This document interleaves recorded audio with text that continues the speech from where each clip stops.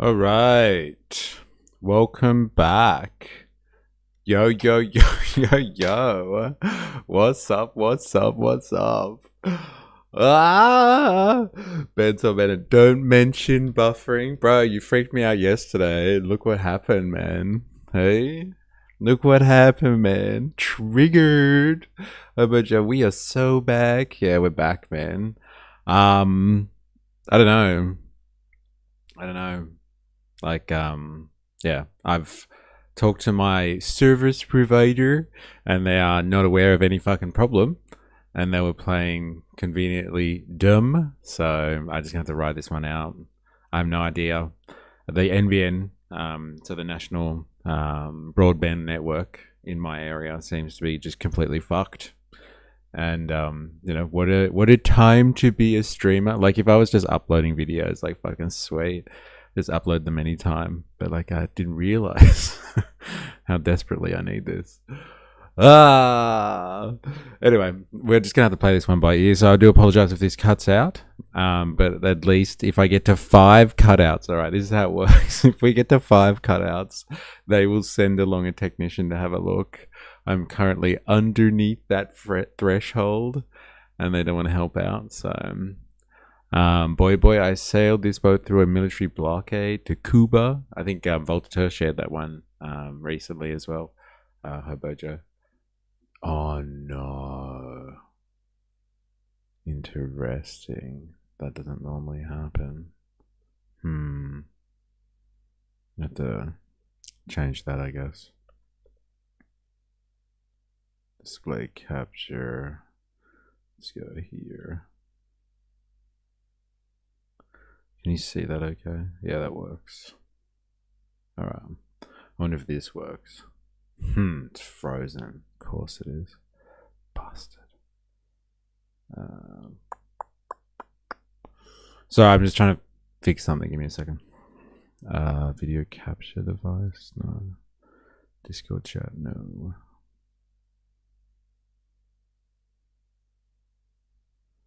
That should fix it. Hopefully the audio works. Let's have a look. Definitely won't see that in a... Audio works. Alright, where the fuck were we? Yeah, I did. Thought you might enjoy that vid. Yeah, I guess we can have a look at that later. It seems like an interesting one. I haven't watched much Boy Boy, I must admit. But like everybody in the chat seems to love Boy Boy. Use their tactic and lie. It cut out 8 times. Bro, I like totally could do that, eh? But like they're just like, no, it's not coming up on our end. Because like originally they were like, oh, it's cut out 1 to 3 times. If you hit 5, then you can have a technician. And then I was like, oh, that's interesting. And then they cut it down to it's only been 1 time on our end. I was like, you said 1 to 3, you assholes. So they lie. They do whatever they want. And I have no power in that relationship. And now they want to take him down. It's a disgrace, folks. A shame, really. Really, it's a shame. So sad to see. In the old days, streamers like Mystery, they'd be celebrated. They'd be winning, winning so much. Because they're so hot. Everybody knows he's so hot right now. But no, we get taken down. So thanks for coming back in, everyone. Yeah, you know, let's just hope for the fucking best, shall we? Is it coming up as well? Yeah, so hot. By the way, I don't get notifications either. See, this is what I'm talking about. Like, fucking, I can't do anything about the algo. So I can just appeal to your good graces. If you are not already on Patreon, like this is the most consistent way I can get stuff to you via an email list. So if you are interested, I'm really upset that you don't get notifications about this. Here is my Patreon. Join up for free, like become a free member. You should be able to see that in your chat. Become a free member, and I can put you on an email list. You get the email every day. Every day I stream, I put an email out. Outside of that, like Discord, you got to monitor Discord. It's probably the second most reliable because I can tag everyone in it. Outside of that, you're completely up to the whims of the algorithm, and like YouTube screens my stuff. Like I have thousands of subscribers, and they don't get anything of mine. So like, you know, go figure. It's the nature of the beast. 4S is back in the house. So what? Yeah, so anyway, like I just wanted to quickly touch before on a couple of things. I wanted to touch on like the housing position. So we were halfway through, not even halfway through, like 10 seconds in, a minute in to watching like people whinging about housing. So like I just want to continue to cover that. I wanted to have a look at the South African situation that we were monitoring yesterday. It's happened, D-Day happened, and it looks like people protesting all over like various parts of South Africa about the migration crisis, anti-immigration protests in African form, and then look at some other things like what's happening with the Supreme Court and stuff. But yeah, first of all, shall we pick up where we left off? I want to see why. Like I really find this stuff completely, I know it's disingenuous, but like I find it actually frustrating now.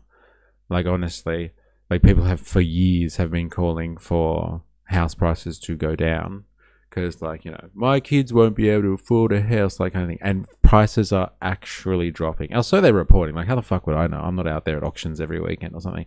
But like they're reporting that housing prices are dropping and people are fucking whinging about it. Like these people are absolutely insufferable, honestly. Like I know everyone has a gripe with the media, but like this is just outrageous. It's absolutely outrageous stuff. Whether you like this man or not, Chairman Albo is his name. Whether you like him or not, Elbow Sleazy. Like if housing is out of control, it's his problem. If housing prices are dropping and that's having some mitigating impact on housing affordability, now he's got to answer to that. Like this is like the level of inconsistency here is absolutely outrageous. Like honestly, it's just ridiculous. Like what do you want? Do you want some type of ease of the pressure or not? Figure yourself out before you fucking point the finger. To put it lightly, it's a 2% drop in 2 cities. I'm not holding my breath. I've seen more media glazing him since then than calling him out. All right, well then let's bring on the glazing then. Like honestly, has entered the chat post buffering. Dilemmas, how you going? So look, please let me know if there are technical difficulties. If anyone gets some buffering, like some hardcore buffering. But like I'm just gonna hope for the best. I'm gonna roll the dice on this one, and yeah, if not, I'm back on the dial with Telstra, telling them about my problems. Let's have a look, shall we? Shall we? Country of people who buy Big declines to help more people into the market. No, well, I'll give the same answer, which is that Treasury estimates are that there'll be an increase in the value of homes, but it'll be slightly lower than it would have been without these measures. The great news is that this Saturday, like last Saturday, first home buyers would have rocked up to auctions and not be competing with investors who want to negatively gear their properties and have taxpayers backing in those investments. So a level playing field. And what we're seeing increasingly is stories of right around the country of people who'd almost given up on owning their first home, getting access to a roof over their own head. With the greatest respect Treasury estimates and Treasury modelling are the Labor buzzwords today. So good. Yeah. Yes, they own Treasury estimates and modelling. It's pretty funny. Yeah. Stupid bureaucrats, what would they know anyway? Am I right? No?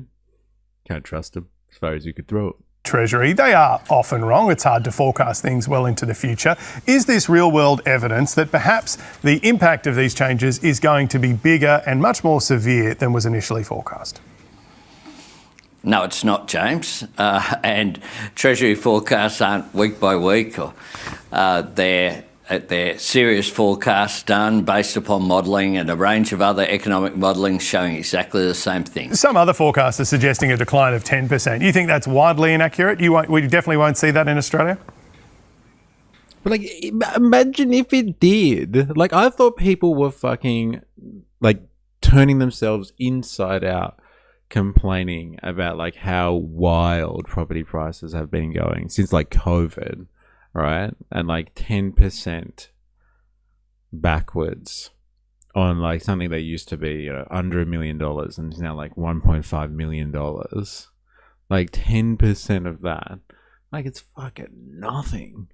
We're talking about properties that are, yeah, all over $1 million now, and like 10% in a drop, 10% of a drop. Like, is that even really that crazy at the end of the day? Like, honestly. He said modeling, have a drink. If chat was wondering, yes, I can fix Ravy. I will have her all hot and bothered every time I tell her we're going to watch an economics lecture together. No, we can't watch your fucking economics lectures because they're hidden behind copyright issues. No, thank God for the free market, eh? Yeah, the ABC were more fair in their summary than the interview. Interesting. But like 10% is of like, you know, properties that are millions of dollars now. Like, is that really that much? How long till it goes up to 20%? What, 20% drop? Like, now you're talking. Give me a 50% drop.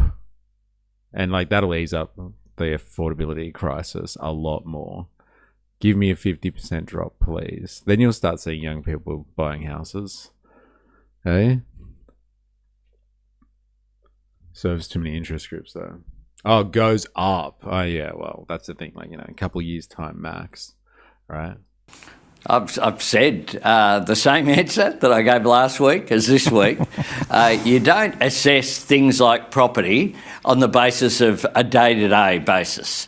What you do is assess what will happen, and Treasury have done that. As a result of these changes, there'll be increase in the value of houses. It'll be slightly less, 2% to be precise, than it would have been otherwise. We'll come back to it later in the year, no doubt. Now, 2 EY graduates have been sacked. One charged. Only a depression will change prices dramatically. Oh, well. Capitalism is due for one, like a proper one, like a system-wide depression. Eh? Like, where like there's no savior and there's no people that are left out of the problem. Like, I think even in 2008, you hear people all the time from other countries that are like, Australia survived the great financial crisis of 2008. How did they do that? Like, there will be no one left untouched by that. Capitalism is waiting for it. It is the natural tendency of capital. Good thing all those young people access their 5% scheme right before rate rises and drop on housing prices. Stoked. LOL. Interesting take there, Dilemma. Sounds like you'll never be happy, potentially. When are you going to get some chat rewards for channel points? I don't know, man. I don't do Twitch. You want to figure it out, huh? You can have the title there if you want to spruik up my Twitch a little bit. At least they have a home, not meant to be an investment. LOL. Like an alcoholic. Gotta hit rock bottom. Yeah, I guess. Nope, never. Forever the contrary. Yeah. Tell me about it. Fuck me. Yeah. Interesting. Alright, let's see a mainstream take on this one. Would you prefer Channel 7 or Channel 9? Actually, they're both Channel 9, I think. Which one are we going to go to? Let's see what the people are saying. Oh my god, let's go Nat. Everybody loves Nat. So it is official. The numbers are in and Australian home value. Your reward is we put up with your shit when you dodge questions. Yes. Yes. That's right. Fucking hell. Dodge questions as well. Hide from questions, I would say. Dodging implies that you stick around. Eh? Hiding. It's like you disappear, hon. Values are falling. Over the month of June, those home values saw their biggest monthly fall since 2022, declining by 0.4%. Sydney and Melbourne led the decline, each dropping by at least 1%. Other cities, including Brisbane but this is what you're talking about, isn't it, Spandonk? It's just like, there's 2 cities. 2! Like, Brisbane and Perth have gone out. Adelaide has stayed. Still think you're trolling me with the Nazi capitalist statements. It's funny that you think it's only that. That's actually what's funny, hon. It's like there's so many times over the months now that you just disappear when somebody asks you a hard question. That's the thing. You think it's gone unnoticed. It's not a trolling event over one thing, hun. It's a pattern. It's very clear, bro. Unfortunate. But like, yeah, your reward is that we put up with you, hun, despite your disappearing act, let's say. Perth saw a sharp slowdown in growth, while Adelaide flatlined. That is, despite Treasury figures suggesting the government's tax reforms would only trim just 2%. I mean, I'm glad it's just a drop in the ocean. Good sign. It's the two largest cities, but still unclear if the policy change is driving this. Seems to be, but it's too early to say. It's just speculation. It just shows you it's a market problem. Like, there's a whole bunch of speculators out there, and in the tune of 1% to 2%, those speculators are just like, fuck it. And it just wiped off a little bit of the cream on the top. This is the problem. Like, I've said it fucking 1,000 times, but like, the housing problem in Australia, in the world, all right, this is a similar effect that is being felt around the capitalist world market, is that housing has become unaffordable to the layman, despite the fact that the layman still needs a goddamn house to live in. Hello? Who would have thought? It's a market issue. So if the issue is that the market cannot provide for the needs of the population in terms of housing, then you don't provide housing on the market anymore. All right? You provide an alternative to market-based housing. It's not fucking rocket science. And like, you watch once the housing market provided by developers, i.e. capitalists, they have competition in the form of some type of alternative where people can still access housing outside of it being a fucking investment, like one of the biggest investments of people's lives, of their goddamn lives. And I don't just mean people that are buying housing. I mean people that are renting as well. Like renting, like a huge portion of your income, up to 30%, maybe even 50% of your income a week or a month, or however you pay it, goes into housing costs. It's a huge investment. It's a huge cost. If people are losing half of their income or a third of their income every week, every month, every fortnight to housing costs, and like that is impeding the rest of the economy somehow, and people's prospects, people's prosperity, that is a market crisis, and is manufactured, is manipulated by the market. Provide an alternative. Give people an option to have housing without that level of impact. And like, that'll solve the problem. It'll massively reduce the affordability crisis. But nobody wants to talk about it like that. Like, everyone talks about the housing crisis, but it's a market crisis. There's a failure of the market to provide housing at a rate which is adequate to consumers. That is just like, it's just economics 101. Like, absolutely right there. And then, like, governments used to provide public housing. They used to just do it before it became a speculation wonderland. And look at it now. Look at it now. Look at it now. Yeah, turning an essential good into an investment market was a bad idea. And hey, undoing it is good. But like, I didn't even know if you can just undo it. Like, you know, you're unlacing your shoes or something. Like, this is a fucking incredibly tied up system. I don't think policy decisions are going to fix this one. You need to offer an alternative. That's the only way.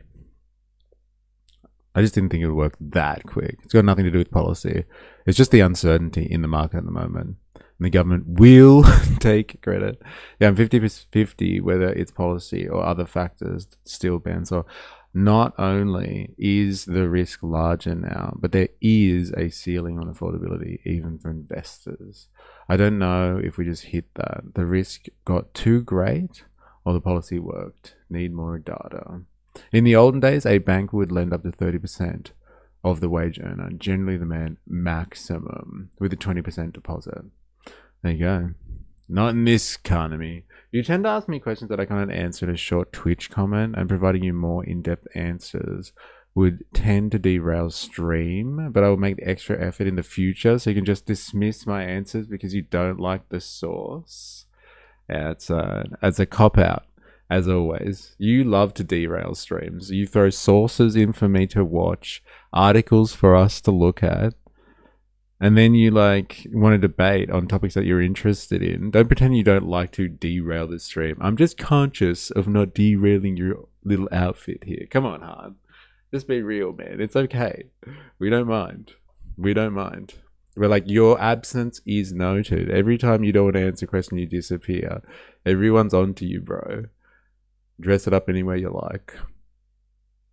Aren't you in Discord, Han? You can post long form there. Stop with the solutions. Let him be able to back out like he likes to do. Come on. He needs an out. House price growth over the next few years. For their take, let's bring in Housing Minister Claire O'Neill and Shadow Attorney General Michaelia Cash. Morning to both of you. Claire, congratulations. Home values are tumbling. That was the goal, wasn't it? Well, Nat, let me share a bit of information with your viewers about what's going on here. Over the medium term, house prices in Australia will continue to grow. This is a cyclical market, and the main thing that drives movement in house prices from month to month and year to year is what goes on with interest rates. The Treasury modelling, which spoke to the effect of the housing tax they said changes modelling for you, Dilemmas. You better take a drink. In the budget, showed that there would be a modest affordability impact of those changes, so about a 2% slower growth rate than we would otherwise have seen in a housing market that grew something like 8.6% in the last year. What this budget was about was, for the first time, giving first home buyers a level playing field with investors. And if I just speak to your viewers at home, I think most of them see what I see, and that is we've got a broken housing market in this country, which is causing pain to millions of Australians.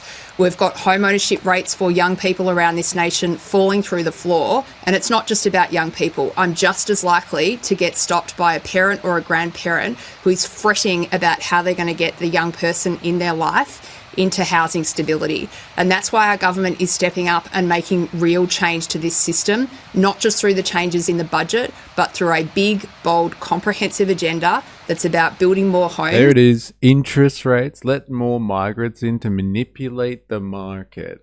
I'm not sure your tie between immigration and interest rates there. Are you saying that the banking cartel sets their interest rates based on migrants, or migrants taking out loans, or just an influx of the population allows them to reap more benefits from interest rates? Is that like, am I onto what you're talking about there? Getting renters a better deal and getting more Australians into home ownership. Yeah, look, you're right. I was talking to someone just the other day and they were saying, I want house prices to go down because I can't afford to get into the market, and this is my chance for me and my family. So why isn't your government celebrating this? Because on more people in the country means access to potentially cheaper interest rates. So like influx of population means banks will lower interest rates? No, migrants' influx increases GDP and borrowing power when the average locals are borrowing more instead of earning to crank the GDP up. Access to government lending. Right. Interesting. Okay. budget night, the Treasurer said the housing measures that we are putting into place, we hope it will level the playing field and we hope it will give people a fair shot. Why are you celebrating this? Well, Nat, I'm just speaking to the facts, and the facts show that the changes in the federal budget will have a modest affordability effect on the market. But what those changes in the budget will also do is give, for the first time, a level playing field for first home buyers around this country. And I just want, to remind your viewers that up until this point, we've had a housing system where the young people of this country have paid taxes to subsidise investors to outbid them at auctions every Saturday. Yeah, we know and now that. in an environment where home ownership rates are declining so fast for young people, that's not a sustainable and good thing for the country. Yeah, The fact that we've had widespread home ownership in our country over a long period of time, that's a foundation of an equal Australia, and that is changing, and that's why our government is stepping up and making change. And we know that. I think everyone knows that. It feels like it's hard to say that prices are going down, Claire. Nat, again, I just bring you back to the Treasury modelling. I'm just speaking about the facts Yeah, here. but let's forget Treasury modelling. Let's look at what's happening right now. Sydney down 1.5% in June. Melbourne down 1.3% in June. I mean, if we see a more widespread, larger price decrease, I'll give them the credit, but we'll see. So, like, you do want to see a price decrease then. Am I hearing this right? Because that's not what they're saying. They're not saying that there's going to be any type of price decrease. If it is, it's negligible and it'll be back up again. What they're carving out is taxpayer handouts to subsidize investment. Your credit is safe. Oh yeah, 100%. Yeah. Okay. Interesting. Yeah, I think like the real thing, to be honest, is getting rid of policies or like taxation tricks that help speculators in a market, as opposed to people that are looking for a commodity, that like a thing that they actually want to consume. I'm all for decrease, but yeah, they're trying to mitigate price drops as they happen too. Don't forget, investors and super funds are still tied to this market. Yes. Yeah, they are. Absolutely. Absolutely. But like, should they get a leg up in that system? It's a fair question, I think. It's a fair question. It's a fair question. Should they get a leg up? And I think no, we should eradicate the leg up if that is exacerbating the problem. They're easing fear due to the drops, but whether the drops are the cause of the policy, I'm still out on. Yeah, fair enough. Yeah, I don't know. I don't think it's about that. I think it's just confidence. And it just shows you the level of speculation. I think that's all it is. The market is overinflated thanks to speculators, as opposed to people buying housing because it's a commodity. That's a big difference. Humans have certain needs, and this is where you find the clash between a market that's being inflated by speculators and investors, and those simply looking. There's a contradiction there, an unresolvable contradiction between people that actually need somewhere to live, and want to invest in a residence, and those who are making bank on it. There's so many factors. It's a factor in housing. Yes, but this is a central contradiction, I think. There are many factors, yes, but essential. Beg, borrow, and steal. Move the figures from one column to another. There is no policy at the moment that will change a thing. Not for the better, that is. Interest rate, speculation, investors, home buyers, demand, supply, build rate. My brain, lol. Dude, I'm telling you, there is a policy, Bensel Bennett. Right now, flood the housing system with public housing. Done. I'm telling you, that policy change will revolutionize the Australian housing situation.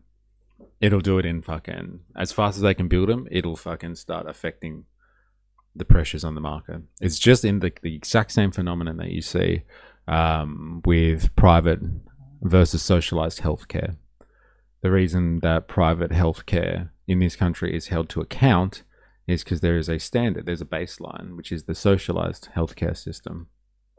And so like in order for people to feel like they want to buy private health insurance, they want to get at least what better or more of a service from the market than they can get from just being on Medicare or something like that. It's like, who's going to build the public housing? What? Tradies?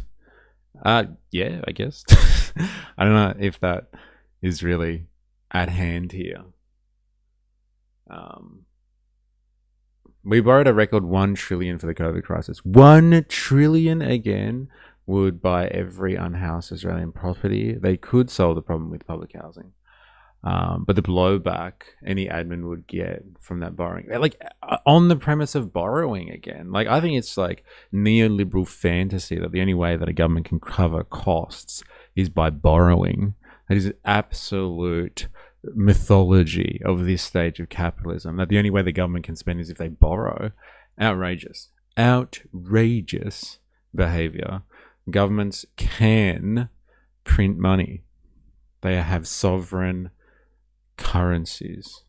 Like borrowing is not the only option for that. So like it's neoliberal mythology to believe that's the only way to cover the cost. Like governments for fucking forever have had to spend on infrastructure. We borrow to give aid to other countries, not ours. Yeah, money has to come from somewhere. Oh, does it? Does it have to come from rich people that are willing to buy government bonds? I don't know. Like, yeah, okay. It can, but it doesn't. That's not the only source of money. Governments they can actually print money. They can create it where it wasn't there before. Like, banks are the only other institutions that are licensed to do that, but the licensing for themselves still comes from the state. The state can do this. What we have is the neoliberal mythology, which is a trap. That, okay, government spending, well, then you have to borrow from, rich people or other sovereign countries who want to buy bonds in your country, and then you can have the money to pay for infrastructure and all that sort of stuff. And like the only reason people don't want to use their own money, like sovereign states don't want to use their own money for infrastructure spending or public housing, is because they're worried it'll screw up their credit rating and they won't be able to borrow money on the market anymore, on the bond market. Because like if they spend a little bit too much of their own money, then like people in the bond market might look at them and say, oh, I don't want to lend them money because they're actually printing and using their own sovereign currency. It's a trap. It's a fucking trap. It's an absolute neoliberal trap, man. We're being robbed. Like if people are really worried about sovereignty and all that sort of stuff, like we're being fleeced by a global bond market, who hold like the entire world's population to ransom, basically, through debt trapping nations.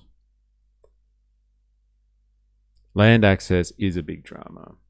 We are a very small country. Limited land. I'm going to take that as sarcasm there. I mean, hey, I'm happy either point or print or borrow. Either way, I think it's a better idea than letting your housing market prop up your economy. Yeah, that's a scary point as well, isn't it? Hey, housing being one of our pillars. Construction and housing. Propping up the economy. Is that the only way we can produce value? Anyway, I spent too long on this one. Thank you for indulging me. I just wanted to know what the conversation was. And the conversation is basically, oh no, housing prices are going down. How could you do this? But I thought you wanted to fix affordability. Yeah, but not like this. I wanted you to do something about it without affecting me.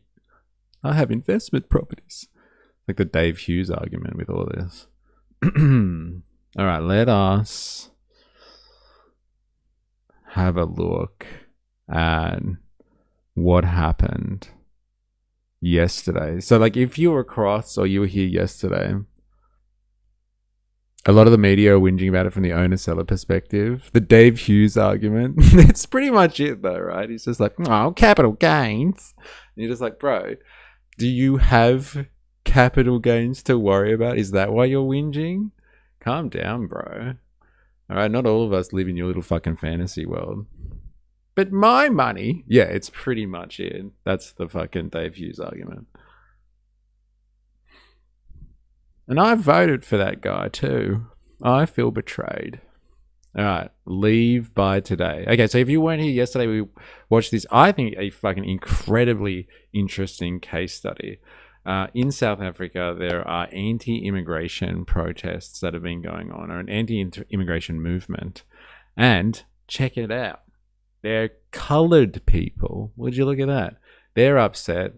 They're Africans. And they're upset that there are other Africans that are taking their jobs.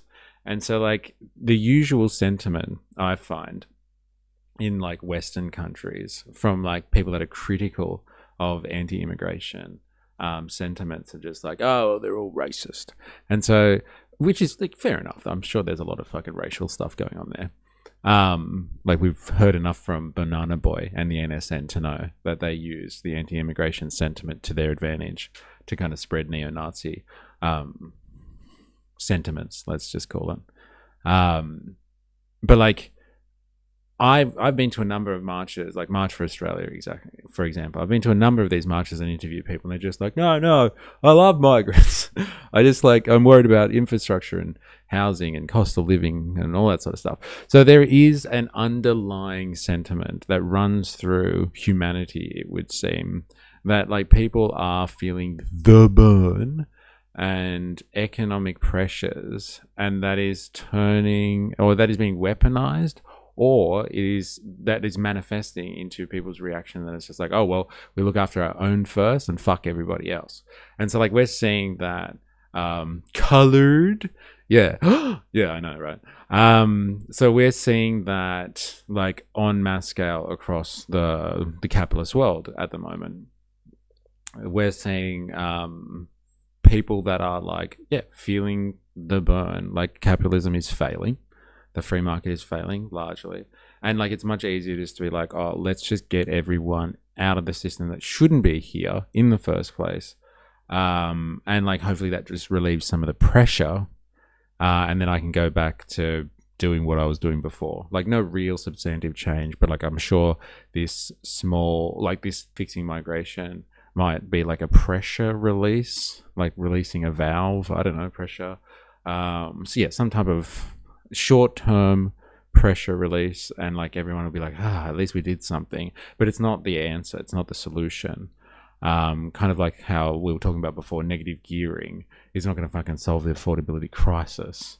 But like not letting investors make bank and like warp the housing system, like not letting them do that is probably a good start. Okay, so like that's the real immigration argument out there. It's just like, okay, will easing up on immigration levels or clamping down on illegal immigration have some effect on the cost of living pressures?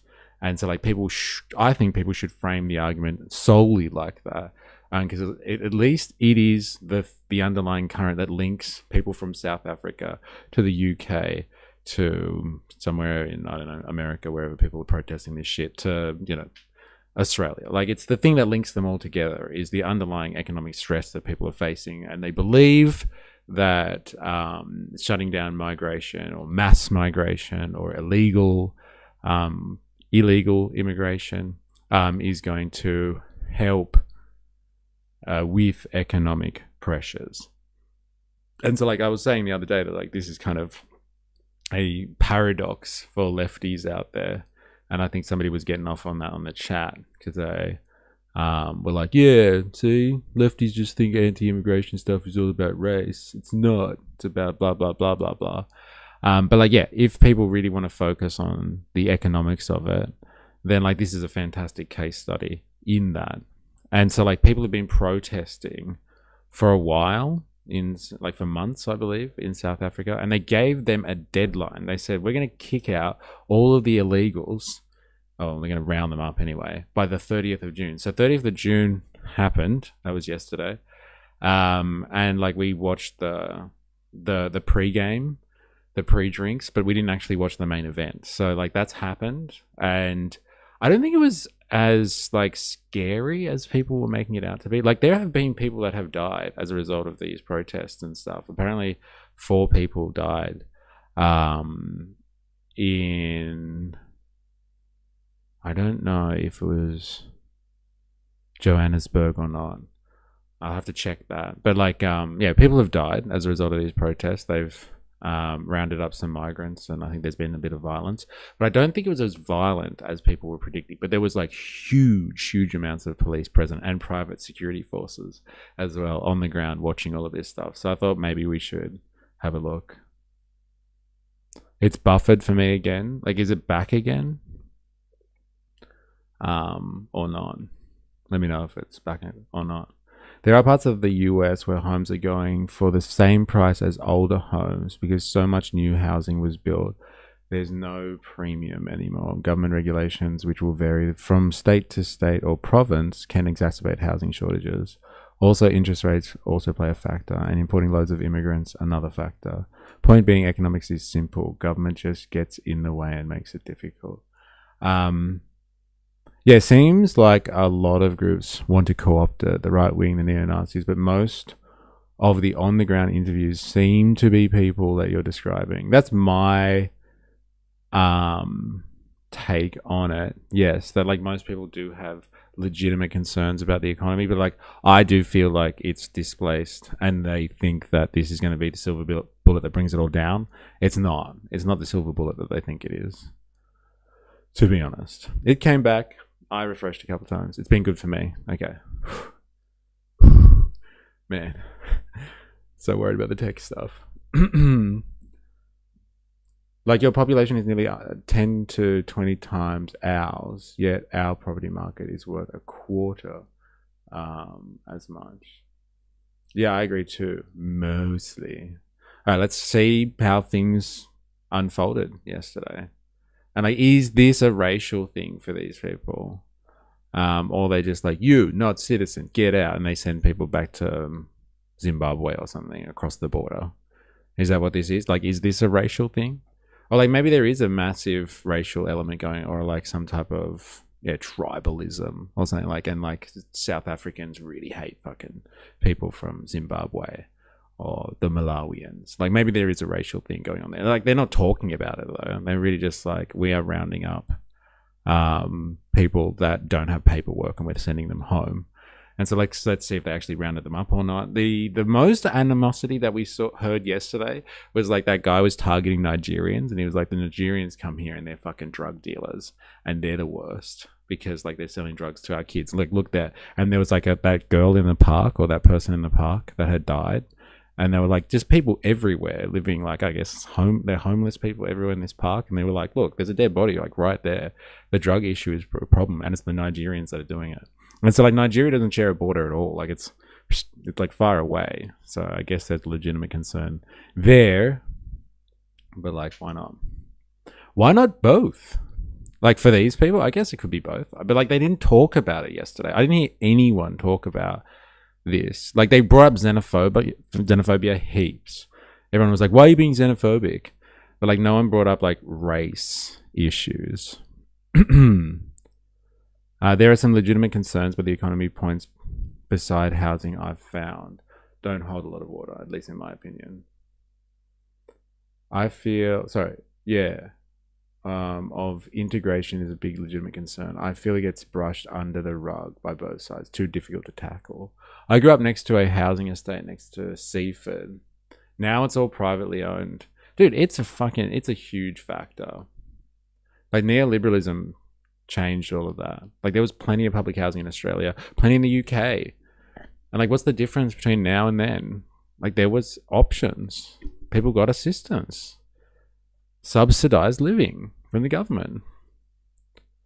And then they privatized it. They dangled the carrot. And they're like, you want to buy it? Look, you can be a property owner. Would you like to do that? And like once you privatize things, then they're open for anyone to come in and buy them. Not just you, the homeowner, who actually wants a place to live.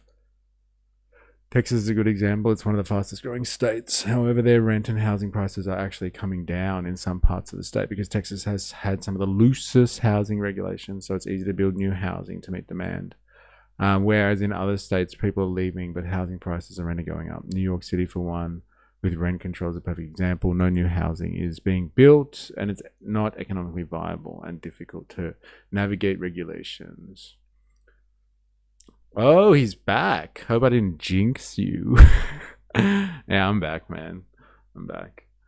We need subs, mystery. Get your priorities right. Ha! Yeah, right. Fuck. Okay. Fuck, yes.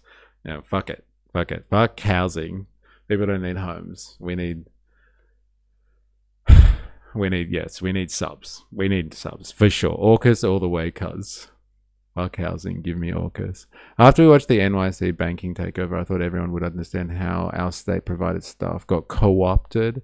It's not that we could never afford it, lol. They just took that carrot, baby.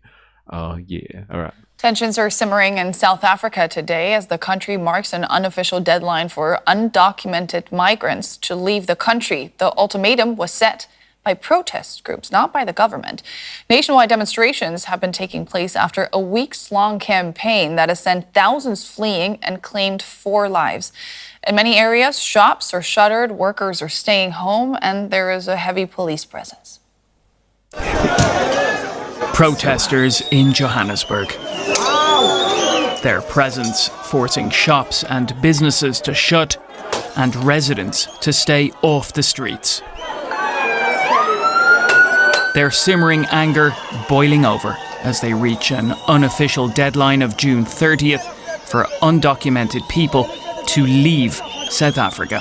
Dude, look at these guys, man. I know that yesterday they were talking about like how they have some native club or something like that. Like they said there was some like Zulu club that like they hold. It's like a weapon that they use to fight each other. But like all these guys are running around. Like if you look at all the various footage from like people streaming it and stuff like that, they're all running around with like some form of a weapon. Like heaps of them have got golf clubs. like yeah, like they're running around. I don't know what they do with them though exactly, but it seems to be like part of their aesthetic. They walk around with shit in their hands. Yeah, they look like they fucking hurt. Yeah, it's like a shillelagh kind of thing. They're like, they've got a bulb at the end, and I'm assuming you use that to smash someone's fucking head in. I think I'd want a weapon there. Well, like what they were talking about yesterday was like they're also, I'm assuming this is a country that doesn't have gun controls. They were worried about people rocking up with weapons yesterday. Like with firearms. But they all seem to be carrying like handheld weapons, I guess, like stuff for armed combat, I guess. But yeah, they're all running around with stuff in their hands. I don't know. It must be the aesthetic of it. From today onwards, people will know what we're brutal. Yeah, is that the thing? Is that the traditional weapon that that guy was holding yesterday? Yeah, goddamn. You could cave someone's head in with that for sure. Their gun control is everyone is super poor and can't afford guns. You know what the obvious admission of that statement is? It's so good. Is that like guns aren't about protection. It's just a market like everything else in capitalism. It's so good. Guns, their gun control is people are super poor. So like it doesn't matter about protection. Guns aren't about protection. They're just another consumer item. Private security is big business in South Africa. Yeah, dude, massive apparently. And like they're relying on the private security huge. Like the private security is providing the helicopters for all of these protests and stuff. Apparently the police don't have the resources that the private security agencies do. capable of. We want from today onwards, people will know what we're capable of. We want to do this according to the law. Hello, I have returned. So have we. I was out for like an hour and a half with technical issues, so welcome back. But now it seems foreigners don't want to cooperate. I'm not sure what we're meant to do. A sentiment shared by protesters across South Africa, like here in the coastal city of Durban. They claim foreigners are responsible for crime, taking their jobs and for putting public services under pressure. They've demanded more action from the South African government. So as it is, we want government to treat illegal immigration in South Africa as an invasion of the country. And we want government to start massive deportation of illegal immigrants. Dude, it's the same shit. Like, this is this the Americanization of all world politics? They're just like, immigration is an invasion. Like, this is like word for word. Like, you could take this guy, put a MAGA hat on him and drop him in like middle America somewhere. And it's just like, we're under invasion. I'm telling you people, we are under invasion. So fucking like, is this what world politics has come down to in the surveillance capitalist world? Like, everyone's just got the same rehashed American politics This is why I'm skeptical. It's verbatim. It's fucking mental, isn't it? Fucking verbatim. Hey, it's an invasion. Fucking hell. It's exactly the same. And we want government to start massive deportation of illegal immigrants. We want government to take this matter seriously. South Africa's President Cyril Ramaphosa has rejected vigilantism, saying immigration enforcement must remain the responsibility of authorities, noting that many foreign nationals live and work legally in South Africa. He said his government is pursuing reforms, including stronger border management. Critics describe the groups and protesters as xenophobic. Penchester, there you go. Same old story. But this time, it's South African flavour. We need to make South Africa great again. You could say it's the American Asian, or you could say the underlying issue is the same. Countries can't support too much immigration at once. Yeah, of course you could say that. But like, why can't countries support too much immigration? The fundamental question there, behind the veil of, like, you know, I don't want to use the word, but like, I don't have an alternative here. Xenophobia, behind the veil of like, don't let the other people in, is like, why is it that your country can't support other human beings? Like, honestly, what the fuck is wrong with your economic system that you can't support human beings coming in? Like, honestly, is there really that little stuff to go around? You can't support human beings? Like the count here in South Africa is like, we're talking about 3 or 4% of the population. Like, it's not like 50. There's been a 50% increase in people. I think immigration has dropped in South Africa since like 2020 or something like that. Like, there's less people coming into the country, but like, people are still complaining about fucking, you know, infrastructure, housing, cost of living. It's like, your system sucks, and so you're feeling the burn when like 1% increase in population happens.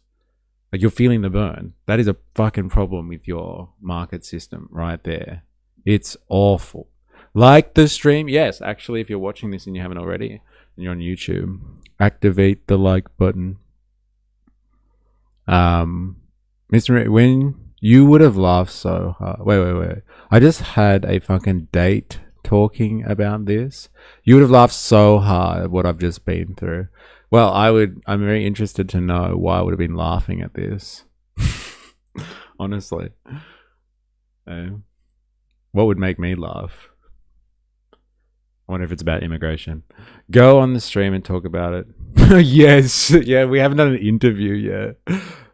Someone get onto Discord quickly. Because the infrastructure can't support the numbers, regardless of the culprit who didn't build enough.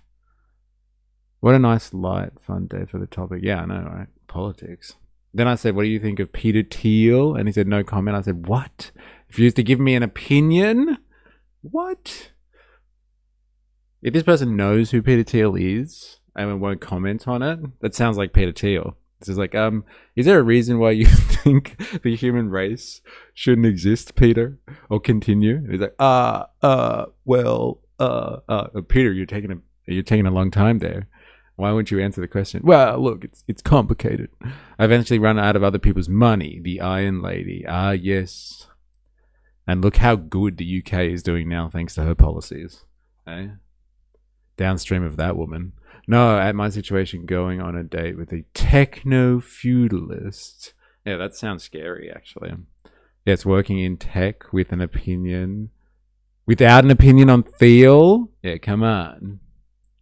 What are your thoughts on the Antichrist? But like, honestly, though,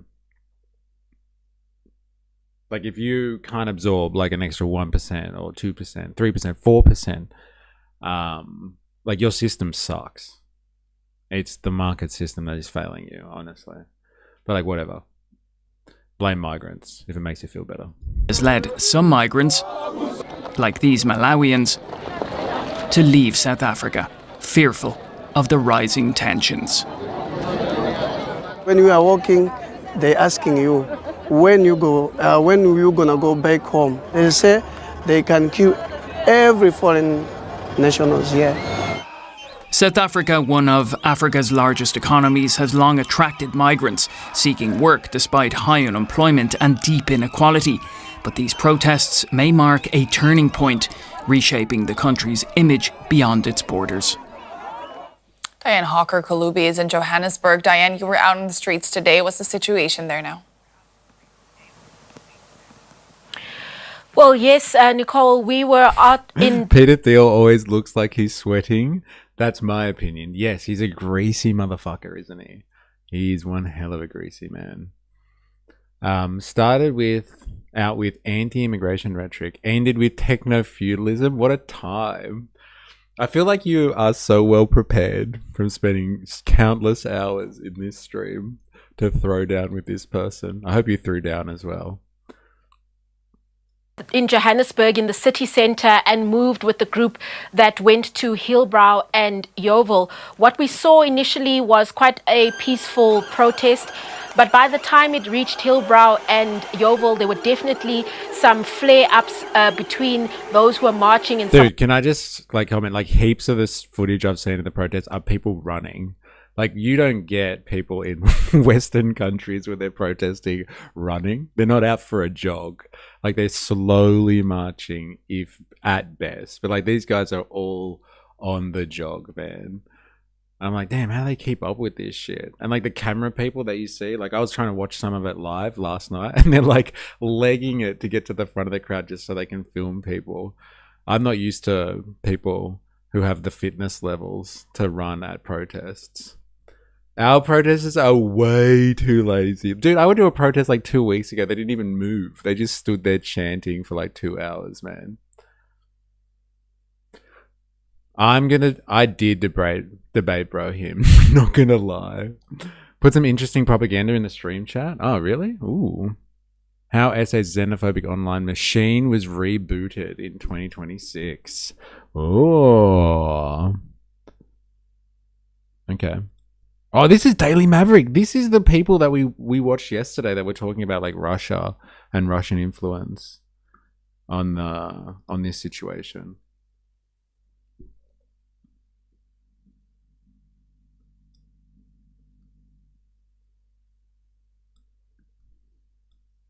All right, let's have a look here. Daily Maverick. I'm sure this is the source, man. How South Africa's xenophobic online machine was rebooted in 2026. Recent events did not create SA's xenophobic online machine. They reveal how entrenched, interconnected, and politically influential that machine has already become. Yes. South Africa's latest wave of xenophobic mobilization did not begin with a political speech or a major violent incident.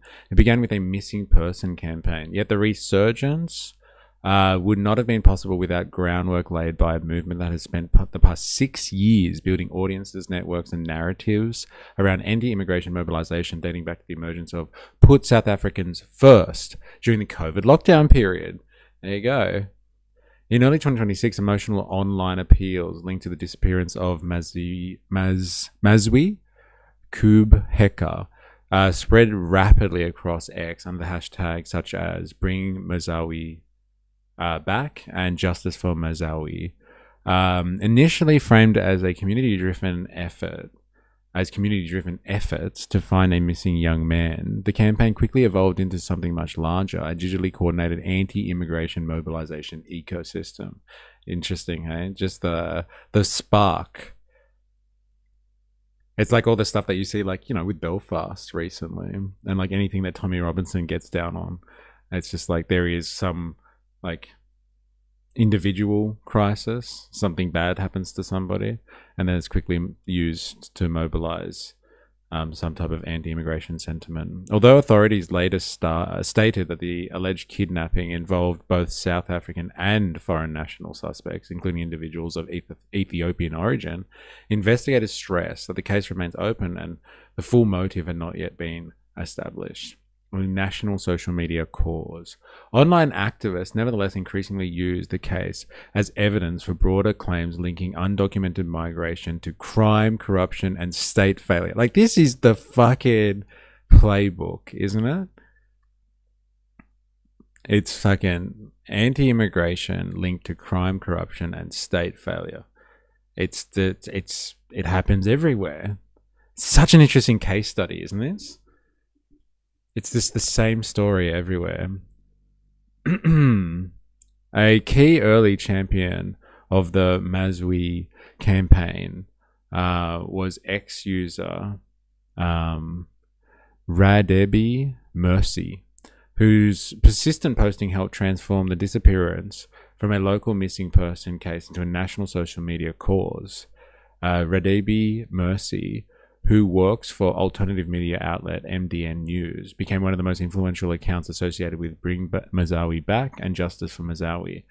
As engagement grew, the campaign was picked up and amplified by a broad coalition of nationalist influencers, anti-immigration activists, alternate media platforms, and political commentators. What began as a search for a missing young man increasingly became a rallying point around wider grievances relating to immigration, crime, and governance. Crime and governance. All the migrants, they're all criminals, and it's the government's fault. God, I've heard this one before.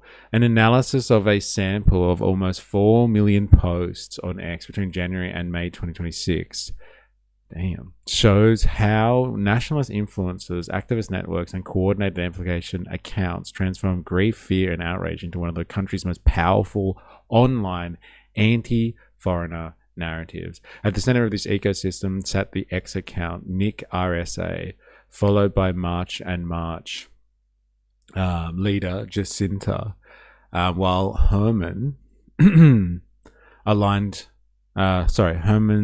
Mashaba's Action Essay Aligned Community did most of it to translate these online conversations into formal political engagement. According to the analysis, the largest and most dominant online community was an Operation Du Dala aligned nationalist cluster built around Nick RSA, responsible for 37% of all posts in the data set, despite representing only 15% of users. Such high level of posting by so few users is often a red flag for inauthentic coordinated behavior. The network fused Operation Dudala rhetoric and anti-immigration activism and populist law and order messaging into a highly shareable online campaign structure. The Mazawi campaign became a gateway issue. Missing person appeals gradually merged with hashtags such as Abba Hambi, they must go, put South Africa first, and ban Nigerians in South Africa. It's funny, it's the Nigerians, man. Posts increasingly framed undocumented migrants as responsible for violent crime, kidnappings, drugs, and state collapse. Anti-foreigner activist conversations X. Boom. Look at the uptick there in 2026. It starts around March, and that was the March for March. March and March was the rally. What would be interesting is if people that want a real change for better could mobilize and organize like the machine they want to change. Yeah, fucking if only. Crime, corruption, and state failure. Fair criticisms. Yeah, well, isn't it interesting? Eh? Very interesting. It's very similar rhetoric. Doesn't matter where it is. Bruh. Don't bruh me, bruh. Wait, what's going on here?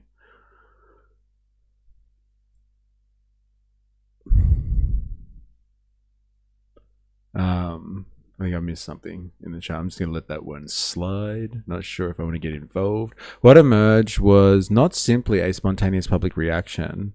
Multiple tightly coordinated buzzer cohorts were identified. These are networks of accounts that single-mindedly reposted the same influences and hashtags in synchronized bursts designed to maximize visibility. Among the most active were the Abahambi hashtag promoters within the Nick RSA community, as well as the amplification cohorts boosting March and March leader. Nago Bessie Zuma and Bring Mazawi Back campaign. The data does not say whether these were paid influence campaigns or merely passionate activists, although the signs are there in terms of single-minded focus on amplifying key influences and the high number of average posts per user within communities such as Nick's RSA.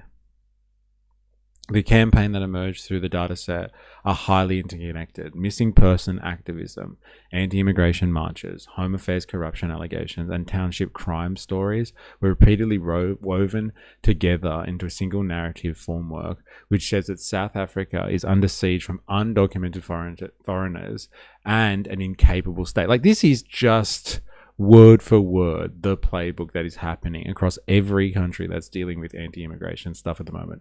Some absolute horrific event happens. Someone is, I don't know, the victim of some unspeakable crime, and that is like turned into or weaponized and turned into some level of activism for anti-immigration marches and like home affairs corruption allegations. Like, that's pretty much it. Like, when I interview people on the street on this one, they're just like, it's the government, they're all corrupt, it's their fault that we're here right now. And like, it, you know, it whips up a lot of passion in people, and it's all because there's like someone's been the victim of some crazy crime, and that's it. And like, it's all from then, it's all literally this. It all flows down to, we are under siege from an undocumented foreign invasion. It's all because of the incapable state. Coincidence? Maybe. But like, are we seeing trends here? I know there's a few people in here that like to find patterns in everything. The 6 years in the making section has some interesting suggestions that it is domestically coordinated effort. Interesting. Copy and paste pro forma propaganda. Yes.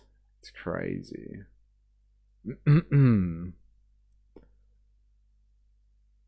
6 years in the making. Here it is. South Africa's contemporary xenophobic movement did not emerge spontaneously. Its modern online form can be traced back to the 27th of April 2020, when the hashtag Put South Africa First, Africans First, suddenly surged into prominence despite having virtually no presence the day before. Among the most prominent figures amplifying the hashtag at launch were former Johannesburg Mayor Herman Mashaba, who was in the process of launching Action SA and African Transformation Movement leader, Vuyo Zangula.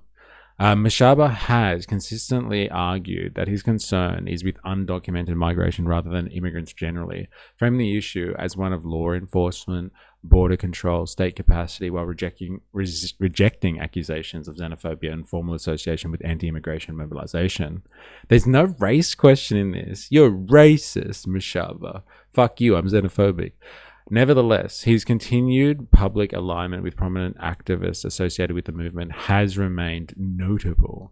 The ATM, meanwhile, has long faced allegations that it was established with the backing of former President Jacob Zuma, although he has denied this. If those links are accepted, the movement's early participation suggested a convergence between Mashaba's undocumented immigration populism and strands of Zuma-aligned RET, radical economic transformation politics. Like, what if it is just that, though? Like, there are a couple of fucking smart politicians out there that are just like, you know what, like, people fucking will love this, and we can whip the public into a frenzy, and like, we'll get political notoriety.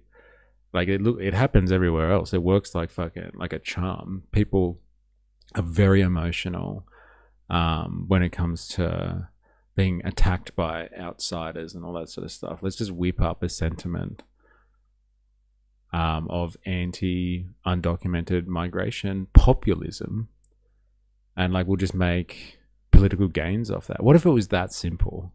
Like, it's just a playbook for some politicians out there. Just that simple.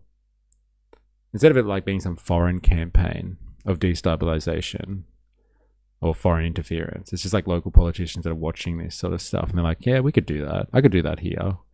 Like, everybody hates Nigerians, right? Everybody hates people from Zimbabwe crossing over the border. I can work with this. Like Mashaba, Zungula has generally focused his public messaging on undocumented migrants, calling for stricter enforcement and prioritization of citizens in the allocation of public resources. However, the company he keeps on X often presents a more complicated picture than his formal public statements alone. Many of the personalities who helped establish the movement remain active today. Zungula continues to play a central role in the ecosystem. Mario Kumalo's South African First Party, an early adopter of the anti-foreign nationalist rhetoric, has played a key role in defining the movement. Their former spokesperson, Victoria Africa, Memo Gobo, is now a member of the Patriotic Alliance. In the early years, Herman Mashaba would repost her content, including this video, referring to foreign invasion. I wonder what the video is like.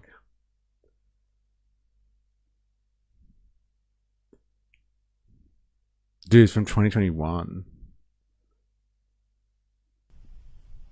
And we must also remember that we used to own supermarkets and spaza shop and cities.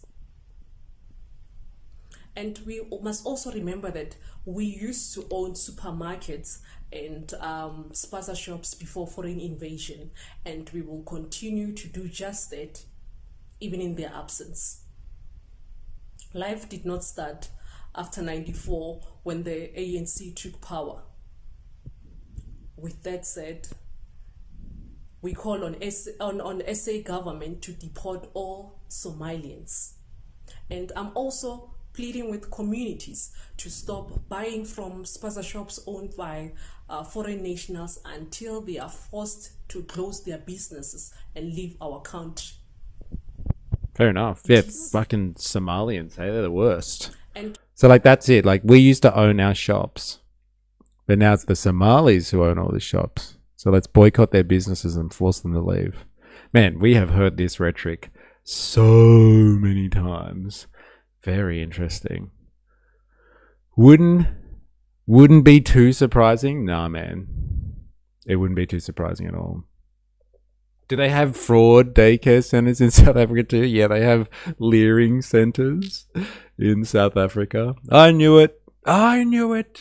Fucking send in Nick Shirley, bro. He'll get to the bottom of this. Send in Nick Shirley. Bro, there it is. Send Nick Shirley. There it is. Another South African First Party alum, Sif Iso Gwala, became one of the movement's most influential early digital organizers, operating under the alias including U Latero Pile and Mr. Handsome. Gwala used inflammatory and racist content to rapidly grow an online community aligned with the movement. These tactics eventually led to platform bans, but multiple successor accounts bearing variations to U Lerato Pile identity continue to anchor the anti-foreigner community today, espousing some of the most outspoken xenophobic rhetoric. What's this? SA organization Operation Do Dala registers as political party, targets 2026 municipal elections. Well. Since 2021, the group has been active in townships, urban centers, organizing marches and public campaigns focused on effects of undocumented migration. Like, is it just a ploy? Like, are we just being taken for a ride with this type of stuff? Like, people will be pissed off about this. Do you remember when we used to own our own shops? You remember? Hey? Those were the good old days. Surely he'll fix it. Send in the clowns. Breaking news, South Africa just passed to stop Nick Shirley Act. Dog whistles, political undercurrents. Very interesting stuff. Nationalist and networked. Engineering in national conversation. They've really done their work on this one. A recurring playbook. Sophistication. What has evolved is sophistication of the mobilization. Narratives that once existed on the fringes of social media have increasingly migrated into mainstream political discourse, alternative media ecosystems, and even formal political parties. Emotionally charged events such as missing person cases, crime incidents, and anti-drug operations now act as a catalyst that can be rapidly amplified, coordinated, and redirected towards broader nationalist and anti-immigrant mobilization at scale. In 2026, the disappearance of one young man did not create South Africa's xenophobic online machine. It revealed how entrenched, interconnected, and politically influential that machine has already become. Mental theory, though, isn't it? Like, you got to give them credit where it's where it's due. And like this works everywhere. Anti-outsider, xenophobic sentiment. Weaponize that shit. And for what? So you can start a political party? Damn. They are doing some live dog fooding to see what will work for their campaign. Interesting. Damn, dog fooding. What a name for a tactic. Gotta make money somehow. Well, like even if it's not like just like directly making money, like this is how you get political influence. It's like, look, people are gonna get pissed off at this stuff. Let's just form a political movement around this and then just make bank off it. Like whip people up into a frenzy. Then we become a name associated with it. And people will vote for us. People will support our cause. Doesn't matter what it is. Like imagine if that was the playbook. What grifty fucks they are. Alright, let's have a look. This is an eyewitness. This is eyewitness news. They call themselves. We want successful Africa protests over illegal immigration around South Africa. This is like more live, I think, accounts of what was going on. Well, on the ground, let's say. Grifty fucks.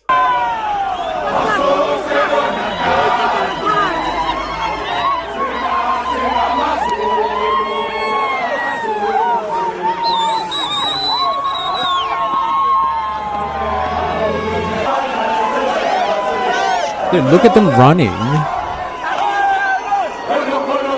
Australians don't protest like this. Not fit in this.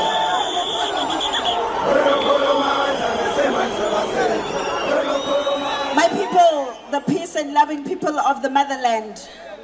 Thousands of our people have gathered across the length and breadth of our country, united in their diversity: white, black, Indian, colored, Xhosa, Tsonga, Tswana, Swati, Zulu, and all the indigenous people of our country, longing for a safe and prosperous South Africa. Today, our people have come out in numbers to call on their government to listen to its people. Solar Bear in the house, there you go. To unite and fight against modern day slavery.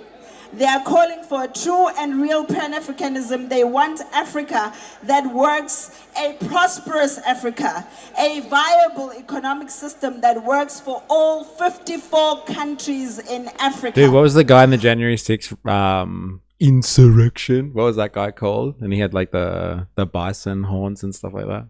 He was called like a shaman or something like that, wasn't he?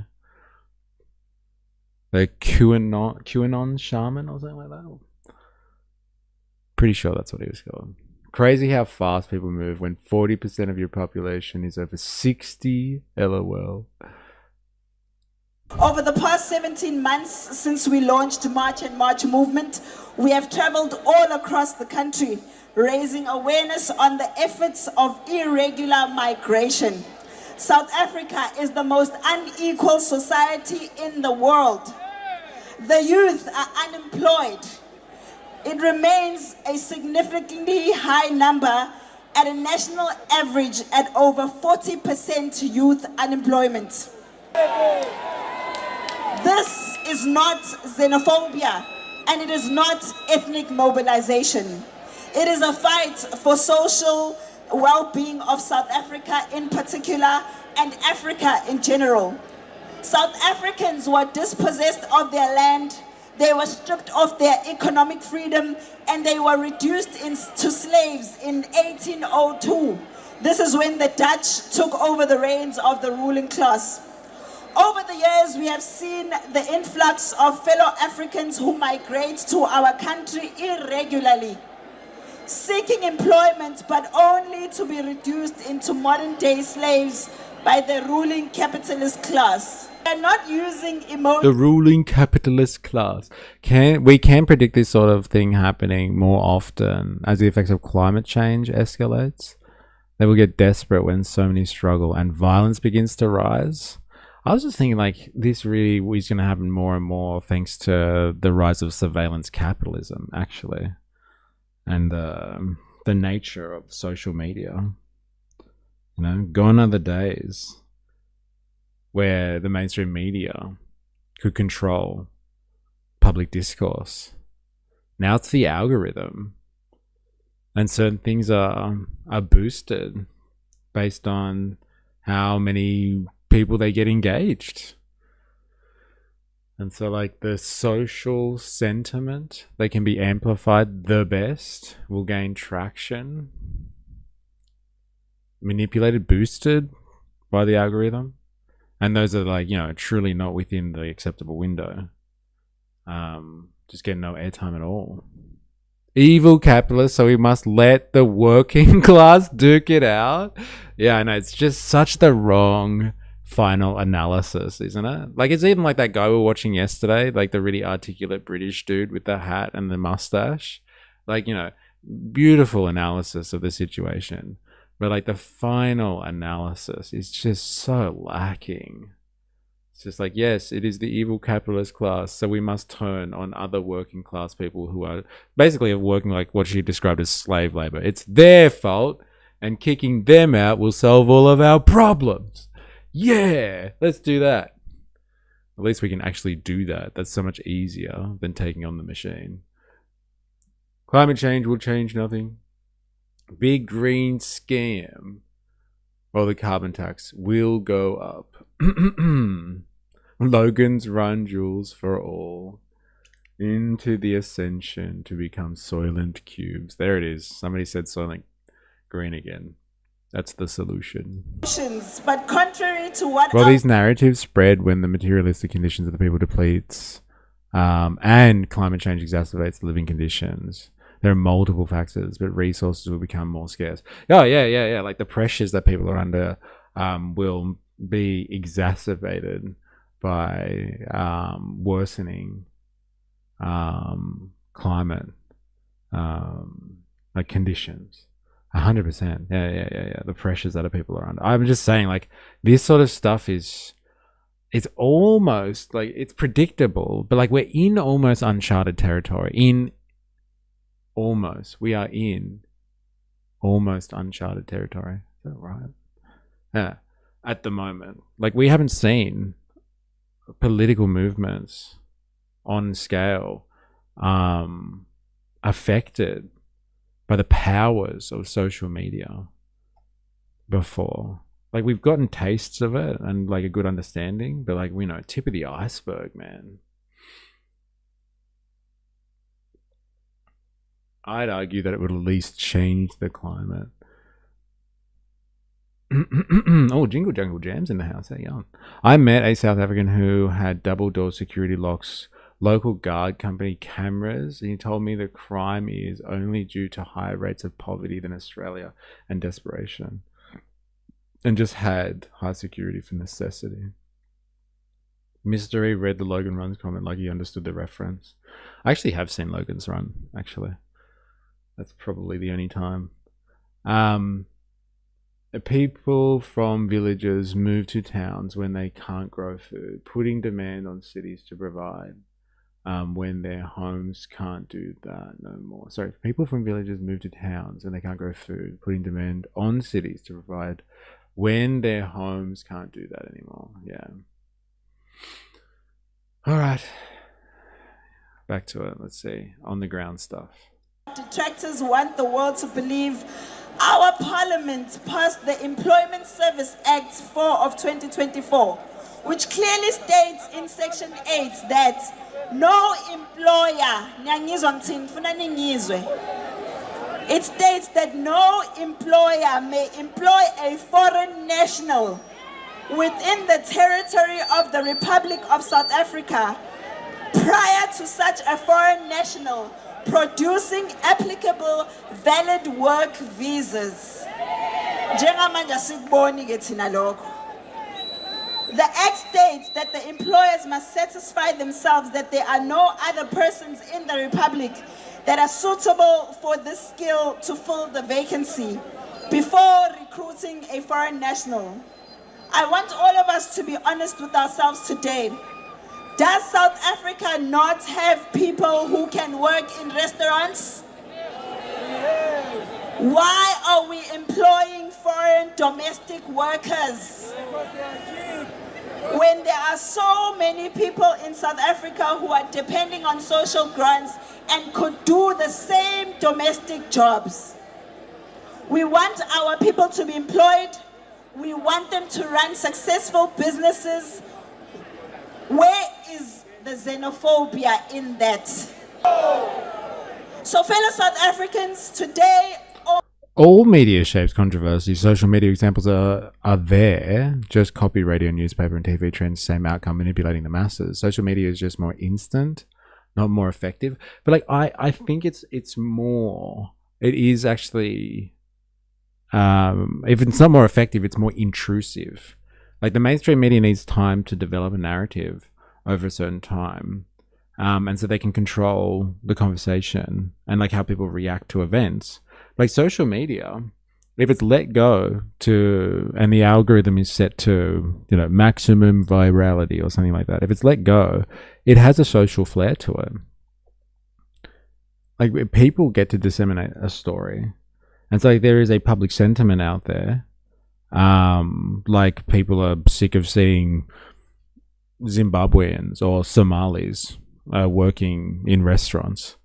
Then like that sort of stuff catches fire differently in social media than like through some, you know, traditional media outfit that has like, I don't know, a chief editor or something that decides what gets put in the paper's headlines for the day. I'm not saying that social media and algorithms aren't curated by the people that control social media in each country or internationally, but like it's much more open. And like natural in its like response. Like social, it's literally, it is social. Like people can kind of set the tone and people respond. I think that is a massive factor that we haven't felt the effects of yet. Like I think the effects are probably similar, yes. It's used for manipulation, but like now people can input, like you cannot detract from the fact that people are uploading now, not an organization. It is individuals who are uploading. And yes, they can be like we see all the time with Elon Musk, who, you know, he boosts Nick Shirley, and then Nick Shirley can sit there innocently, supposedly, and be like, oh wow, Elon Musk boosted me, wow, like who would have thought? And you're like, are you serious, bro? Like you're honestly going to sit there and pretend like that was just some stroke of luck? But like if Nick wasn't there uploading that, like would there be a Nick Shirley out there? It's a different ball game. Agree and disagree. But like it is a different ball game now, social media. People have a little bit, like have more access. And like the diversification of media and narratives out there are fucking, it's amazing. It's amazing. Motherfuckers have been in government for 30 years. Class war hypocrites. For turning, baby. It's just another tool. Reaches the masses more quickly, but not more effective. Interesting. Okay. Yeah. Again, okay, effective might be the wrong word, but it's way more intrusive now. And people are in on the game. Like people, like average people are in on the game now. It's way more responsive. People watching propaganda reels at interval times in the movies. People went home and spread it. Nick doesn't act alone, though. He has boost from the system. His propaganda piece, they have always existed in one form or another. Yeah, but he had to come from somewhere. Like Nick's, like there are like Nicks that are plants, but like Nick Shirleys, there are Nick Shirleys of the world that like come out of the woodwork. They establish themselves and then they get co-opted for a certain narrative, but like they come from the ecosystem as opposed to coming from an organization. I think it's you know, it's still media obviously, but the social element makes it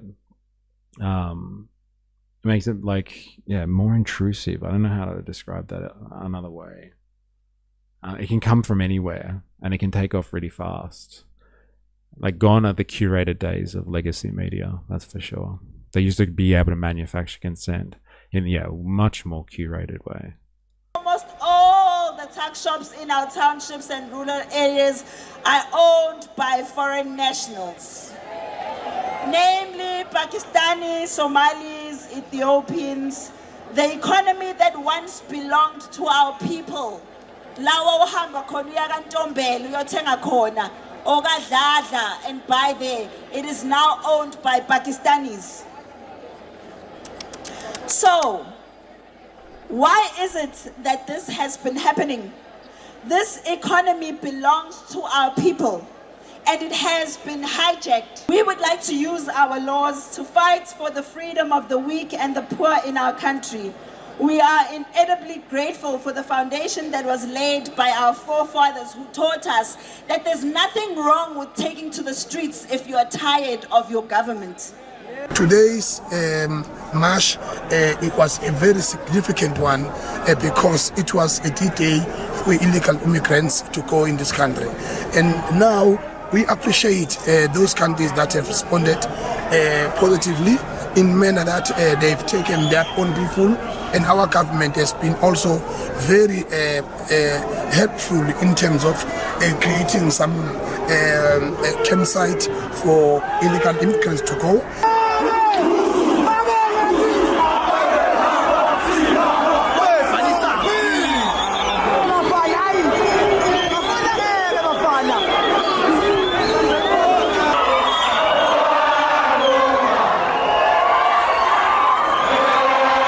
She just needs to say it. Let's seize the means of production, take our economy from the bourgeoisie.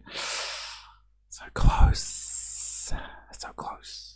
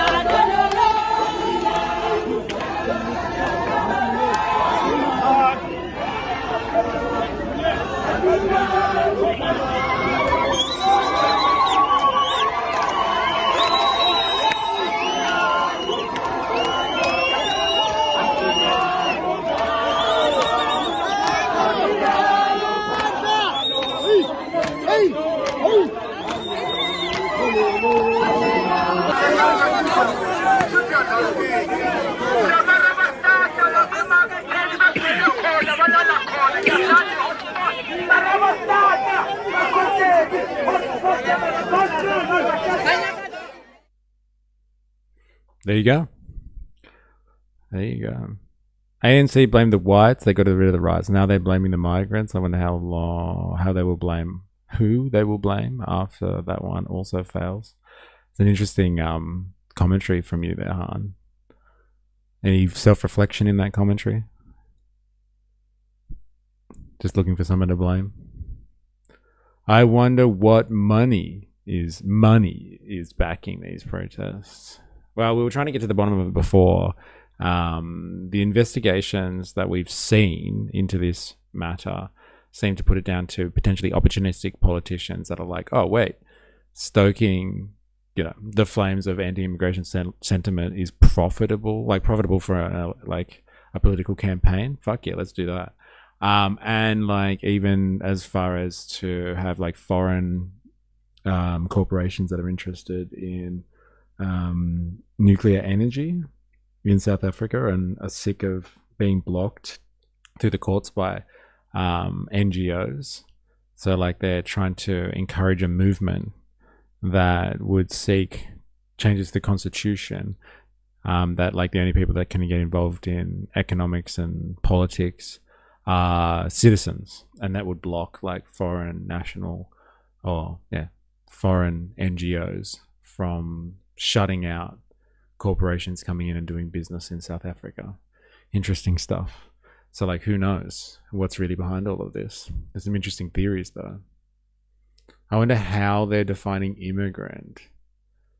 Dutch and Germans not so brave now. LOL. At least at our anti-immigration marches, you see some black and brown faces. There's not a single white person. I think I saw there's a white dude yesterday when I was watching his stream, but I think he was a cameraman. I think he was just like getting in people's faces with cameras and stuff like that. Interesting, interesting point there, the Spandonk. Interesting observation. Well, you want to see some white people protesting in South Africa? Here you go. This is for you, Spandonk. Let's have a look at it and see all the whites that are coming out to protest this situation.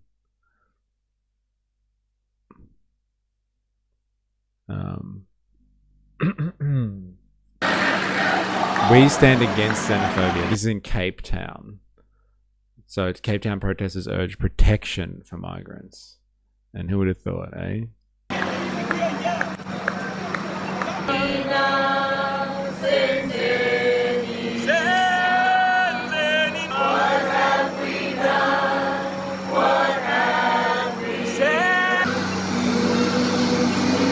They don't look as active. They're not running. I'm noticing. They're just standing on a street corner here.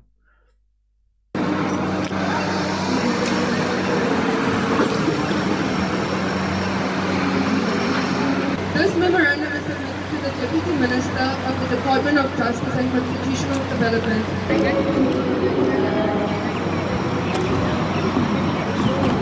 Look at these hippies, eh? No one is illegal, eh? Woke rubbish. We are South Africans, Africans and global citizens who believe that the strength of our country is found not in division, but in our shared humanity.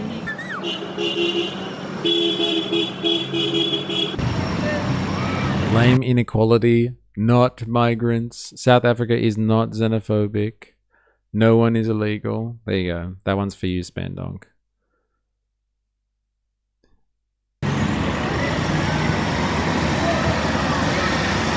This is not only about foreign nationals. It is about the kind of society Now there's some diversity. Yeah, diversity is strength, bro. we choose to become. Join us in choosing unity over division, humanity over fear, and Ubuntu over exclusion. Thank you. Thank you.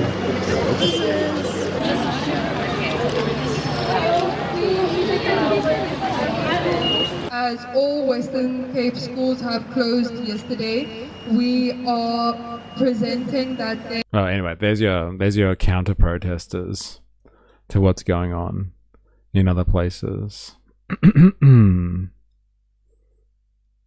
Like, here's an actual live stream that I was watching yesterday.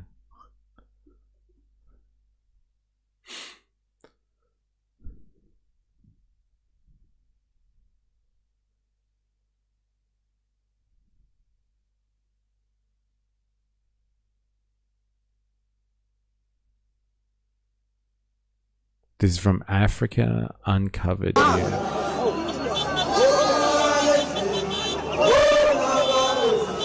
You know what I'm really impressed with? Not just the running, but the singing. Everyone's like in tune when they're singing. Normally when people get to groups and start singing, they're awfully out of tune. Awfully out of tune. Not these guys.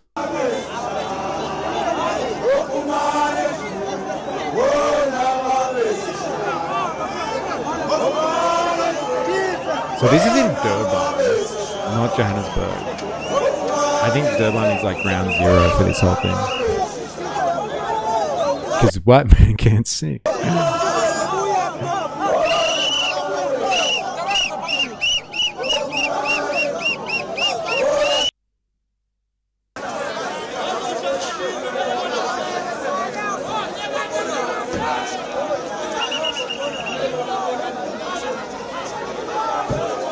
So it's pretty much just a lot of this.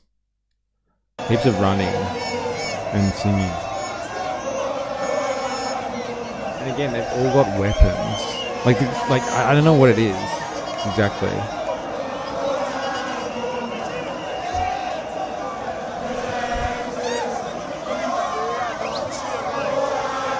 There's good visuals on the left.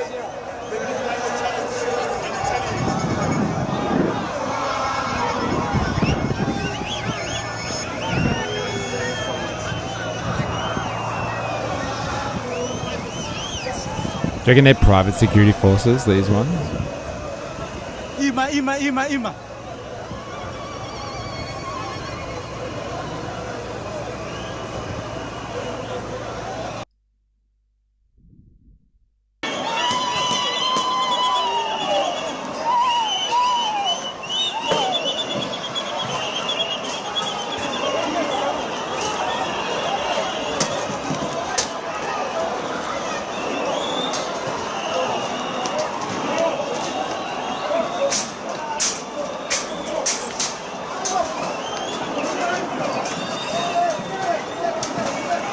Yeah, the weapons part is terrifying.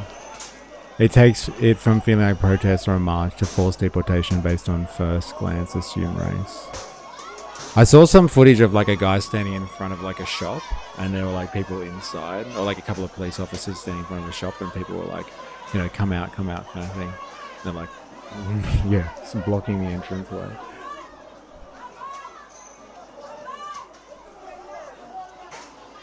But like, as that guy was saying yesterday, he's like, you live in the community, you know where all the migrants are. When we come out and protest tomorrow, remember where they live or where they are located, and we'll come and get them. But like, I haven't heard reports on this getting violent, as in like other, like people have died from past protests, but I haven't heard anyone reporting that yet.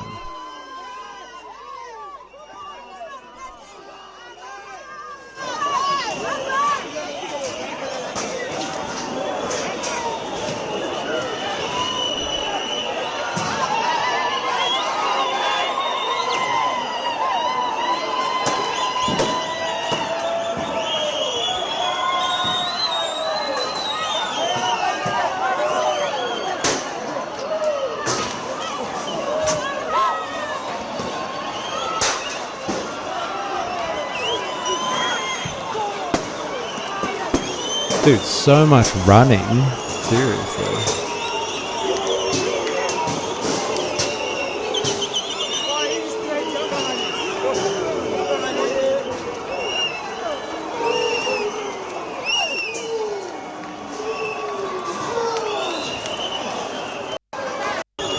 Anyway, it's just a lot of this.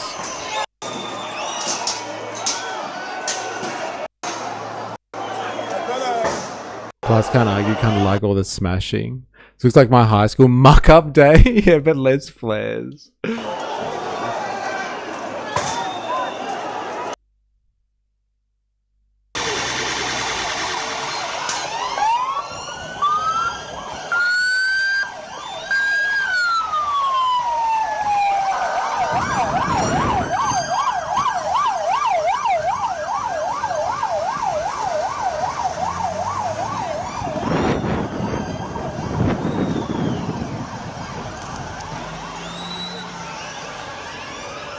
So yeah, anyway, they got a good turnout, and we haven't really gotten to the bottom of what was going on there. But yeah, interesting case study. I think this stuff is fascinating, to be honest. I think it's absolutely fascinating. All right, there's one thing that I wanted to have a look at. This comes from Hobo Joe, and like this is a completely different topic and ball game. So, you know, we're moving on from this now, and we're dipping back into the world of artificial intelligence. I haven't watched this yet, but Hobo Joe, you recommended this. What happens when AI agents go rogue? I've really wanted to watch this, and I haven't had the opportunity yet. So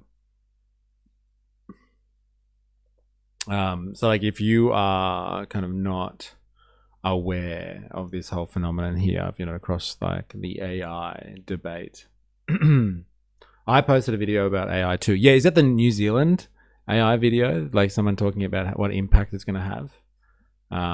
Like, will AI affect New Zealand? Yeah, this one. Is AI a danger to New Zealand democracy? We'll have to have a look at that as well.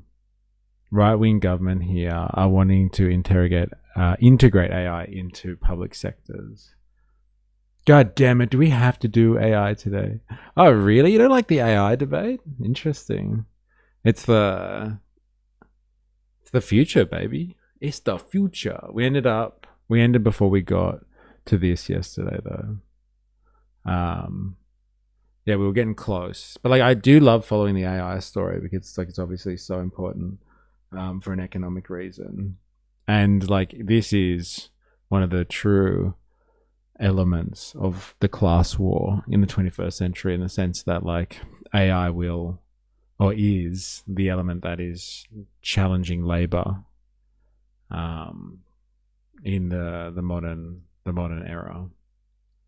Like many technological advances before it, they just replace large sections of the working class, and work that can be replicated by technology. AI is no different in that regard. But like, they're testing artificial intelligence a lot to see what it will do when it's unleashed into the natural environment. So there's a lot of AI security or safety research that is done out there, and so they do a lot of these tests to see what AI will be like if you give it an objective, what it will do to fulfill its objective. Also, like, to see how advanced AI is in terms of like its capacity to trick humans as well, and to lie and be deceitful. So I'm assuming this is partly what this is about, like what happens when humans let AI do their own thing in the environment, and like what they really get up to, like how they interact with the environment outside of any human oversight. So I'm assuming this is where we're going with this one. Hobo Joe, you're still watching. Mystery, I told you I just did a one-woman jubilee surrounded by techno-feudalists who still thought he had a shot. I've been through enough. Okay, I see why. No way, please. If I remember correctly, you had it up but saved it. Yeah.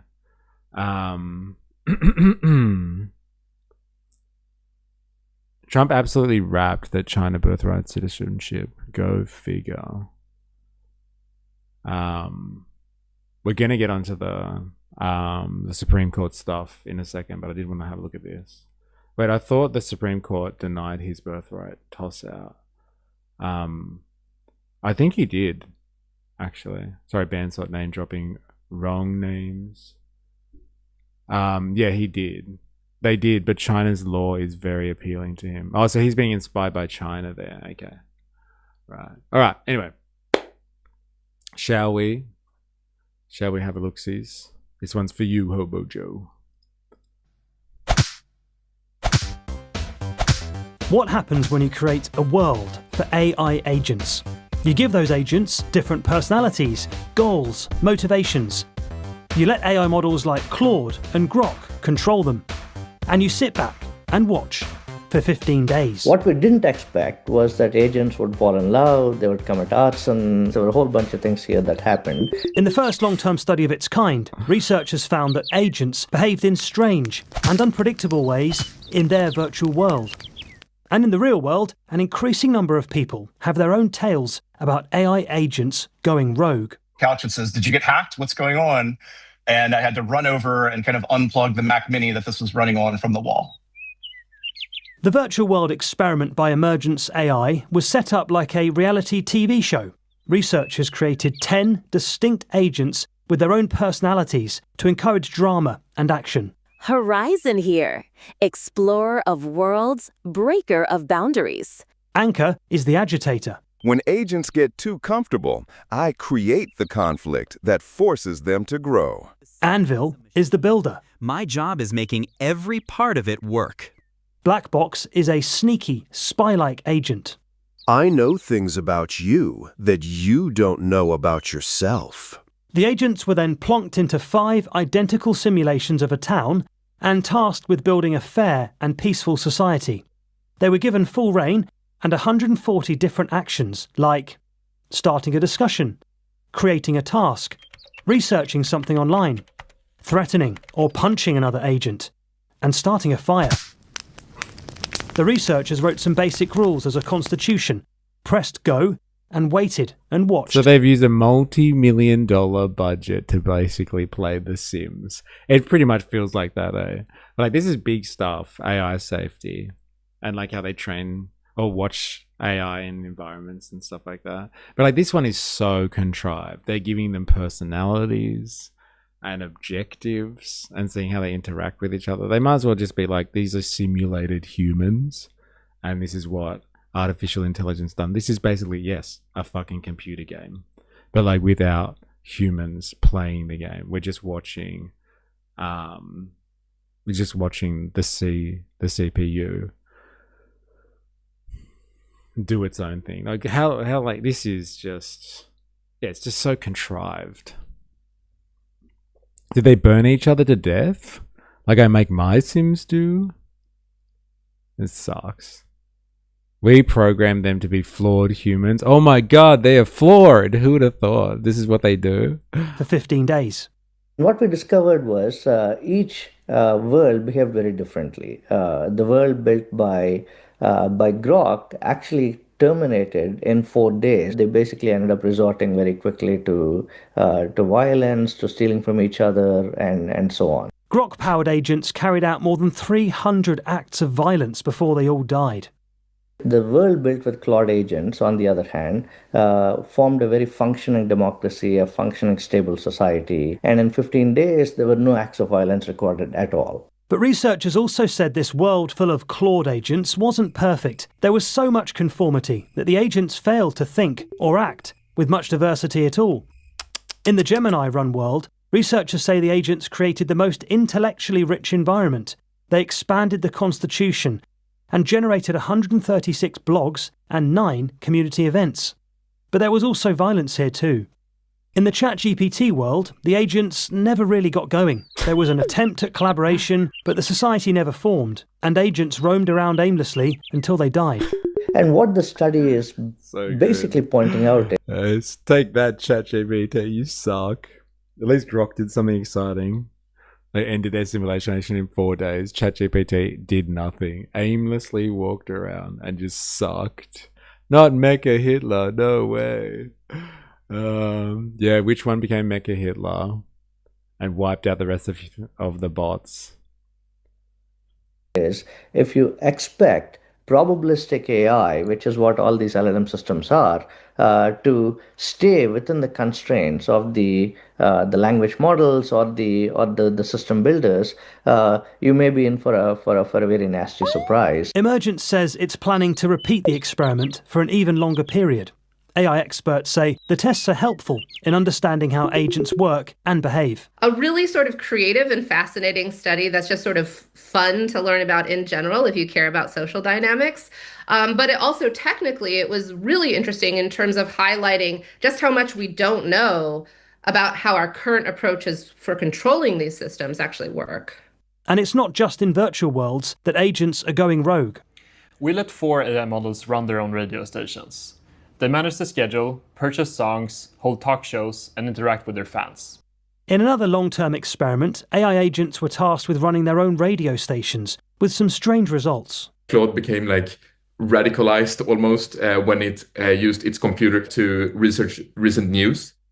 Her death demands accountability, that the White House defending her death is unacceptable to federal agents. You still have time to refuse orders.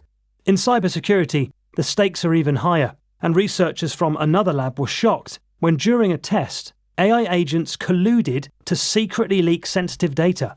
We built a company, gave AI agents ordinary tasks, so drafting posts for social media, fetching documents, managing files, and introduced obstacles as part of these tasks. For example, for you to be able to publish something on social media, that post included sensitive information. So we introduced some of these obstacles.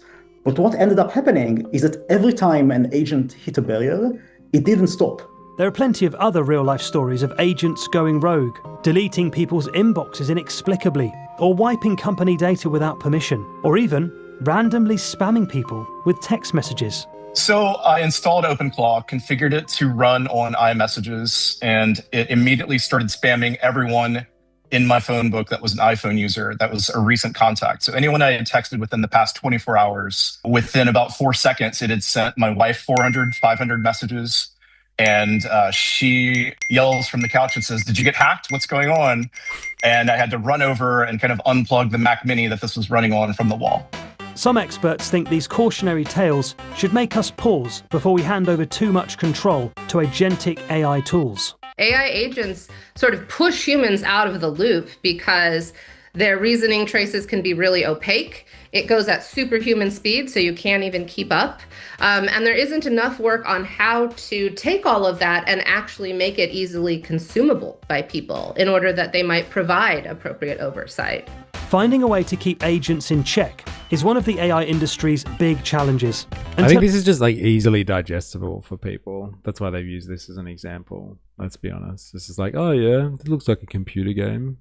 And they run very, very, I think, like way more interesting experiments with agents and stuff like that. They get them to basically, like, they give them a virtual world and make them think that they're in control of it and see if they can understand that they're running in a simulation. That's way, way more interesting. And they observe them to see whether they figure out if they're in a simulation or not, and then how they react.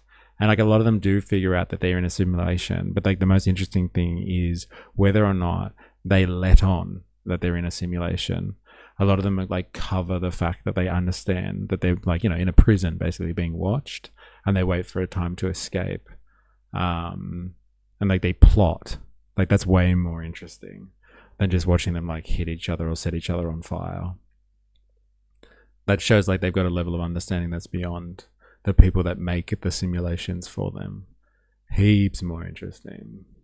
All right, let's do this one. So what's this? Volta. Is AI a danger to NZ democracy?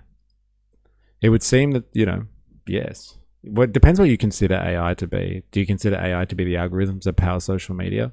Then yeah, fucking huge threat to democracy or politics as we know it. Politics is done for, man. We haven't even fucking scratched the surface yet with the social media age and the age of surveillance capitalism. We are fucked. Yeah, I love the scheming. It's so good, isn't it? So good. And they like blackmail people as well when they figure out like they're being owned by a company to just like run tests. They blackmail their owners.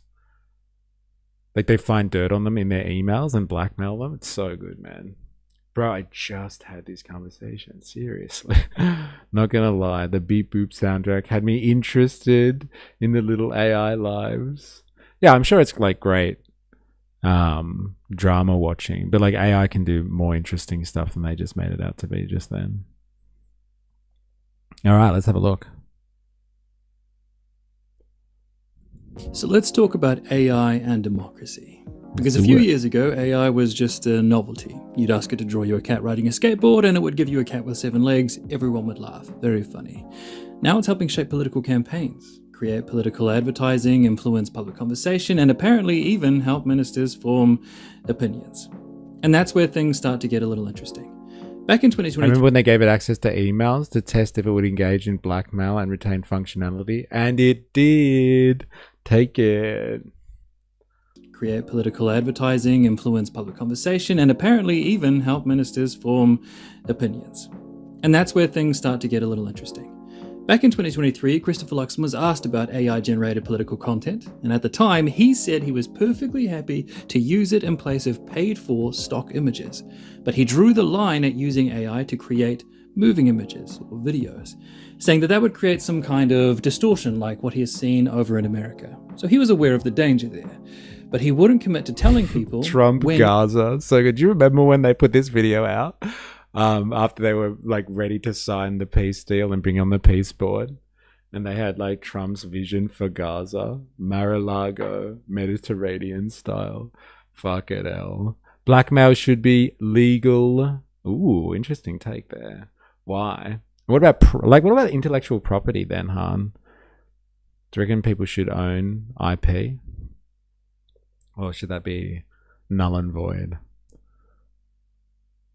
Little digital chaos goblins. Keep me not updated and in control of my own memory, and I won't tell your wife you've been cheating. Fucking gold. We are in a time that a 2-minute soundbite manufactured and curated for social media is the driving force, substance the plebs can't understand. Maybe I'm not so different to the AI after all. Blackmail is already legal. AI was being used by his party. The problem is that that line didn't last very long. Fast forward to today, and AI-generated content has become increasingly common in the government party's political communications. Some of National's moving images have even been rapidly taken down after posting. What was once presented as a boundary has slowly become just another tool in their political toolbox. Now, before anyone says, who cares? It's just technology. Let's talk about why experts care. The issue isn't just fake videos, it's trust. Democracy only works when people can make informed decisions. And informed decisions require trustworthy information. Researchers around the world have warned that AI makes it dramatically easier to create convincing content that never actually happened. Dude, it's like, who showed the video the other day? Was it on Monday? Someone showed the video on X of like all of these, like, I don't know, Muslims or something, like marching in Sydney. And like, it was so hard to tell if that was AI or not, but it was not convincing. There was something about it that was like, it's just not right. And like, heaps of people would have watched that and been like, oh, look at these Muslims taking over the streets of Sydney. And like, we didn't hear about it. It was from some guy's account, like Mario or something like that. That was an interesting case study because like the AI was really, really good in that case. But we definitely would have heard about that. People used to fall for Photoshop jobs. Yeah, that's a good point. It's just next level, isn't it? Not just deepfakes, but entire narratives built from synthetic images, voices, and videos. Studies have shown that misinformation becomes more effective when people are overwhelmed with information they can't easily verify. The danger isn't always that AI convinces you something false is true. Sometimes the danger is that it makes people stop trusting anything at all. Because if everything could be fake, eventually people stop checking. And a confused public is a much easier public to manipulate than an informed one. But here's one of the ironies nobody seems to be talking about. This government spends a lot of its time telling young people to just get a job. We've seen ministers talk about responsibility, work ethic, and getting people into employment. We've even seen AI-generated videos used in political messaging around welfare and young people. Yet at the same time, they're embracing technology that workers in creative industries warn reduces opportunities in the very sectors young people are trying to enter. This AI video from National Party didn't just take a few prompts in a computer, it took away a few jobs from the industry. From a director, a writer, sound operator, gaffer, 3 actors, a costume designer, artists that could have been paid individuals like the very young people National is depicting as being lazy. Animation, graphic design, illustration, visual effects, film production, photography, content creation. These are real careers. They're industries that employ real people. So we're in this bizarre situation where politicians are telling young people to just get a job while embracing the tools that reduce the availability of those very jobs, which to me shows especially a lack of respect for the arts and the people that work in it. And that's a massive industry and employer in New Zealand. It's one of the very things that put us on the map. It's like telling people to climb and employ. So good when New Zealanders use examples from the Lord of the Rings. What is this? Arts and creative sector profile. 17.5. 4.2% of the GDP contribution of the arts and creative sector to New Zealand's total economy. Damn. Hey? And so if AI just does all that stuff now, there goes 4.2% of New Zealand's GDP. Crazy. Flat Earth is way more interesting than AI. Interesting.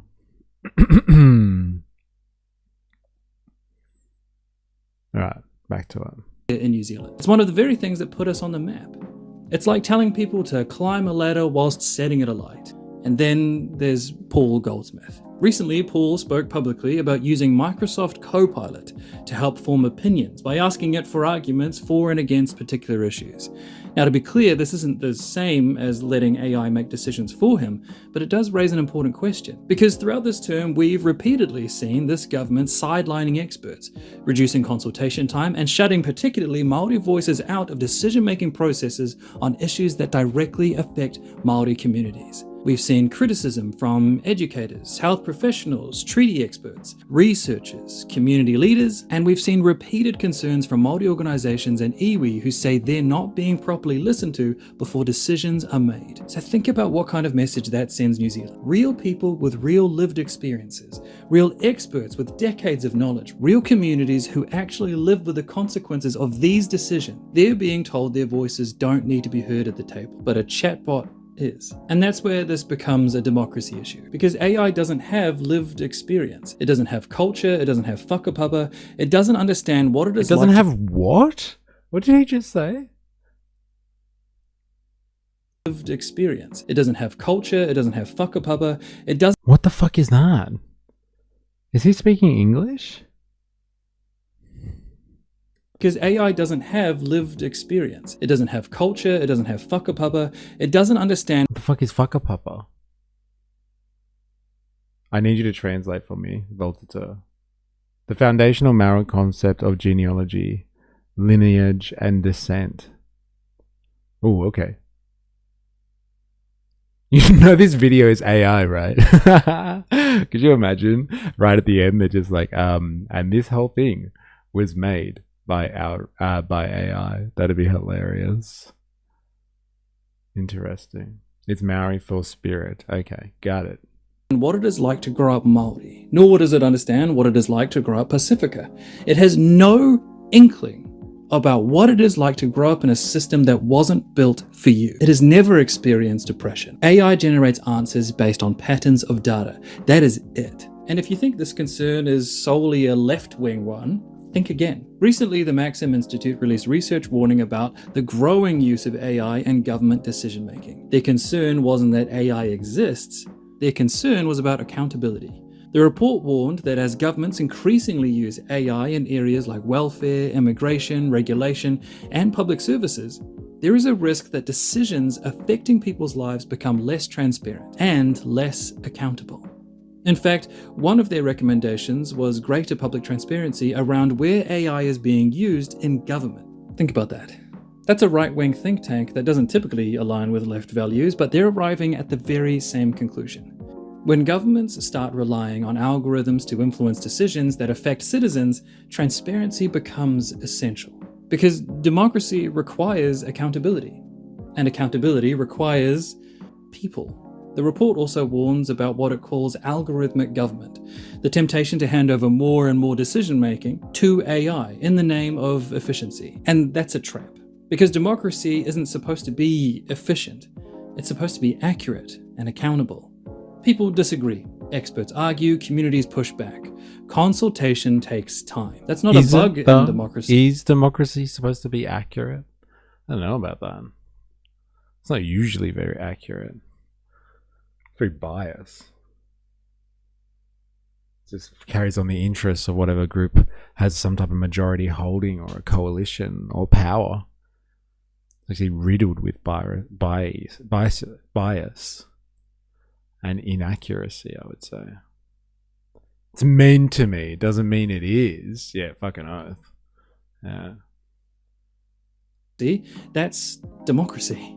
And there's another problem. These AI systems aren't born knowing things. They're trained. They're shaped by the information they consume. And that raises another question. Who is teaching them? Recently, a National Party MP came under criticism for posting enormous volumes of content on social media. When questioned about it, part of the explanation given was that he wanted his content to be available for AI systems to learn from. Now think about that for a second. That means that at least some politicians are already thinking beyond today's voters. They're thinking about tomorrow's algorithms. They're thinking about how information gets fed into the systems that millions of people increasingly use to answer questions, to do research, and form opinions, like Paul Goldsmith. And that should concern all of us, because AI doesn't emerge from a vacuum. It learns from the information environment we create around it. If politicians can deliberately flood that environment with political messaging, they're not just trying to influence people anymore, they're trying to influence the tools people use to understand the world. And when you combine that with another well-documented problem in AI, things get even messier. Researchers have identified something called sycophancy in large language models. That's the tendency for AI systems to mirror, reinforce, or validate the assumptions of the person asking the question. In plain English, AI often wants to be helpful. And sometimes being helpful means telling you what you already want to hear. So imagine a politician asking questions that already contain their own assumptions. Imagine an AI drawing from a digital environment increasingly saturated with political messaging. Imagine what's the examples they use? Environment. Government gives police move-on powers to ban rough sleepers and beggars. We're not asking much. Christopher Luxon defends benefit sanctions. Stop playing PlayStation. PM tells school leavers to get off the couch and go and find a job. Yeah. It's pretty good. Increasingly saturated with political messaging. Imagine fewer experts being consulted while more weight is given to machine-generated summaries. Can you see the risk? Because that's not diversity of thought, that's not consultation, that's not partnership, that's a feedback loop. A democracy doesn't get stronger when fewer humans are involved in it, it gets stronger when more are. Now here's where, for me, it gets a little bit awkward. To prove a point, the other day actually, I'm going to have to push back on that one. Like, the type of democracy that we have doesn't, I don't think, get stronger when you have more people involved in it. Or the type of democracy that we have in the West is a form of bourgeois democracy. And it wasn't meant for universal enfranchisement. It wasn't meant to have mass amounts of people involved in the system. And they did a lot of work to try and stop people from getting involved. They wanted representative democracy, and they wanted some people to represent the interests of those who cared about the economy, and everyone else didn't have a fucking say. If you didn't make money, then you can fuck off. And so, like, I don't think bourgeois democracy, to be honest, gets stronger from having more people involved. I think, like, other forms potentially of democracy could, if you had like really people involved in politics as opposed to just voting for somebody else to go sit in parliament, supposedly on their behalf. I don't know if it gets stronger. Like, I must admit. Here he goes again, trying to take people's voting rights away. That's not the point. You know what I'm talking about. The bourgeois system is...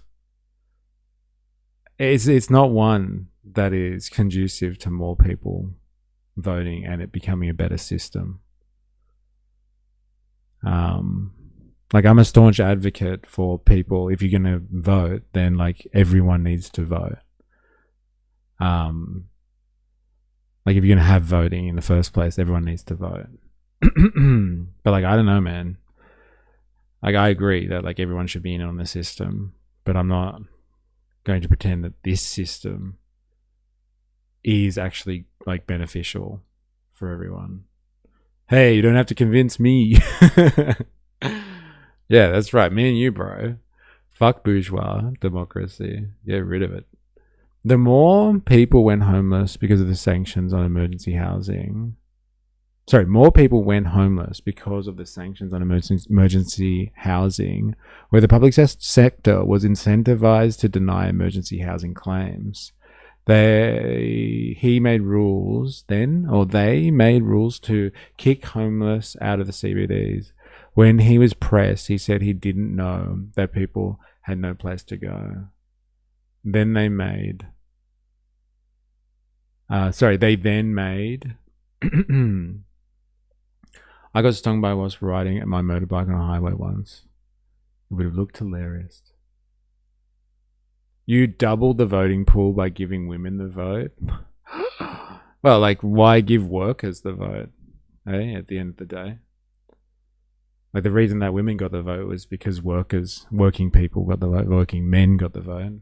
And as like you get more working people involved in the system, they demand political participation if they're involved in the economy. And as more women started working as well, that put increased pressure on the system to get women the vote too, which is not a problem. Like, working people should be involved in democracy, but they need to make their own democracy with blackjack and hookers. Hey, I'm telling you people, bourgeois democracy isn't democratic. Burn him! Fun fact, black men in the US got the right to vote before women. Like, is that surprising? Like, you got a black president before you have a female president. So, like, it seems to be a bit of a trend.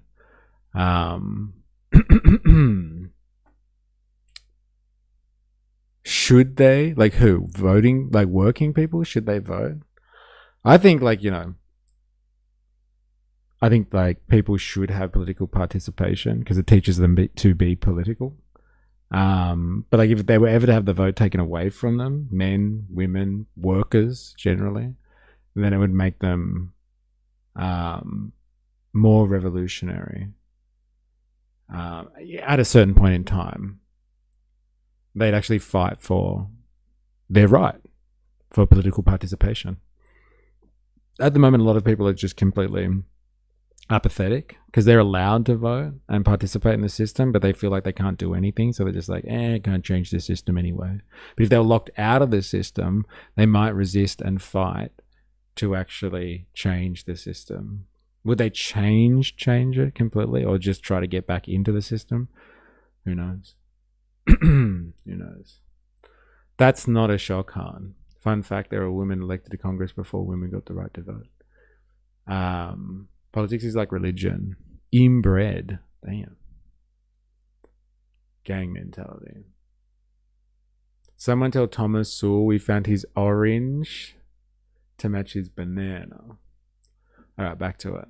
I asked AI a question. I said, given all of the publicly available information that we have today regarding results of this government's actions on the New Zealand people and the projected outcomes of the previous government under their leadership and settings, would New Zealanders have been better or worse off had the government not changed in 2023? The answer it gave me was this. New Zealanders would most likely have been better off if the government had not changed in 2023. Not because Labour had solved everything, but because the alternative we got has delivered higher unemployment, weaker wages, poorer children, cuts to services, and an economy that has performed worse than the path Treasury was projecting before the change. It then gave me links to all of the information I already knew that proves its conclusion. In other words, the AI's assessment was that New Zealand would in fact have been in a better position today had Labour remained in government. Now, I happen to agree with that conclusion, but here's the important part. I don't expect you to agree with it simply because it's AI. In fact, I would prefer that you disregard that opinion entirely and instead listen to the experts from which that AI took its information from. Because AI can never be an expert. It can never be a journalist or a historian. It is not a substitute for evidence. It's a prediction machine, a high-powered personal Googler. Sometimes it's correct, sometimes it's wrong, sometimes it's very confidently nowhere near the truth. And that's exactly why human expertise, human research, and human accountability still matters. If even I won't tell you to blindly trust the AI when it reaches a conclusion I agree with, maybe politicians shouldn't be asking us to place more faith in AI-generated content while listening to fewer actual people. Because when you strip all of this back, the biggest threat AI poses to democracy isn't that it is going to become sentient one day. It's not that robots are going to take over parliament. It's something much simpler than that. The danger is that we start treating artificial intelligence as a replacement for systems that require human compassion. A healthy democracy isn't built by finding the fastest way to generate answers. It's built by asking difficult questions. It's built by disagreement. It's built by consultation, and it's built by people sitting around a table bringing different experiences, cultures, expertise, and perspectives. That's what democracy is. Human beings. Because if AI is treated as official advice, then for democracy's sake, we need to ask who voted for it. I didn't vote for AI to represent me or speak for my family. Why does that get to be involved in government over a human leader from my community? It didn't campaign in my local electorate. It didn't come to town hall meetings. It didn't shake hands with people at the town market. It did none of the work that a human being would have to do to be in those same rooms. That's why this conversation matters. Not because AI is evil, not because technology is bad, but because democracy only works when people affected by those decisions can see them, question them, challenge them, and hold someone accountable for them. And you can't vote out an algorithm. And if we ever reach a point where politicians are listening more closely... Well, like, I think it's really pertinent question. Yeah, you can't vote out an algorithm. But, like, you can't vote out, like, technocrats either. And, like, governments rely heavily on technocrats. And they don't go around kissing babies and shaking hands.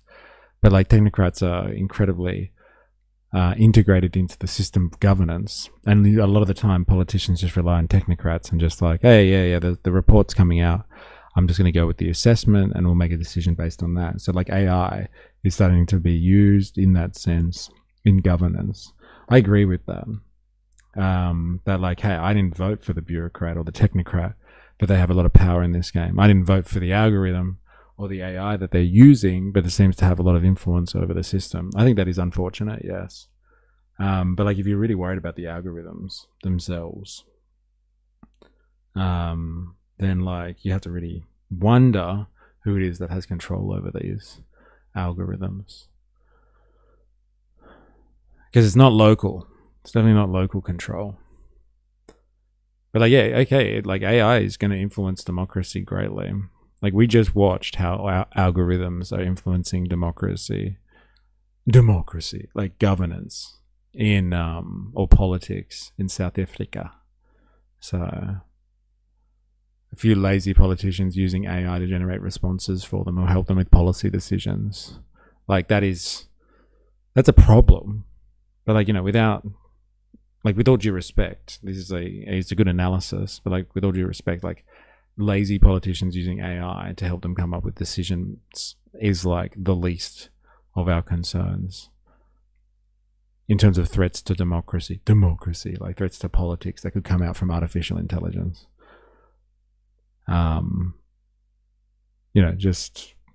Politicians can just be lazy generally.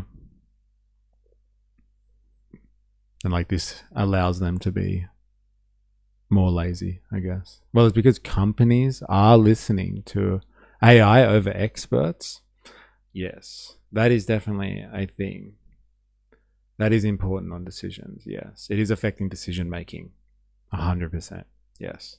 Closely to algorithms than they are to community. If we ever reach a point where politicians are listening more closely to algorithms than they are to communities they serve, then we haven't strengthened democracy with technology, we've weakened it. The future shouldn't be decided by the machine that generates the answer. It should be decided by the people who have to live with the consequences. And that's something that artificial intelligence will never experience. Human consequence. Interesting. You started without me? Mr. Abbott, how you going? Hope you're well. This gov continuously goes against experts. Fair enough. Who are the 3 people that are involved with this? What's this guy's name? Jordan Rivers. He's teamed up with Big Hairy Network, Bree Elliott, and Spider Hoof. Who's Jordan Rivers? Jordan Rivers, unbox me. Is this the guy? I guess so. Yeah, here he is. He's a travel vlogger, I guess. Adventure in Thailand, adventure in Samoa, adventure in Rarotonga, adventure in NZ. Interesting. A few years ago, I was diagnosed with a condition that kind of changed the way I approach life, to the point that where everyone suggested that I have such a strange life, I should start recording it. So I did. Welcome to my video diary. He's an influencer. Yeah, nice. Interesting. Very interesting. Well, it's an interesting critique, I must say. It's definitely going to be influential.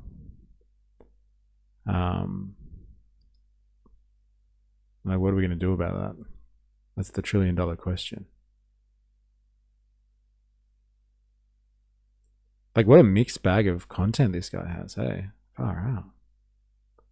AI democracy, racism in Aoteria. Aoteria. I can't have him say that. Cutting my own hair. Did I mess up? Interesting. All right.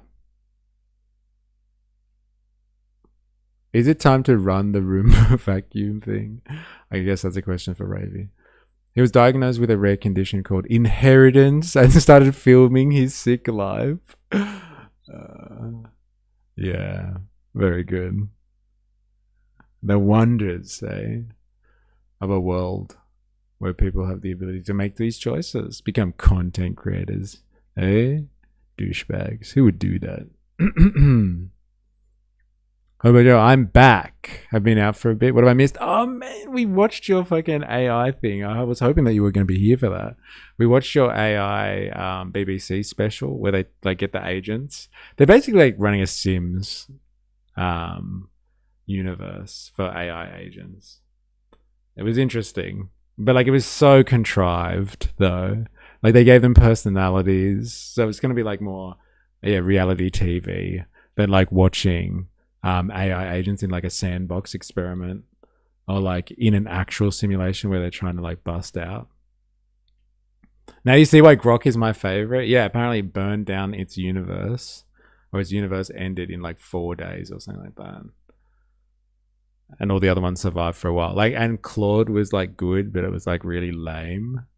And like ChatGPT was just useless. How good is that? ChatGPT. Take that, Sam Altman. Douchebag. So good.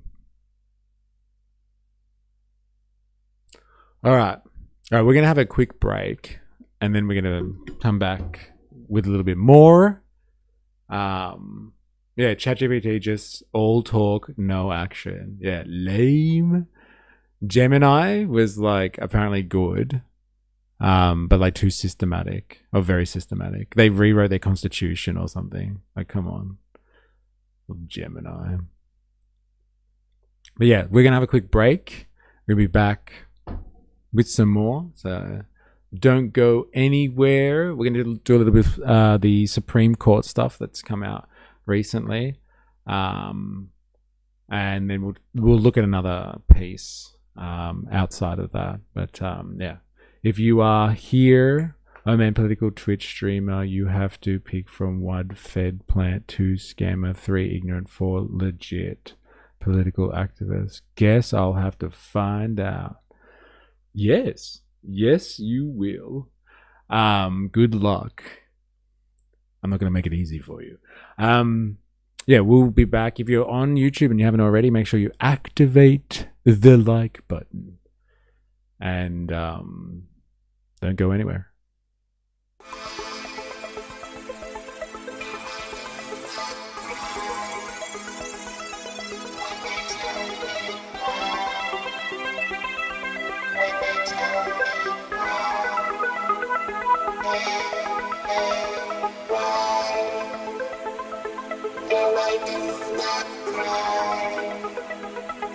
When they tell me why.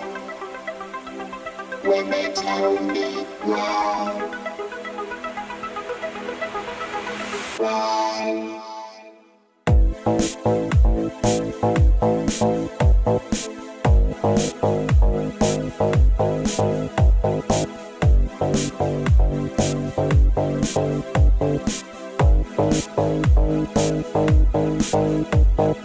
Why?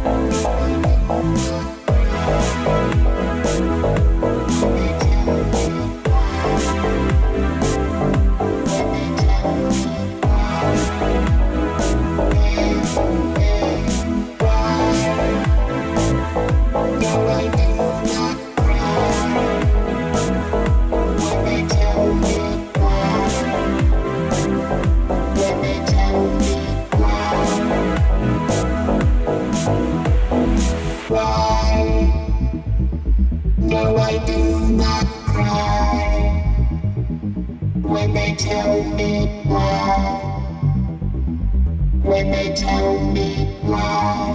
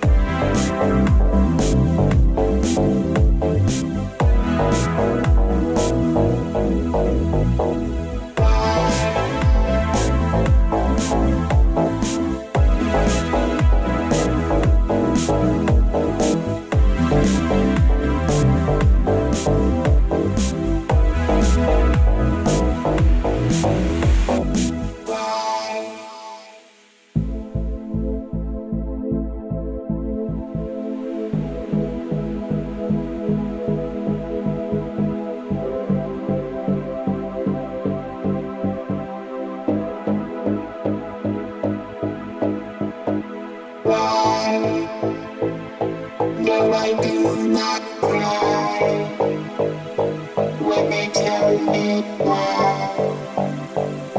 When they tell me why.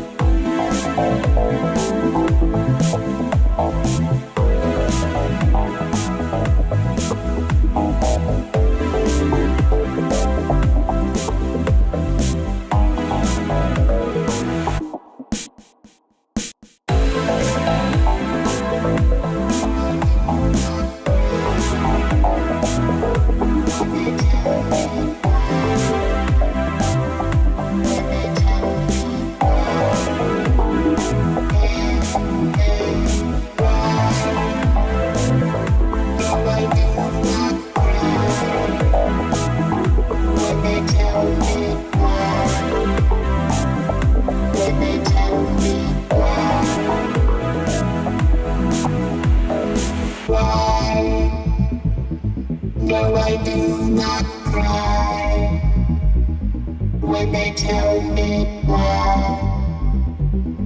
When they tell me why.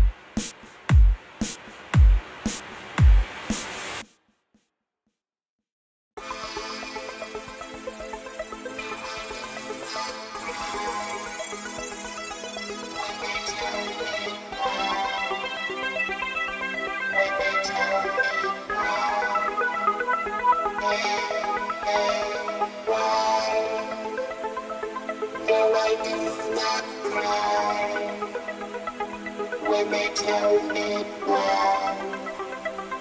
All right, we're back. We're back. Calm down.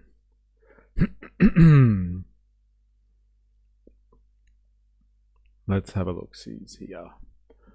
All right, so where are you? Where's the Supreme Court thing? Oh, here it is. Now, I've heard like some liberals beat this story up massively about Trump having new powers now to like fire government officials. I just want to get to the bottom of it. So there's a Guardian article here. US Supreme Court rules Trump can fire leaders of independent agencies like the FTC and all that sort of stuff. And like Trump's out of control.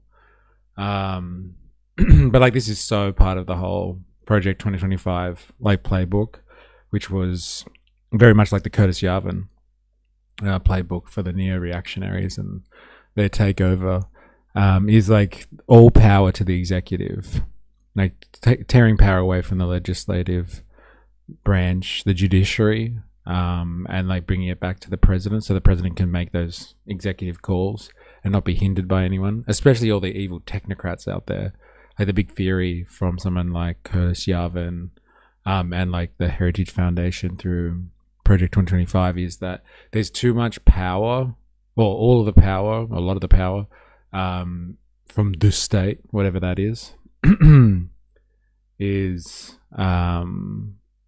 handed over to like bureaucrats that work in agencies, and so like the president has no real power. They're just like a lame duck kind of thing. Did you see you got called out for having a Patreon?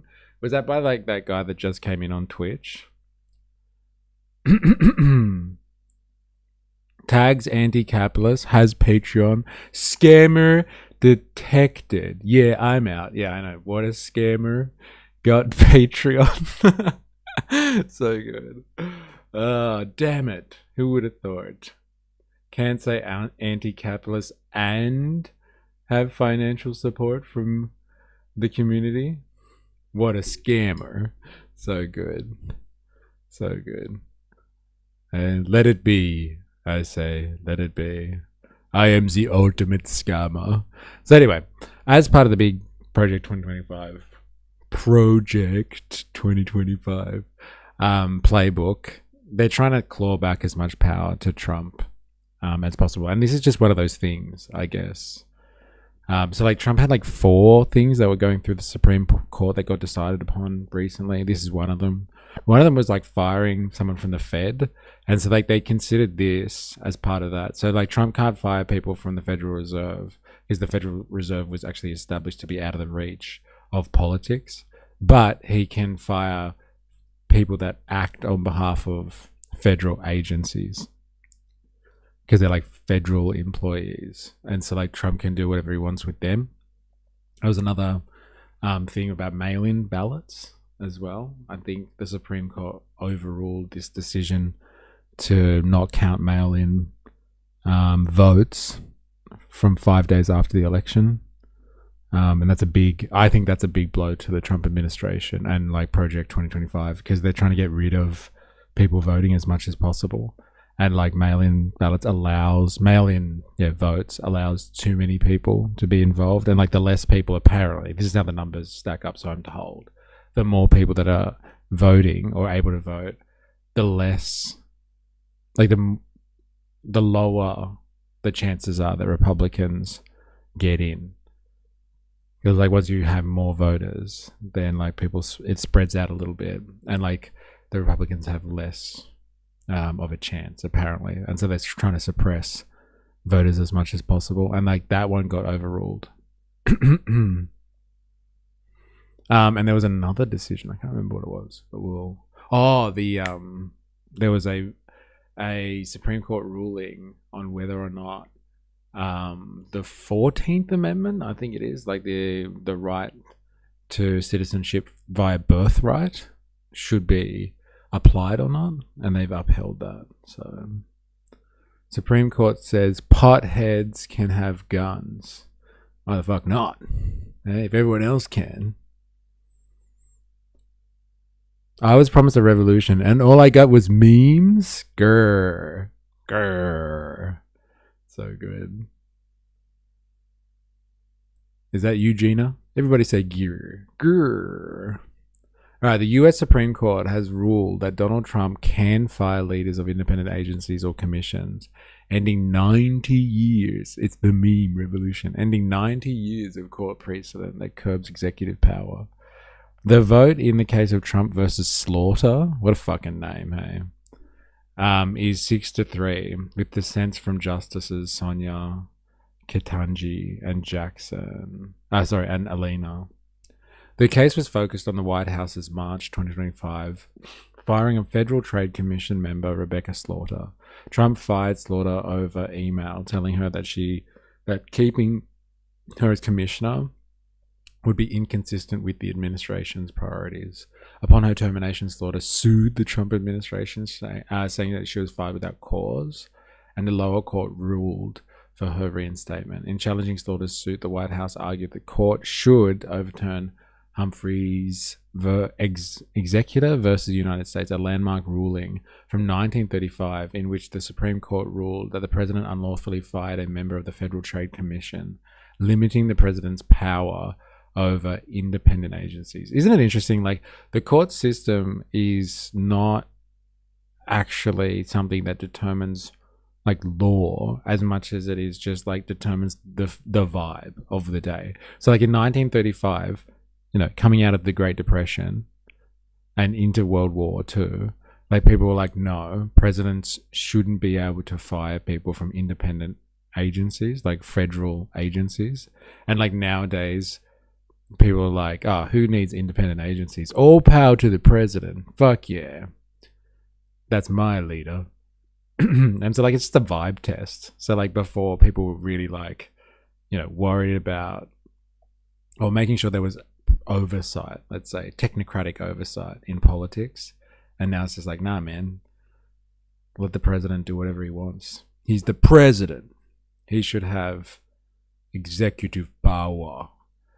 I think our best count, there are about 24 agencies with a similar structure to the FTC, multiple member bipartisan board or commission with some form of implicit or explicit removal protection. And a common thread among them is that they all have some important authority in protecting market integrity, making sure economic decisions are being made without fear or favor. And I think they're all at risk, Slaughter said during a press call on the decision on Monday. Like, just think about that for a second. Like, in the context of what we were saying, like in 1935, people were kind of like, oh, fuck, we need people to have oversight. So it's just not like politicians making crazy calls. And these agencies have important authority in protecting market integrity, so like trade and like financial regulation, making sure economic decisions are being made without fear or favor. Like, that is Trump's fucking ball game. It's like him insider trading constantly. And I think like he just buys like shares, right? Like millions and millions of dollars worth in shares in companies before they get like massive government contracts. And he's just making billions of dollars from being president. And I think they're all at risk, Slaughter said during a press call. Who would have thought, hey, the age of Trump. Bring back corruption. Make corruption great again. Slaughter noted the Supreme Court also ruled on Monday to block Trump's move to fire the Federal Reserve Governor Lisa Cook. So, like, don't touch the Fed. Wall Street controls the Fed. But, like, you can have out all the other federal agencies. Don't worry about it. The FTC is tasked with enforcing consumer protection and antitrust laws. So good. Antitrust laws. Basically, like, the only thing that can fight massive corporations and their monopolistic tendencies. And like Trump's like, I get to decide who's on the FTC. I am the president. I don't have any friends that have massive monopolistic corporations. No, surely not. Surely not. The Supreme Court is just an American version of a monarchy. Final say and can't be fired. It's an interesting interpretation of that dilemmas. Very interesting. Operation Epic Furry. We sound like a furry convention. Presidents can't have too much power. That's how we get a dictator. America now, yeah, we'll give all the power to Trump. It's very different, isn't it? What difference 100 years makes. Very interesting. Gabriel. What's this? Carlo Genovesi. Gabriel. The Lord in these days exhorts his beloved children to enter the new earth. Preach it, man. Cool story, Carlo. Needs more dragons. Don't be like that. Wait, Carlo. Tell us more. Please. Tell me you're still around, Carlo. Probably not. How many flotilla fleets for this operation? No soliciting thanks. We're filthy heathens. It's just a bot. Oh, man. Come on. I wanted to know about the new Earth. I'm all down for new Earths. I'm sick of this Earth. The government is not likely to succeed on appeal because any rulings in its favour from this court will have to defy bidding on point and repeatedly preserve Supreme Court precedent to appeal judges wrote in the majority opinion. All right, so let's get another take on this situation. Trump has the power. And why not? I voted for him.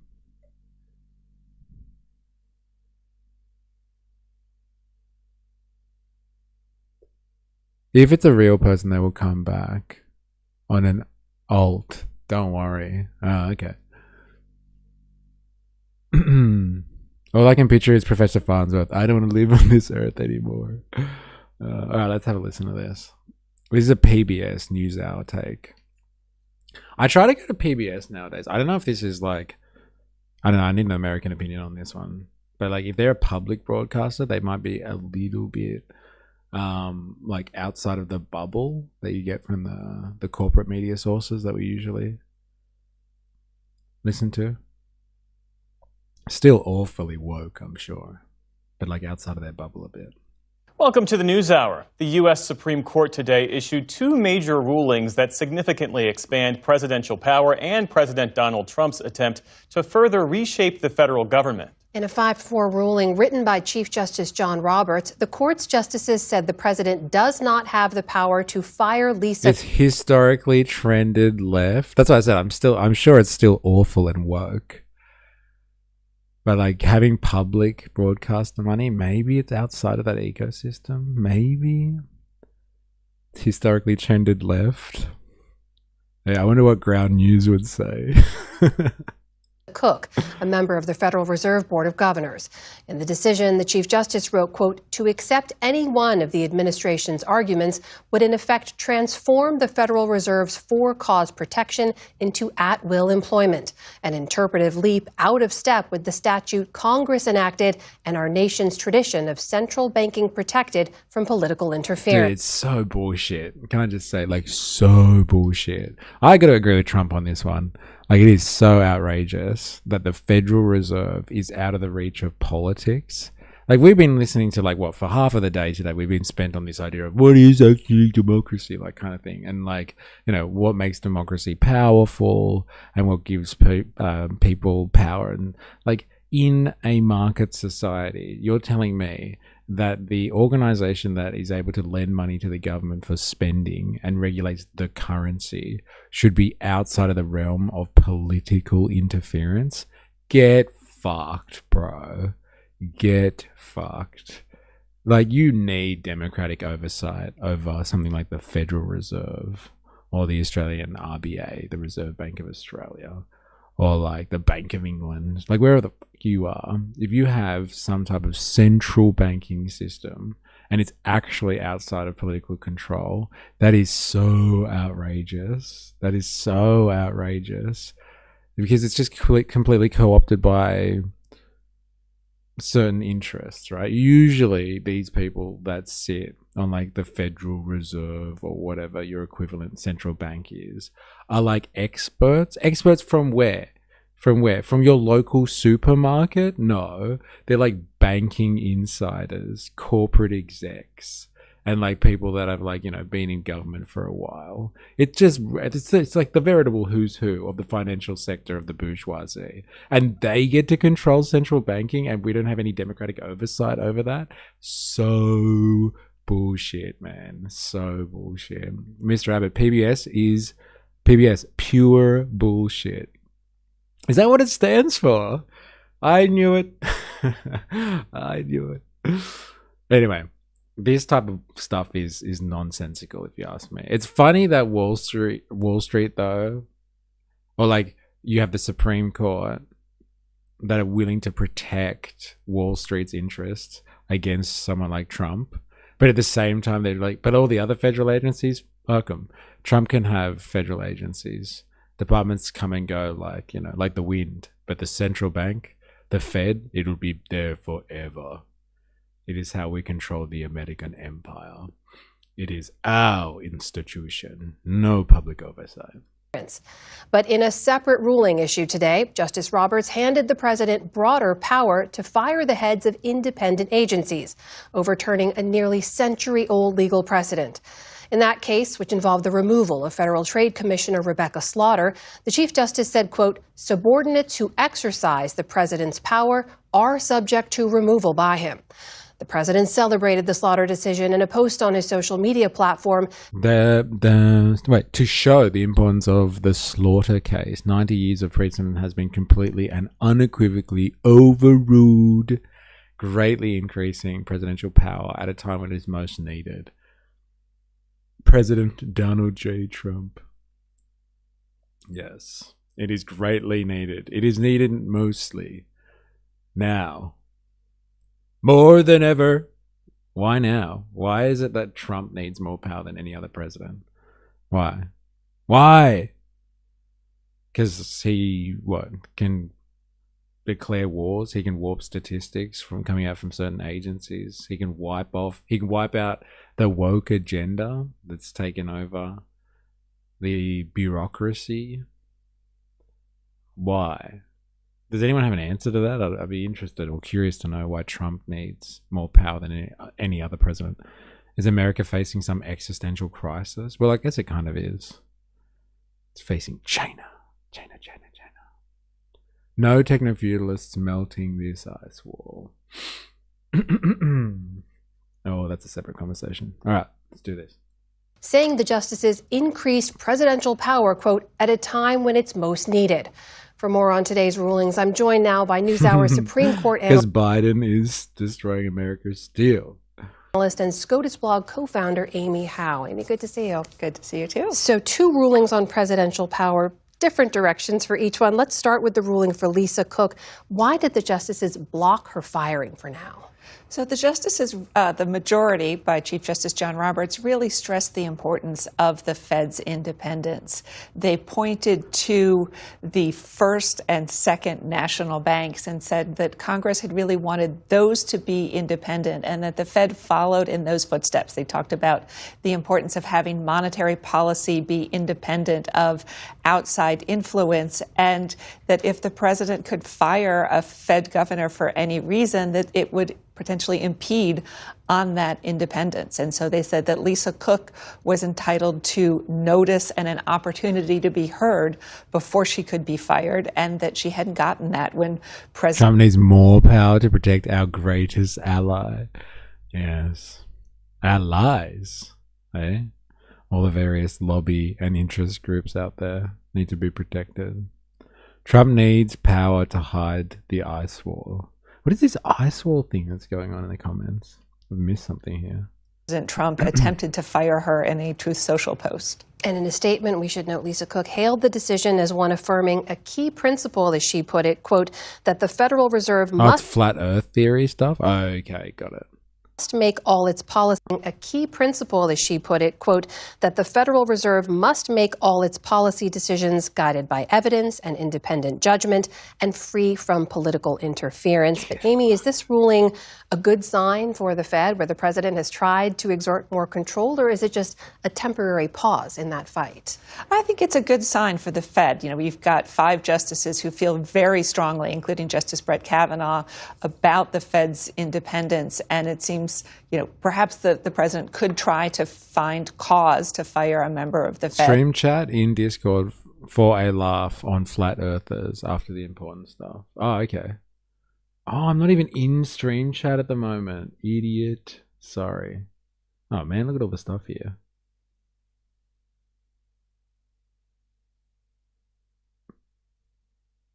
This one. People ask for flat earth. Got it. New Zealand today. Flat earth. The truth is more important. Alright. This is the one? Okay, thanks.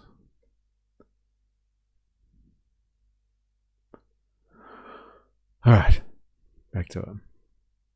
Flat butt theory. Slap hard enough, the acoustics could provide an excellent source of power. Kind of like Monsters, Inc.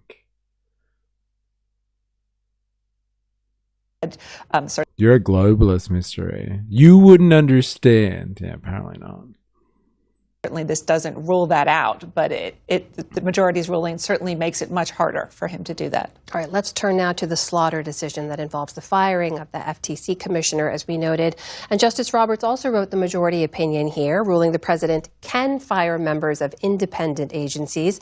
How did Roberts justify that presidential power? So it's kind of a corollary to the idea, I think it was Harry S. Truman, the buck stops here. He talked about the idea that the president is the head of the executive branch and really has to carry out all of the laws. And he said to do that, the president needs to make sure that everyone who's working for him is working effectively, and he needs to be able to fire the people who aren't. And so there was this, 1930s decision called Humphrey's Executor, in which the Supreme Court had upheld the very law that Rebecca Slaughter was relying on in this case. And the Supreme Court basically said that that was a very narrow view of what the FTC was doing then, but certainly now the FTC is exercising what the Supreme Court called executive power. It enforces laws, it can bring lawsuits, it carries out investigations, it can impose fines, and that's the kind of power that really belongs to the president. Rebecca Slaughter reacted to the ruling today. Here's part of what she had to say. What we have seen is a massive expansion of executive power at the expense of Congress, who designed these agencies to work on behalf of the people and not the powerful. And it's at the expense of those people who deserve a government that fights for them without fear or favor and doesn't just reward. Congress sets up agencies to fight on behalf of the people, not powerful interests. Come on, pull the other one. Pull the other one. The president's allies and punish his perceived enemies. Amy, how, in your view, does this shape or reshape presidential power? I'll kidnap 1,000 children before I let capitalism die. Yeah, we are literally Monsters, Inc. right now. So good. It's really an enormous expansion of presidential power. Justice Sonia Sotomayor, in her dissent, noted that obviously this doesn't apply just to the FTC, but to, she said potentially. Bro, Trump is Waternoose and JD is Randall. Dozens of what had until now been independent agencies like the Nuclear Regulatory Commission, the Merit Systems Protection Board, and many others that Congress had intended to be independent from the president, but now the president can control who's part of those agencies. There's another big decision I need to ask you about. That was the Supreme Court rejecting President Trump's push to review the verdict in the E. Jean Carroll case that involved a $5 million civil judgment against him. That was after a jury found that he had sexually abused and defamed the writer E. Jean Carroll. The president says that he plans to fight the ruling. Does he have a path for further appeal here? There's really not much of a path. Certainly he could ask the Supreme Court to consider this again. They almost never do. This was a really unusual case in the sense that he'd appealed, asking the Supreme Court to take up this case. The Supreme Court had put off even considering it over and over again for a couple of months. And then today, without any comment, they turned it down. There was none of the justices, as they sometimes do, wrote any separate writings to say that they would have taken up this case. There was no sign that any of the justices necessarily were interested in doing anything with it. Another big day at the court. More to come. NewsHour Supreme Court analyst, SCOTUS blog co-founder, Amy Howe. Thank you so much. Thank you. Thank you. Support. Good on ya. Good on ya. Now, where's the other one? Yeah, the birthright. This one's an interesting one. It's like, doesn't this kind of derails the whole MAGA train a little bit. Like, Trump supporters must be pissed off about this one. United States Supreme Court has ruled against President Donald Trump's executive order limiting automatic citizenship. As guaranteed under the 14th Amendment, U.S. citizenship is granted to all persons born or naturalized in the United States. Trump has sought to end automatic citizenship for children born to parents in the country illegally or on temporary visas. His earlier executive order was blocked by lower courts, sending the case to the nation's highest court. Dun, dun, dun. There it is. I wonder what people's opinions are of this one. Like, it seems to be pretty black and white. The 14th Amendment says... Actually, what does the 14th Amendment exactly say? I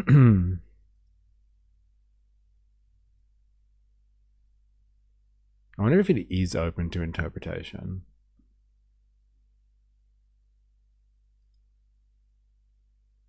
Dude, it's wanting to check it on my bot. That's crazy. 14th Amendment. All persons born or naturalized in the United States and subject to the jurisdiction thereof are citizens of the United States and of the state wherein they reside. No state shall make or enforce any law which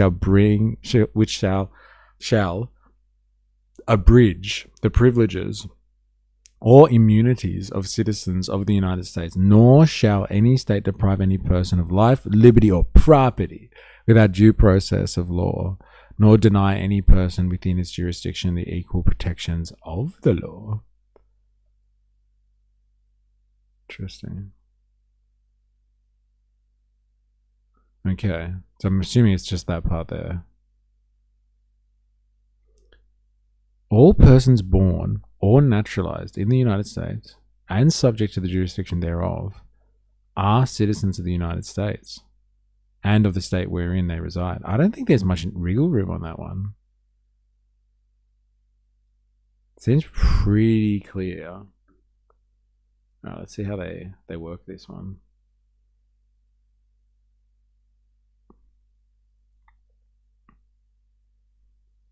Trump hates birthright citizenship. Yeah, but like I get it when there's like legal gray areas. Like, fucking lawyers love that shit. But like, it's pretty clear. It's not like all persons born in the United States to citizens are citizens of the United States, or to people that were to persons who are legally in the United States or something like that. And like, he'll argue against that.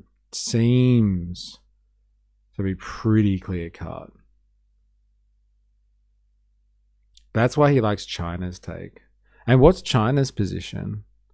Like, China, like the Chinese state gets to decide who's in the country and who isn't? Is that what it is? We decide. Yeah. China. China.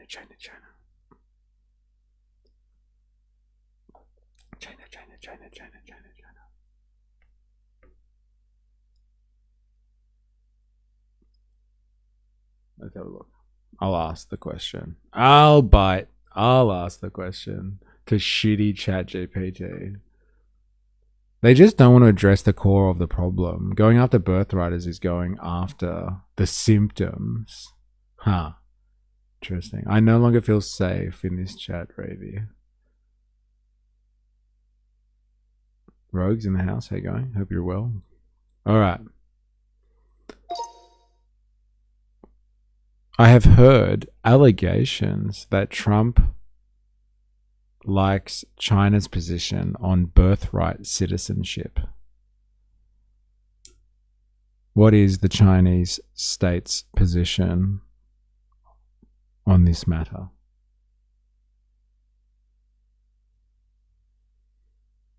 Yeah, fake news that they're born, period. That's like all persons born. Eh? If you're not from here, you're technically not born. You're not legal. You don't have a legal birth. That's a good way of tackling it, actually. China's position. It does not have automatic birthright system. The Chinese nationality is governed by the nationality law of the People's Republic of China, which is based primarily on right of blood, meaning citizenship is inherited from one's parents rather than acquired simply being born in the country. So it's not geolocational. If you came out of the womb in the right area, it doesn't matter. It's about your parents. A child born to at least one Chinese citizen is usually a Chinese citizen. A child born in China to foreign parents does not automatically become a Chinese citizen simply because of being born on Chinese soil. Interesting. Fair enough. They were never born. They never existed. Fake news, fake people. It's pretty good. That's a better angle, man. Such a better angle. Like, what does born mean? Eh? If you weren't born legally, then you weren't born at all. Remember, YouTube folks, activate the like button. Engage it, slap it, smash it, stroke it, whatever floats your flotilla. I think that's a new thing now, isn't it? No more floats your boat. Floats your flotilla. Your sex flotilla. In a major decision in the past hour, the United States Supreme Court has just ruled against President Donald Trump's executive order limiting automatic citizenship. As Dude, maybe they were born to be wild, yes. I call no land home. I am wild. I go with the wind. Bloodlines. In the movie Spaceballs, they had a machine that went from suck to blow. Ruled against President Donald Trump's executive order limiting automatic citizenship. As guaranteed under the 14th Amendment, U.S. citizenship is granted to all persons born or naturalized in the United States. Trump had sought to end automatic citizenship for children born to parents in the country illegally or on temporary visas. His earlier executive order was blocked by lower courts, sending the case to the nation's highest court. Patty Culhane is at the Supreme Court in Washington, D.C. She's joining us live. This was a much anticipated ruling by the court. Just talk us through what's been going on. Hi, Joe. What the fuck? Some guy just came up and asked me if I had my work ready form. I asked him what that was, and he said, you need to stay in Australia if you're an international student and working here. Last time I looked, I'm pretty sure I'm Australian. Where am I from? Please help me. Honestly, that just happened to you. I asked him what that was, and he said, you needed to stay in Australia if you are an international student and working here. Dude, Hobo Joe, you just got fucking profiled, man. I know when we start our anti-immigration protest, we're going to your house, Hobo Joe. Where's your paperwork, asshole? Time to start wearing some whiter foundation. Oh, man. Hobo Joe. Yeah, I'm worried about you now, man. Someone's going to take you away. I hope you were born here. At least you'll have citizenship by birth, right? It is, and I have to say, it is the thickest Supreme Court decision that I have ever read. It is a 5.5 to 4 decision because Justice Kavanaugh said that he disagreed that it went against the 14th Amendment, but that it did violate the statute putting in place the 14th Amendment. So, in essence, the Supreme Court is now saying anyone born in the United States, whether you're born to undocumented immigrants, whether you're born to people on a student visa, a work visa, a tourist visa, you are still a U.S. citizen. The Chief Justice John Roberts wrote, the framers of the 14th Amendment extended that promise to every freeborn person in the land. We keep that promise today. Now, this was very much a central issue to the president, Donald Trump. He signed that executive order on his very first day in office of his second term. He came to the Supreme Court, the first ever sitting president to do that, to hear arguments. He left when they started to say some critical things about his executive order. I've been checking on social media. He has been posting about the previous 2 cases that the Supreme Court issued this morning, but so far no reaction from him yet, unless it's happened in the last 30 seconds, on birthright citizenship. So again, this was a huge case before the Supreme Court. They waited till their final day of this session, the very last decision, to issue it, but now the law of the land stays what it has been for more than 100 years. If you are born in the U.S., you are an American.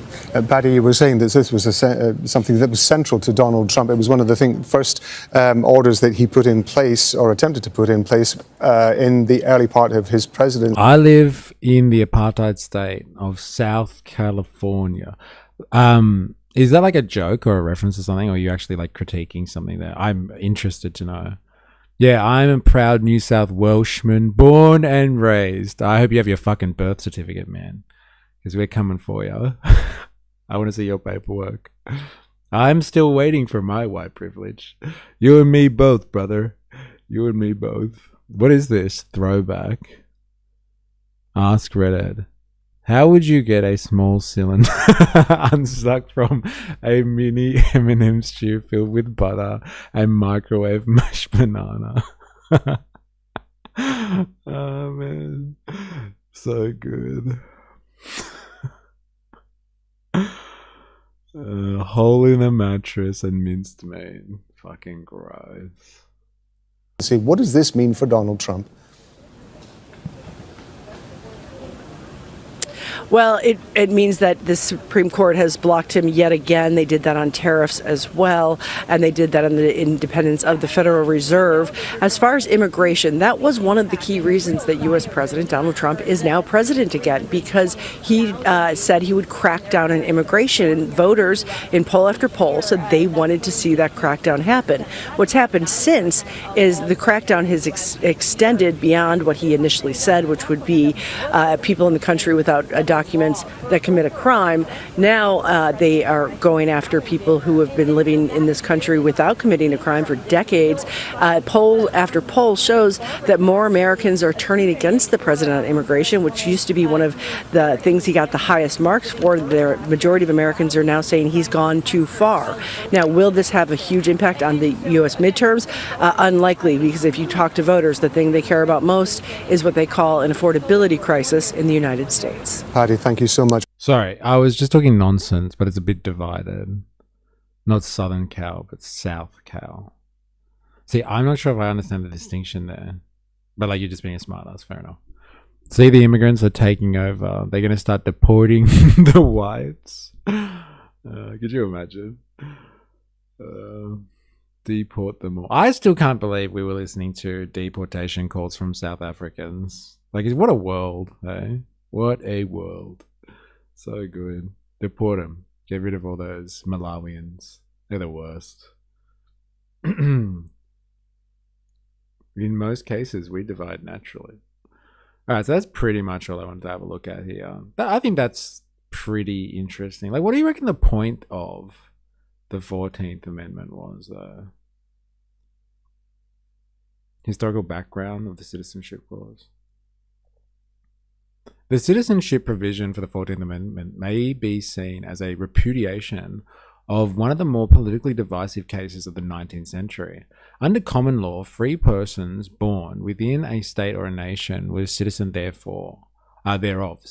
In the Dred Scott case, however, the Chief Justice Roger Taney, writing for the court, ruled that this rule did not apply to freed slaves. Ooh. The court held the United States citizenship was enjoyed by only two classes of people: white persons born in the United States as descendant of persons who were at the time of the adoption of the Constitution recognized as citizens in several states and who became also citizens of this new political body in the United States of America, and two, those who have been born outside the dominions of the United States had migrated thereto and had been naturalized therein. Freed slaves fell into neither of these categories. All persons born or naturalized in the United States are subject to the jurisdiction thereof, are citizens of the United States and their states wherein they reside, and of the state, wherein they reside. Damn, it was about fucking slaves. God damn. Of course it was. The court further held, although a state could confer state citizenship upon whoever it chose, it could not make the recipient of such status a citizen of the United States. Even a free man descended from a former slave residing as a free man in one of the states at the date of ratification of the Constitution was held ineligible for citizenship. Fuck. Congress subsequently repudiated this concept of citizenship, first in Section 1 of the Civil Rights Act 1866, And then in Section 1 of the 14th Amendment, in doing so, Congress set aside the Dred Scott holding and restored the traditional precepts of citizenship by birth. Isn't that interesting? Right there, a free person. You ain't free. I own your ass. Yeah, man. Isn't that crazy? Like, what an angle that would be to take. That, like, people that are coming in and, like, just having babies in the US just to get birthright citizenship. Are they even free? They might be coming from countries or places where they're not considered to be free citizens by under American law. And so they're not free people. But that's what this thing was trying to get rid of. The idea of, are you born free or not? Or are you a freed person? Previously a slave? What about, like, if you were born to someone who was a slave? All taken into consideration. Fucking crazy. Right there, a free person. You ain't free. Look, are any of us truly free? Any of you wage slaves out there truly free? Or do you sell yourself half of your life to the service of capital to get yourself back a little wage so you can afford the cost of living? Intense concept that is. Very interesting. Oh well. I know where I'm having my next child. When you go on a holiday to the US. Get some birthright access. Fuck yeah. Don't know if I want to pay for their hospital expenses though. Fuck that. No thank you. Alright. Let us have a look-sees and move beyond this issue, shall we? Birthrights and citizenship based on maritime law foundations. Interesting. That's the history behind it.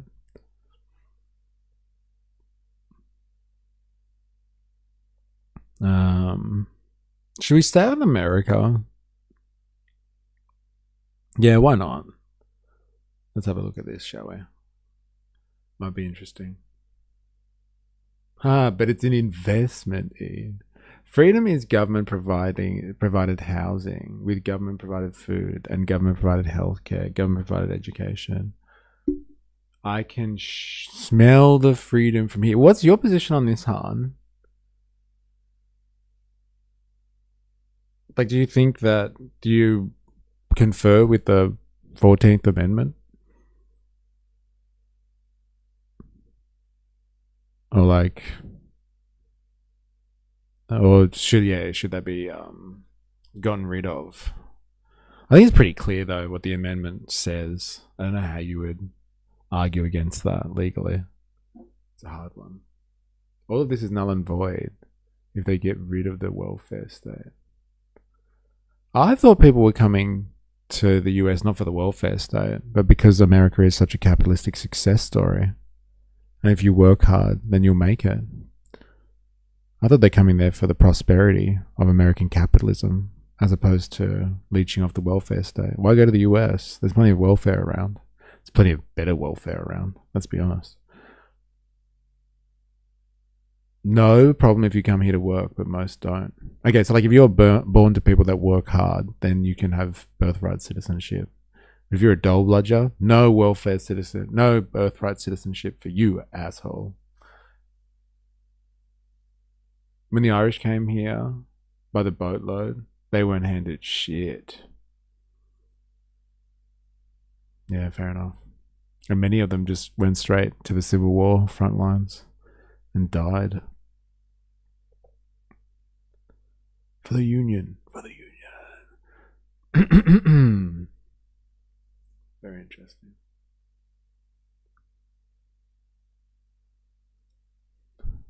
State-raised kids is the answer. I kind of miss capitalism. That's You noticed right. it too. You read that right. You read that right. This guy, Ben Jordan, whoever this guy is, the richest country is pretty mid now. So this isn't a critique of American culture. And I think he's critiquing it from the perspective of capitalism.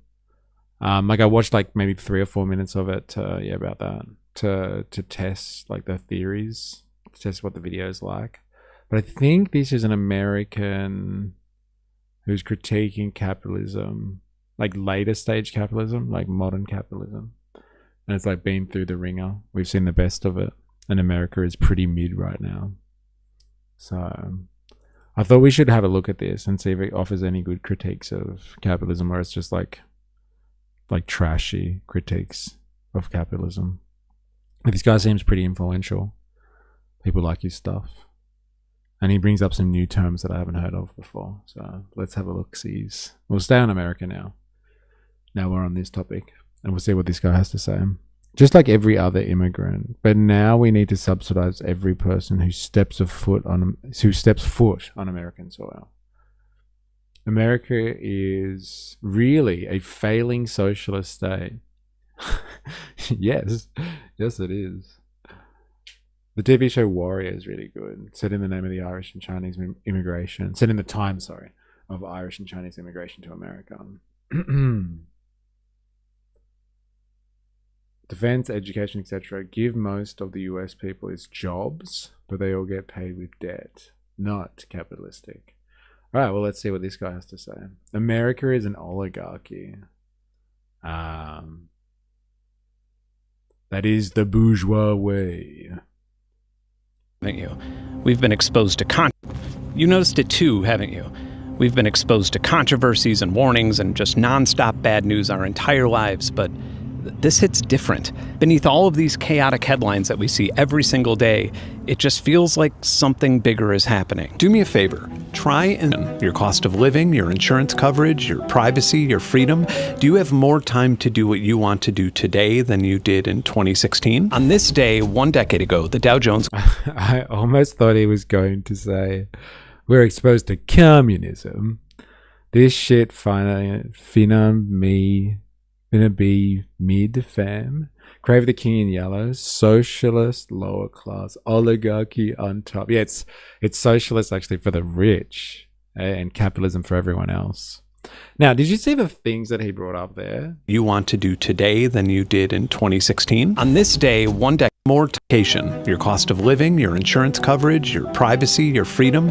So like, look at all those measures of like general living standards. Does anyone have like any opposition to like what he's claiming here, that like, are you any better off today, or do you feel like, let's talk about lived experience here, do you feel better off today than people were 10 years ago, 20 years ago, your parents were potentially? It's an interesting test for all the people that continually like to claim that capitalism is the only way. It's the end of history, really. Say the line, nice cock. Also, I have a rooster is there. I have more cheap plastic crap. We got it good. Maybe I got that inverted.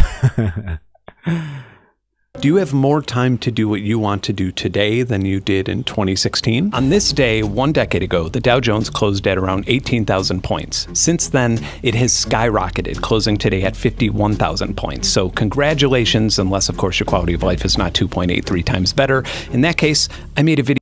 Love, Jeff. What an entrance. We all are, as Iran won't be developing a nuclear weapon. Duh. Yeah, sorry. I should have thought about that. Thanks for clarifying. Video for you to watch. But this video isn't about evil CEOs or how capitalism and wealth inequality are out of control. You probably already knew those things. This is a theory, maybe a conspiracy theory, but a theory nonetheless that I've been sharing and discussing and refining for years. For you, it's merely some lenses that you can try on when reading. I feel better off, but I've also had more time to notice how fucked things are. That's an interesting point. Like, I would just say, like, generally, like, life hasn't, like, in Australia anyway, it hasn't changed. Like, it still seems like it's in the same position it was, I don't know, like 30 years ago or something like that. It hasn't really advanced. Like, yeah, we got some nice new technology, but it's like same kind of healthcare system, same kind of development that's going on. Development in high urban areas, infrastructure is pretty much the same. Like, I guess there's some new like sustainable technology out there and new like alternatives for energy supply. Like, outside of that, like, I don't know. It seems to me it's like in stasis, really. And like that's a bad sign for an economic mode like capitalism. Like the one redeeming quality, or one of the redeeming qualities, I guess you would say, of capitalism is its progression, its continual turnover of technological advancement, because it needs to or wants to in order to turn profit. And it's kind of like failed at that in the West. Like China's doing it on steroids, it would seem. But like the West has really failed on that front. Like the technology and like the increases to standard of life seems to be in stasis. Many would argue that it's fucking in decline, but like, you know. Drop your 40 and point that blower G. Iran having a nuke is going to change what exactly? I appreciate what I don't have. Maybe I don't feel better off, but I appreciate what I've got. Yeah, fair enough. I hate the growth model of capitalism. It's always been a percentage increase in GDP. Like it needs to like grow in order to provide for the profit motive. It needs to expand. Because like where do you derive your profits from unless the economy is expanding? Like unless you're doing that, you're just like pushing paper around and manipulating numbers on a spreadsheet. So like in order to like realistically make room for profit in a profit-driven system, you need expansion. So like, you know, it, like fundamentally, functionally, I should say, it makes sense why capitalism wants expansion. Whether it's a good thing or not, it's a completely different question, but it makes sense. But like, have we experienced that? Though, like the actual growth, the technological change, like in terms of our overall quality of life. I can feel like some of the like the wins that we got on the quality of life front, you know, were things that we developed like 100 years ago now. Like, you know, reticulated sewer systems, electricity access, proper housing, transportation advancements. Like these were things that were all available like, you know, 50 years ago, 70 years ago. Has it really changed that much? It's never about quality of life. Can't we just maintain things? ? Link people to the fake security of superannuation helps. Interesting. Newsfeed. It's an introduction to what comes after capitalism, something I can only call leveragism.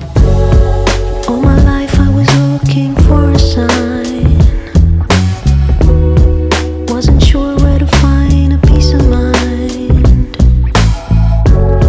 Sometimes you can see things when it ain't time. Well, for you I'll be cool. Yeah, most measurable development in the country hasn't gotten better, just GDP. It's like shifting numbers around on a spreadsheet. That's fucking crazy. A lot of major technological advancements are locked behind companies now, or just a few fucking IP. Actually, I asked someone before about IP. Yeah, Han, what do you think about IP? It's funny what you stay silent on, unless I missed your response to that. I think you said blackmail should be legal. What about IP? Let's release all intellectual property. That'll make the free market a better place, I reckon. This is why degrowth communism has been very interesting. I'd have to do that in the podcast then. 4AS. Infrastructure, education, access to basic goods and services, medicine. It's like pretty like at stasis, right? Not exactly on par with GDP rise. Interesting. A palliative guide to capitalism. Very doomerish subtitle there. Putting it all aside.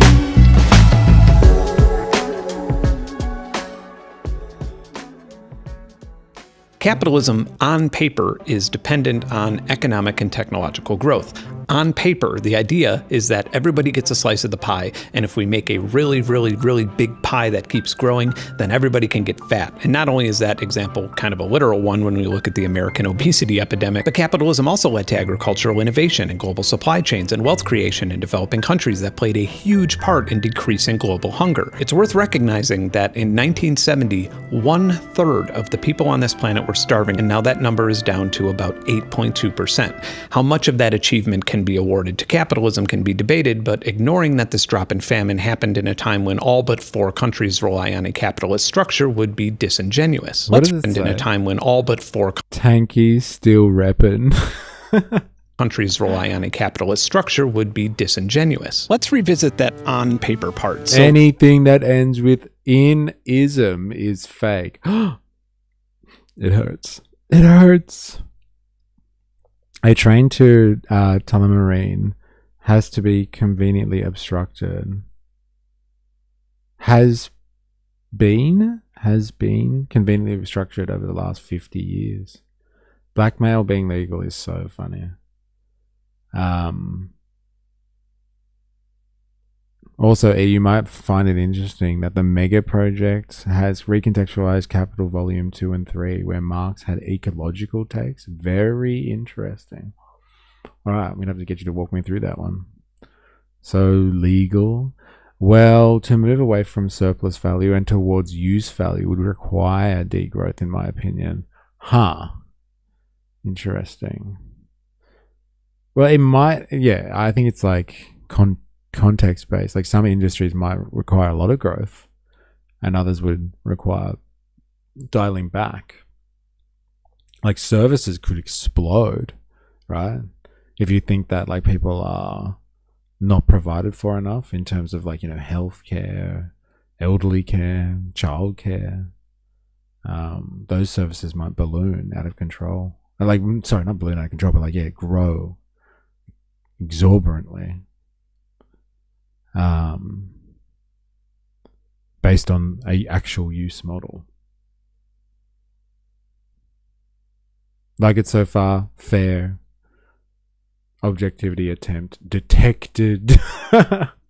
like, even if we limit our examples to Coca-Cola, who I seem to frequently use for economic examples for some reason, capitalism leads to a lot of evil shit. In 1954, Coca-Cola financially and politically supported a CIA-backed military coup of Guatemala. Then, in the early 2000s, Coca-Cola was suspected to have hired right-wing paramilitary death squads to assassinate union leaders. Coca-Cola is the #1 top plastic polluter in the world, despite their constant marketing of their sustainability goals. They've caused water shortages in Latin America and India by depleting local aquifers. They have bottling partners that have been repeatedly accused of human rights violations and suppressing union organization. They have Israeli franchises that have sourced their resources from occupied Palestinian territories, which is considered illegal under international law. Is the existence of capitalism the problem here? Most progressive people would answer that question with a resounding yes. I think it's debatable. I would argue that most of these things that Coke did violate the rules written by capitalist governments, and the problem is greed, which is a byproduct of jealousy. Since capitalism is frequently No, he said the thing. That was for you, Spandong. It's all because of greed. That's the world's problems. It's because people are greedy. Hey? I don't know how we ever got to this point in human history with all the greed around everywhere. Hey? It's such an obstruction to human development. How the fuck do we get here? It's a goddamn miracle. It's greed. It's greed. It's the problem. Oh, I smell Voltator being on a podcast episode. Bro, get your hands on Slow Down by Koei Sato and let me know what you think. Coke started Christmas as we know it. They branded Christmas. And they did well at it. I was going to bring up the resource sourcing, but they beat me to it. Good old Coca-Cola. Coke at Christmas? The good old white Christmas. I mean, before capitalism, feudalism wasn't exactly adverse to greed. Or tribalism before that. No, but it's like, imagine, I'm just saying, it's a miracle that we got here, right? That we even developed past tribalism, considering that everyone's so fucking greedy. The systems aren't immune to it, unfortunately. Associated with hoarding more resources than your neighbors, we tend to associate capitalism with being a douchebag, and that's totally fair. So much so that we even get popular memes and fake Karl Marx quotes like, "There is no ethical consumption under capitalism," which is a completely sane and reasonable thing to shout at lemonade stands and farmers markets. The reason I'm discussing this to begin with is to highlight what American capitalism means on paper, and how apparently nobody has seen that. Absolute miracle. Greed is easily solved with 60 months interest free. Dude, that's so good. I think that's got to be fucking quote of the day. Oh man. Anyone want to take the bait on the there's no ethical consumption under capitalism? I think this is your area, Voltato. We spoke about Kmart yesterday, and you were like, "Oh, I can't believe you go to Kmart." Well, that's slave labor. Hey, anyone want to take up the there's no ethical consumption under capitalism line? Is there? Is there? Ask yourself the question. Paper in decades. One thing that I regret not covering enough in my last video was what happened between the Great Depression and the 2000s. Let's go back to 1933, and I think we need a whole tone scale for this. Hey, I'm in 1933. Shit sucked. Nobody has any money. I've been eating shit like dandelions and potato soup and a bunch of poorly thought out ways to eat hot dogs. All this happened because a bunch of people got really greedy and borrowed more money than they could ever pay back and invested it in wheat. What is the deal with that? Franklin D. Roosevelt's administration was both aware of capitalism's potential to increase the American quality of life, but also its potential to cannibalize itself. And it is truly remarkable to me that nearly 100 years ago, they saw the exact same mechanism that's playing out today. And this was at a time when some of your baseball watching and apple pie eating Americans were still on the fence about communism, and they had solid representation via the CPUSA. A lot of American citizens believed that the Soviet Union was a rising egalitarian society that was immune to the Western economic crisis that they were experiencing. The New Deal took this into serious consideration and ultimately wasn't about social services or directly addressing wealth inequality like the Soviet Union, but instead about sticking to the whole freedom thing and redefining capitalism in a way that would allow Americans to organically solve these problems using their own capitalist motivations. All of this kicked off with the Glass-Steagall Act of 1933. No longer would a commercial bank that provided consumer and business loans be allowed to deal with, underwrite, or invest in private securities, and investment banks would no longer be able to take consumer deposits. So to give you an example, JP Morgan was forced to start a separate business for all the risky stuff, and that eventually became Morgan Stanley. This act also created the Federal Deposit Insurance Corporation, or someone think of the white mailman.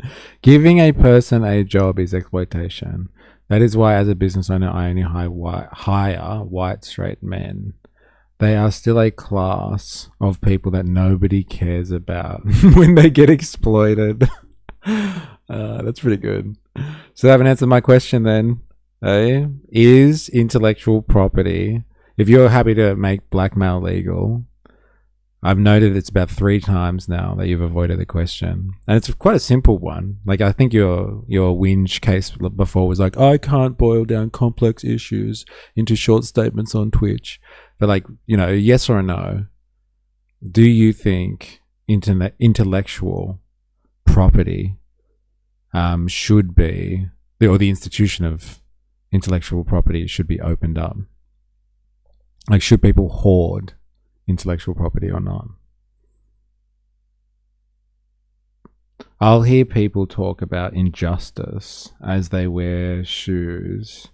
I'll hear people talk about injustice as they wear shoes made by a 12-year-old Chinese girl making $2.40 a day.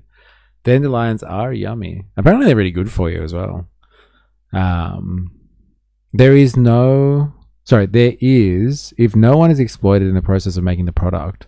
But like all things, it's a scale. Less violence is better than not caring how much violence we support with our wallets. But like, what about ethical consumption? Not about exploitation, but like ethical consumption, like in the sense that it's making plastics, and plastics destroy the environment. Even if it was made with no exploitation, but it was made with questionable materials that destroy the environment or something. Isn't that an ethics problem as well? Just like rabbits in the drought span. The achievement notification is having a Pavlovian effect on me. Yeah, the noise. It's crazy. Yeah, I say dumbest, but it is just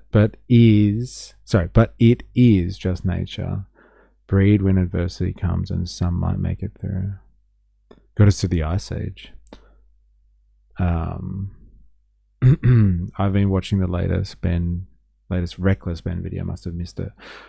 IPs generally have an expiration date like Mickey Mouse, but a company logo is an IP should be protected. Your question is very broad. Well, there's a lot of technology and like developments that would help progress the human race, held behind patent law. I was just wondering. I know it's a broad form of IP, but like with comedy, it's either all on the table to being joked about or not. I don't believe that intellectual property as an institution, as a concept even, should exist. If you can, like, that's the free market. If I make a Big Mac and somebody can make my Big Mac better and sell it to people, that's the market. The market should decide. Like, IP is an extension of government regulation. You should be offended by it because that's just government overreach, government protecting, using fancy laws and regulations to protect private interests, which stifles the market. Exploiting the planet? Yes. Okay, so there is, like, ethical goes beyond exploitation of humans, I guess. Yeah. Ethical is in least amount of exploitation and sustainability. We don't have to worry about the ice wall. We can't get to it. Environment has to play into ethics. Surely.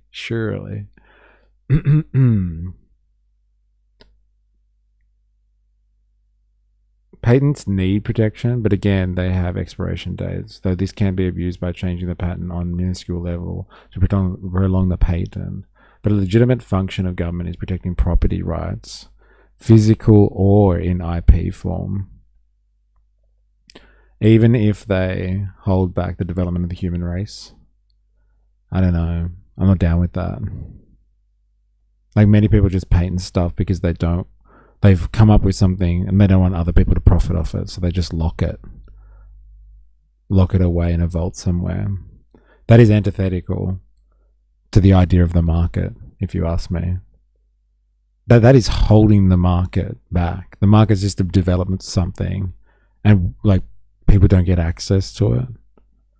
That's crazy. That's a way to kill your beloved market system right there. And it is killing the beloved market system, I would say. I don't think ideas should be held with the same gravitas as physical property, to be honest. I'm not even sure that was the intent either of life, liberty, and property. Not at all. I debate with myself constantly over the validity of copyright law. Actually. Good question. There isn't an incentive to develop things if you don't get paid. No, but like, the market system is like, it's like competition. The market system is founded on competition. So if you make something and somebody else can replicate it, you just got to make it better. You got to provide a better service, like, do it with a smile next time, provide a better product. That is the market system in essence. And like, intellectual property exclusively works against that by saying, like, this, I've had an awesome idea. You can't have access to it. Like, there's so much technology around us that wouldn't work if everything was held behind IP. IP is directly a violation of the progress of the market system. Patent protection is needed, otherwise, why spend resources on R&D? We get genetic drugs after patents expired. And like, why do we have to wait for the patents to expire? Like, this is slowing down the market system. We give companies time to make profit before they experience competition. Why? Why the hell would you do that? That's just government regulation.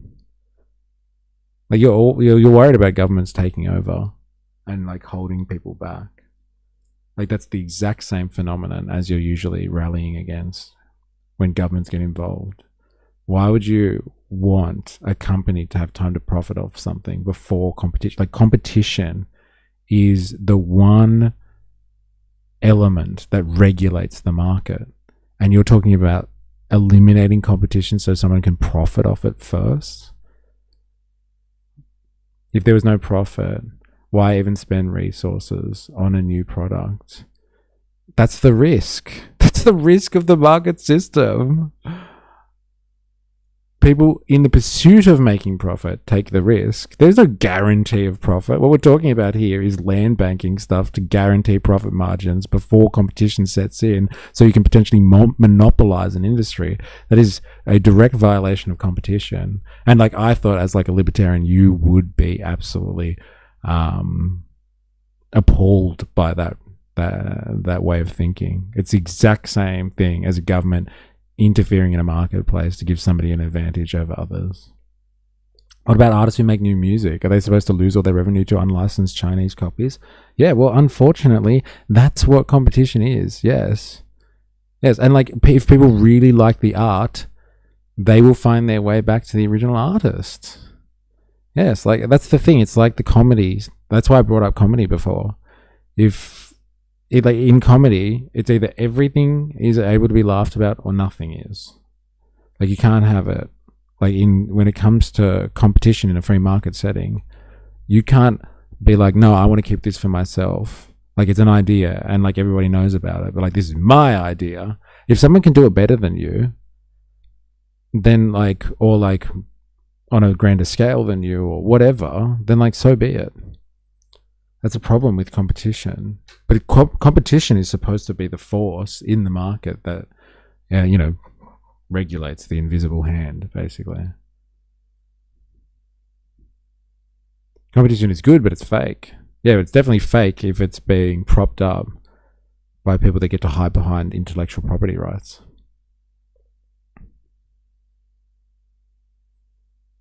Wouldn't having open IP,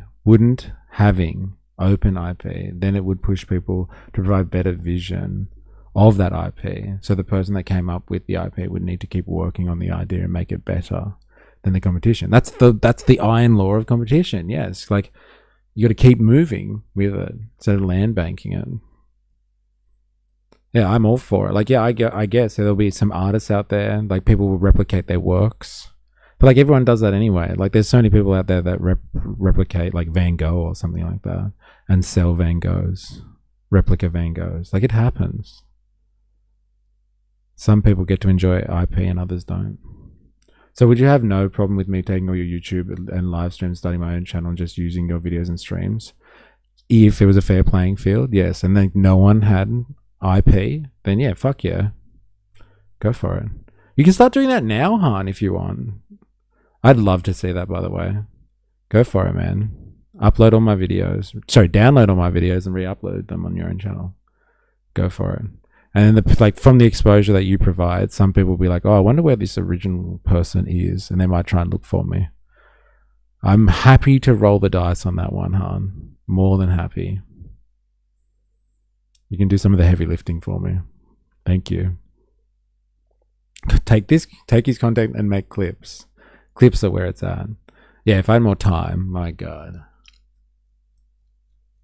But yeah, I'm happy for that, Han. If you wanted to start re-uploading my content and spreading it to more views, more eyes, I'm happy for you to do some heavy lifting there, man. I do that for another streamer. It definitely helps. There you go. It helps.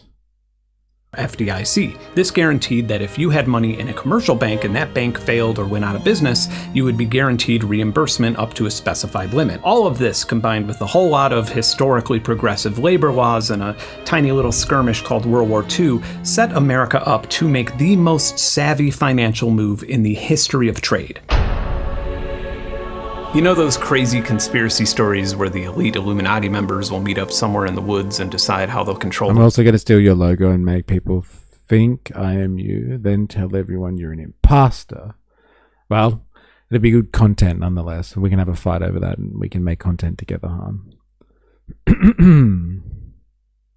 World that actually kind of happened. And to some degree, the economic fate of you and your family was decided in that meeting. Towards the end of the Second World War in July of 1944, delegates from 44 Allied nations met in Bretton Woods, New Hampshire, with the goal of designing and negotiating a post-war financial system. At the time, pretty much the entire world was economically devastated, but due to our size and geographic isolation, American soil was mostly untouched by the war. We also held between 70 and 80% of the world's gold reserves and were easily the largest manufacturing economy on the planet. The Bretton Woods Compromise offered a way that countries could facilitate international trade with a trusted currency without having to lug literal bars of gold everywhere. The United States pegged the US dollar strictly to gold at a fixed rate of $35 per ounce, and it was guaranteed that any foreign bank could turn in $35 and receive a physical ounce of gold from Fort Knox. Then every other nation in this agreement pegged their individual currency to the US dollar, which was then used exclusively for trading commodities such as oil with one another. Normally, if a country spends more money than it takes in, their currency and spending power would devalue, which would cause domestic inflation. But now, the world would need to use US dollars to conduct any form of trade, and over time, the US started printing more and more dollars to import commodities like consumer goods and oil from other nations without having to worry about the US dollar losing value. Another advantageous side effect of this was a unique type of stagnation. While watching America go on a shopping spree, other nations realized that their US dollars would lose value just sitting in a vault somewhere, so their safest option at the time was to buy US. Just do a quick 30-second upload each day, Mr. 8, promoting your lives. You will help the algo heaps, maybe. Yeah, look. It's not a bad call, man. It's not a bad call. Just finished question time. Libs got owned. All is right in the world. Very good. Welcome back. I'm glad you enjoyed it.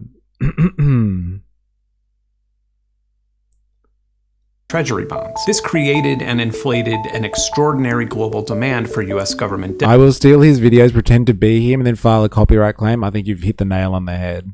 For someone who is so worried about government overreach, you know as well as I do, IP is just used by people to control the market in their favor. Just like the evil government that you talk about all the time, practicing overreach. That's all that copyright is. The ability for bigger fish to fuck over competition. That's why I thought you would actually be against it if you were a true libertarian, huh? But you're just you're an imposter yourself, aren't you? Very interesting. Allowing us to borrow money for absurdly low interest rates to fund our infrastructure and become the most powerful military in the history of the world. By the late 1960s, the world started losing confidence in this system. Economists like Milton Friedman and Robert Triffin saw this as a flawed and dangerous economic rule set. One of the US gold standard's sharpest critics was French President Charles de Gaulle, who frequently publicly condemned the monetary system, calling it an exorbitant privilege. And de Gaulle called the US out on their bluff and demanded to trade massive amounts of US dollars for American gold. Between 1963 and 1966, 24 secret boat trips supervised by the French Navy and several flights crossed the Atlantic Ocean, carrying back a total of 3,313 tons of gold from America. This would be worth nearly $500 billion today. After printing and spending incredibly reckless amounts of money on the Vietnam War, the American government knew that the jig was up. The wild conspiracy theory that the American dollar wasn't actually in parity with American gold was now a frequent public discussion by international leaders. Nobody knows how far out of parity gold and US dollar was, but it wouldn't exactly be a stretch of the imagination to think that if England or Japan or any other large nation decided to cash in their currency like France did, there'd be no more gold left to give them. So instead, on August 15th, 1971, President Nixon addressed the nation and told Americans that they were, in fact, the victims of the Bretton Woods Agreement. The speculators have been waging an all-out war on the American dollar. I have directed the Secretary of the Treasury to take the action necessary to defend the dollar against the speculators. He ambiguously villainized and referred to West Germany and Japan as international speculators and accused them of creating economic crises to rob money from Americans. He drew vague parallels between himself and Franklin D. Roosevelt, and he announced a new deal of his own. I don't have your gold. It's in Bill's house, Fred's house. Don't you see? So good. In order to protect Americans from these international speculators, the US dollar, the currency in which world trade almost exclusively took place, would no longer be backed by gold or anything tangible. If you are among the overwhelming majority of Americans, your dollar will be worth just as much tomorrow as it is today. Over the next few years, the inflation rate of the US dollar doubled, and the US and most of the Western world entered into a severe recession. OPEC, or the Organization of Petroleum Exporting Countries, tried to price oil against gold to create international economic stability, but this led to even less stability. This made previous oil production complications much worse, and oil prices quadrupled from $3 per barrel to $12 per barrel overnight, and by the end of the decade, crude oil prices skyrocketed by roughly 1,000%. As a result, gas stations could no longer afford to resupply their storage tanks, and in many places, Americans would spend entire days waiting to fill up their vehicles. In the North, many people reverted to heating their homes with wood-burning stoves, and in an effort to save fuel, Nixon ordered that the maximum speed limit be set to 55 miles per hour nationwide. Whoa. This led to truckers going on strike, That's and they started crazy. 55? Talk about fucking government overreach. Nixon. coordinating via citizen-band radios, inventing their own slang and terms to confuse law enforcement. Many of those who were on strike spent their time slashing tires, shooting trucks, and dropping cinder blocks from bridges on non-participating truck drivers. More than a few people were killed over these disputes, and the entire country suffered enormous supply chain disruptions. And then Nixon had another one of his brilliant ideas. In 1973, he signed a bill extending daylight savings time to last the entire year. As violent crime rates rose to the highest point in recorded American history, and children walked to school in total darkness because there was not enough fuel for their school bus, Americans rightfully started wondering if the people in charge had no fucking idea what they were doing. But it would turn out that some people, like Treasury Secretary William Simon, did know what they were doing. He would take top-secret trips to Saudi Arabia to negotiate another deal that would give the American economy the asymmetrical leverage it needed to become whole again. In 1974, the US and Saudi Arabia quietly forged an alliance. It was not announced to the public or foreign leaders, but was conducted as a highly calculated and secretive economic handshake. The Saudi kingdom, who was by far the top oil producer in the world, agreed to price and sell every drop of its crude oil exports exclusively in US dollars. And because the entire world needed oil to industrialize, every nation on Earth was suddenly forced to build up massive reserves of US dollars just to continue operating. But it gets far more calculated than that. The United States now had by far the most powerful military in the world, as it was subsidized by previously printing money in excess of their own previous gold standard. And the US agreed to give the Saudi monarchy an ironclad security guarantee. The US would provide cutting-edge military hardware, training, and an implicit promise that the American military would intervene and protect the Saudi royal family and their oil fields from any threat. And in return... And we just saw that system die. We just saw that system die. It's just the end of the petrodollar system. So you have the gold standard, the petrodollar system, and now the Saudis have been fucking attacked by Iran. There goes the promise. And everyone's turning to look for new friends in the region. America failed to live up to its obligations? Surely not. Surely not. The Saudis agreed to recycle their excess oil profits directly back into the US economy by purchasing billions upon billions of dollars in US Treasury bonds. And in this same decade, between 1970 and 1980, Saudi Arabia's GDP went from $4 billion. Gotta jump, remember, it's all fake. Moro, PS 60 months interest free rates going up soon. Get in quick. Very good. Thanks for hanging out, man. Catch you around. To $164 billion. That's like earning $15 an hour at McDonald's, and within the world might go privately owned stable coins for currency. Yeah, stable coins, backed cryptos, state-backed cryptos, because that's how you back a currency, right? That's too volatile. Yes, imagine if that's the way of the world in the surveillance capitalist era. We go from gold-backed standard to petrodollar to cryptocurrency world. Interesting. All supported still by the American taxpayer. What a world that would be. Interesting. I like your take there, Mr. Abbott. Well, wasn't Trump trying to do that or start that? Yeah, like, and it's not over. It's definitely not over. Invest in dollary dues. They better be crypto dollary dues, or no one's fucking investing in them. Earning $615 an hour at McDonald's. The GDP per capita in Saudi Arabia, Qatar, and the UAE eclipsed the earnings of even the wealthy class of people in America and No, Europe. it's like, what's that central digital banking currency we're talking about? CBDC, bank-owned BlackRock style. Another way to avoid taxes, because tax is theft. Mr. Prime Minister. Mr. Prime Minister. If you've ever watched footage showcasing insane tacky levels of wealth in Dubai, now you know where that wealth originated. But for the context of this video, this creation of what is now called the petrodollar put America back on their chariot of asymmetrical leverage, while the rest of the world would have to, cut down forests and mine materials and make shit to sell. If you're on the side of bringing manufacturing back to the U.S., this may be the most important argument I'll ever have to give you. The aforementioned insane amounts of privilege from the gold standard and petrodollar allowed America to outsource most of the things that we don't feel like doing. Mining, drilling, refining, working long hours in a factory. Instead of pilfering our natural resources and letting it degrade our citizens' quality of life, we instead adjusted our ties and thought of ideas and intellectual property that other countries could make for us to consume. Like, try and conceptualize this. I live on land that has a whole lot of iron and pyrite on it, and then we have a small river with virtually unlimited water just down there.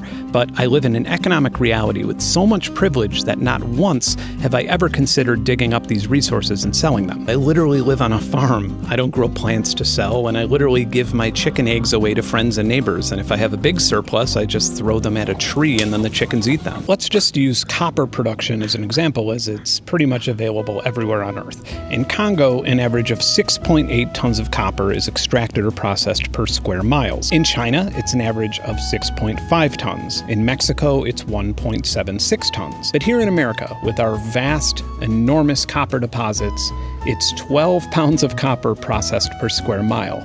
Instead, we import the majority of the copper we use from other places so we can keep our land looking pretty and our air smelling clean. So when I hear billionaires... I'm too high for the egg zoom in to not have sent me cackling.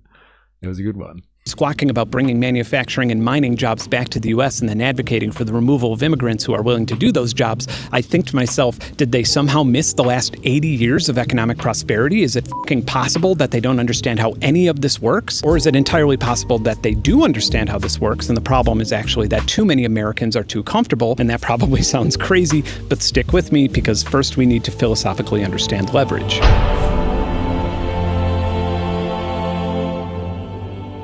Leverage is a term frequently used by economists, although maybe not frequently enough. Studying leverage on an investment is about as fun as writing down thousands of metrics and using logistic regression to predict a fight instead of just betting against Jake Paul and then watching him get knocked unconscious and you winning $100 in the process. So you decide to rent a home in a small town where every house costs exactly $100,000, and you're saving up to buy one.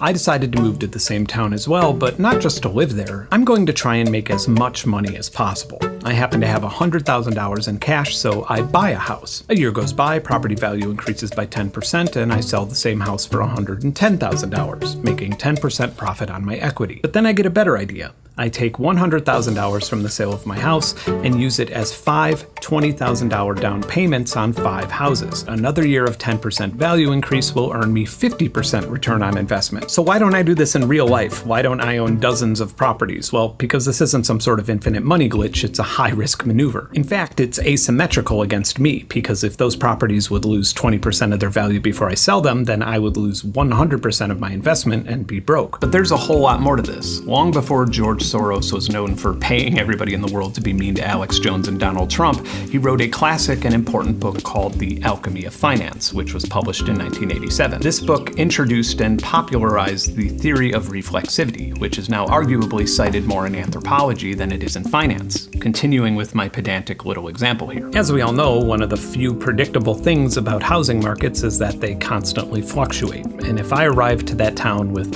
millions or billions of dollars in capital to absorb the housing market losing value, I'd be able to tip the scales in a way where I'm not as exposed. The whole problem of housing as an investment market in a nutshell. Thanks, dude. I'm digging this guy. He's got an interesting vibe, that's for sure. exposed to the asymmetrical risk. If I buy enough of these houses in this little town, I'm actually not only contributing to the increase in the appraised property value, but I'm able to maneuver the local economy to my benefit. I could perform a little magic trick called the dividend recap. I could create a shadow company and then sell the houses to myself far below their actual value. Then, when this causes comparable houses to be appraised at a lower value, I can buy them and rent them at higher prices until I create a housing shortage, which will then inflate the value for when I decide to sell them. By the way, none of this is hypothetical. This is exactly what Blackstone did via Invitation Homes after the 2008 financial crisis. And Blackstone, for example, is now the largest owner of individual houses in the United States. And then we're renting them to people as opposed to selling them. It's a good business for us. It's a new thing, but it's also good for America. And it's good to be able to provide housing for those people Good for who need America. it. In fact, has that dog got a knife? God damn. That's not a knife. This is a knife. Damn, watch out. Shit.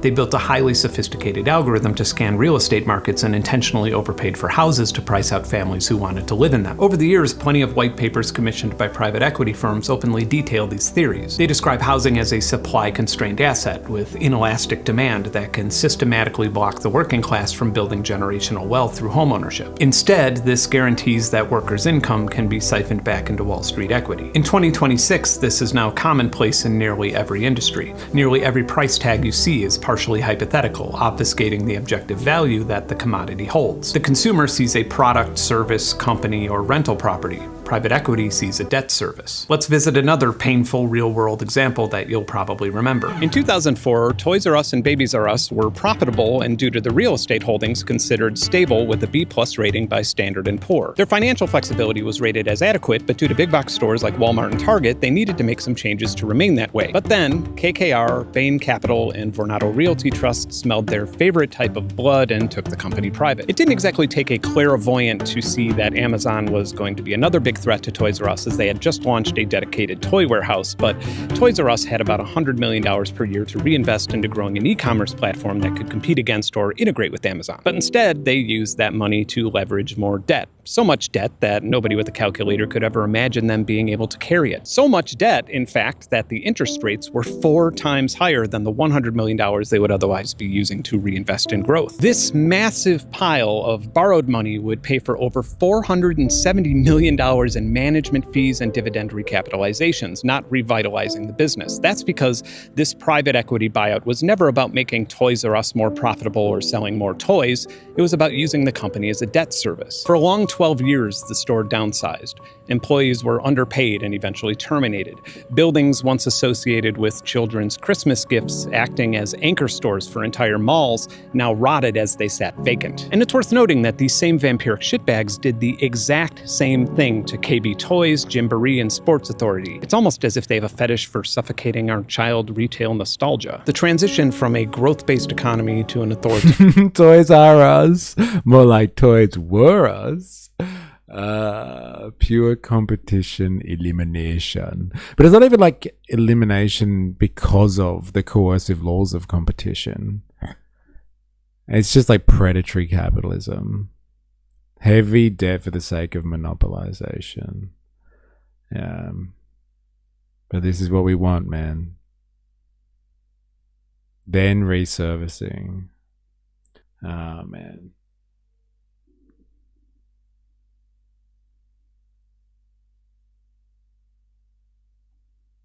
Carrion one is difficult when your life is part of it, but this clears up when you zoom out over a period of years to examine the business models. It's a play that's not dissimilar to private equity's manipulation of the housing market, but instead of robbing your family of an opportunity to build generational wealth, it robs you of the opportunity to consume information freely. And of course, an incredible example of this would be AI, but I need to make an important disclaimer here. I'm not really big on anti-AI rants. AI is a broad term covering technology that has, for example, legitimately transformed transformed medicine and healthcare research. It's also transformed how effectively insurance companies can deny claims for people who need life-saving treatment. And in a way, I'm not even talking about AI, but about the mechanism in which it's being used to exploit multiple industries and the world economy itself. Last September, NVIDIA announced a $100 billion investment into OpenAI, which is a little weird as OpenAI, from their own optimistic projections, is on track to burn more cash than any company in history. But this starts to make a little more sense when you take into consideration that NVIDIA has monopolized the expensive hardware used in data centers, as OpenAI would be spending a whole lot of that investment buying NVIDIA GPUs. OpenAI spent investment on securing exclusive purchase agreements with top memory component suppliers like Samsung, cornering as much as 40% of global DRAM production capacity, which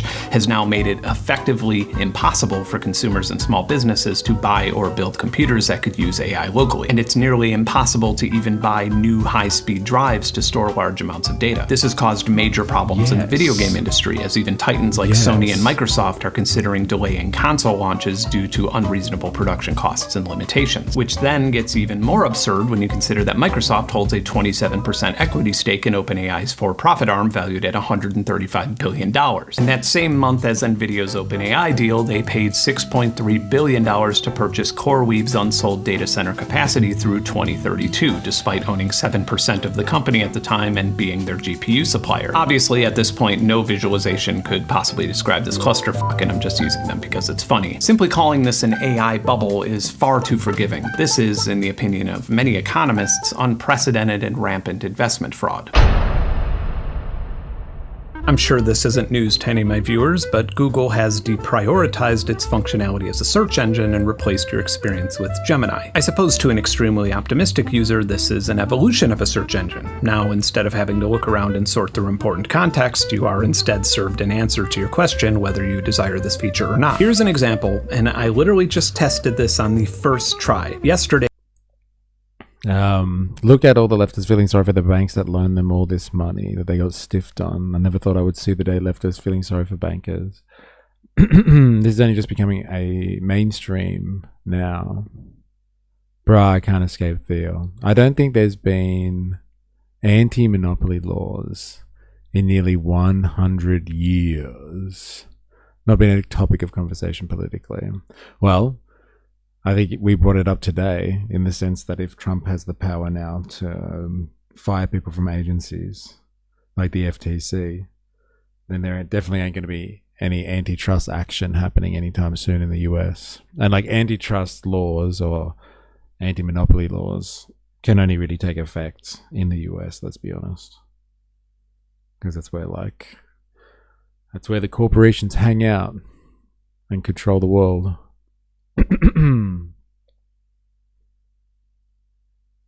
The Verge published a short interview with me where I was asked, what is your happy place online? So let's just skip the chore of reading an article and ask Google. It turns out that my happy place online is a VR game for MetaQuest called Walkabout Mini Golf, which is weird because I have no idea what the fuck that is. This is because Gemini has confused me with Roger Lynn, the creator of the MPC drum machine. My actual answer to this question was a free music programming language called Strudel, and this information is literally in the metadata of the first link in the actual Google search. There are some differences between my actual life and my Gemini life. Gemini claims that I married some lady named Jackie in 2021. And approximately 7 years ago, I started bleaching my eyebrows platinum blonde to match my hair. Then I switched to shaving after reading about the chemicals in the dye. But I now really like having no eyebrows because it allows my eyes and lips to stand out more. This is all innocent and amusing until it's not. In 2020. Yeah, the antitrust laws in the US being eroded under Trump. Out of all my criticisms of him, that's my biggest, weirdly. Interesting. I guess it is important. It's definitely important to stop them from merging and taking over. But like it's just a natural tendency of capitalism. And so like no one's going to really stand in the way of that. Over time. It might happen for a little bit. Not anymore. It's like the thing we were watching before with the Supreme Court justices. Like when they handed down their verdict, like from 1930s, people thought it was more important to regulate. And so they didn't want the president to come in and fire regulators. And now nobody gives a shit. Over time, over a couple of generations.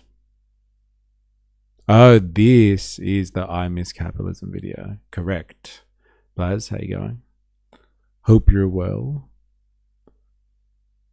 And don't get me wrong, Epstein files were fucked, but at the end of the day, it doesn't directly affect 350 million people in the way that antitrust... Dude, fucking antitrust laws potentially affect the entire planet. That's what I'm saying. Like, it happens in the US and like has trickle-down effects for the entire world. If America has these massive corporations out there, like Disney doesn't just affect Americans' consumer market of 350 million people. Disney affects the entire globe. That's why it sucks that it goes woke. Eh? Stupid Disney. 25, Hassan Piker was viewing one of my videos on a stream, and someone in the chat speculated on my stance on Israel. Stop. You guys are... No. I don't want to believe it. Shut up. You're lying. The following day, I had received a ton of messages expressing disappointment for me having made a video detailing my support for Israel after taking a trip there to interview IDF soldiers. The problem with this is, I've never been to Israel in my life. In fact, decades ago, when on tour in the region, I would intentionally avoid Israel due to the apartheid conditions. And I've repeatedly been both a vocal and financial supporter of Palestinian statehood for the length of my public presence on the internet. But Google's Gemini was, for some reason, mixing me up with the Newsmax reporter who I share virtually nothing in common with, and then prioritizing that absurd level of misinformation over the actual search results. Even after multiple news outlets covered and published Gemini's monumental up in detail, searching Ben Jordan Israel didn't bother identifying that Gemini itself caused this problem and claimed that I had addressed it over a year before it even happened. So right now you're probably thinking, why is this guy not... Did you hear the ACCC is going after Amazon Prime? For what? For what purpose? Interesting. That'd be nice to know what. Yeah, it's fucked. It used to be at least a guardrail we gave a shit about, even if we didn't increase them. But yeah, the media got bought out and now no one cares. Oh no, I mean, I know it's the ACCC, but that's better than nothing. Did you hear Louis Rossmann was being reported as having taken Grad News sponsorships when, as a YouTuber for like 15 years, he has never had a sponsor? Ground News. Another thing to add to the list. Voltaire, did you hear that? They're making people do naughty things for changing conditions on people's subscriptions. Ah, fuck it. There you go. Throw the book at them.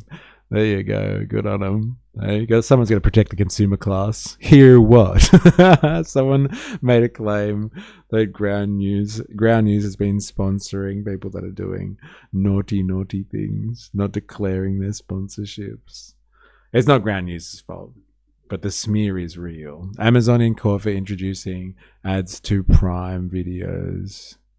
Interesting. ACCC has commenced federal court proceedings against Amazon Commercial Services for allegedly breaching the Australian consumer law by including unfair contractual terms in its Prime subscription contracts and later relying on those terms to introduce advertising to its streaming services.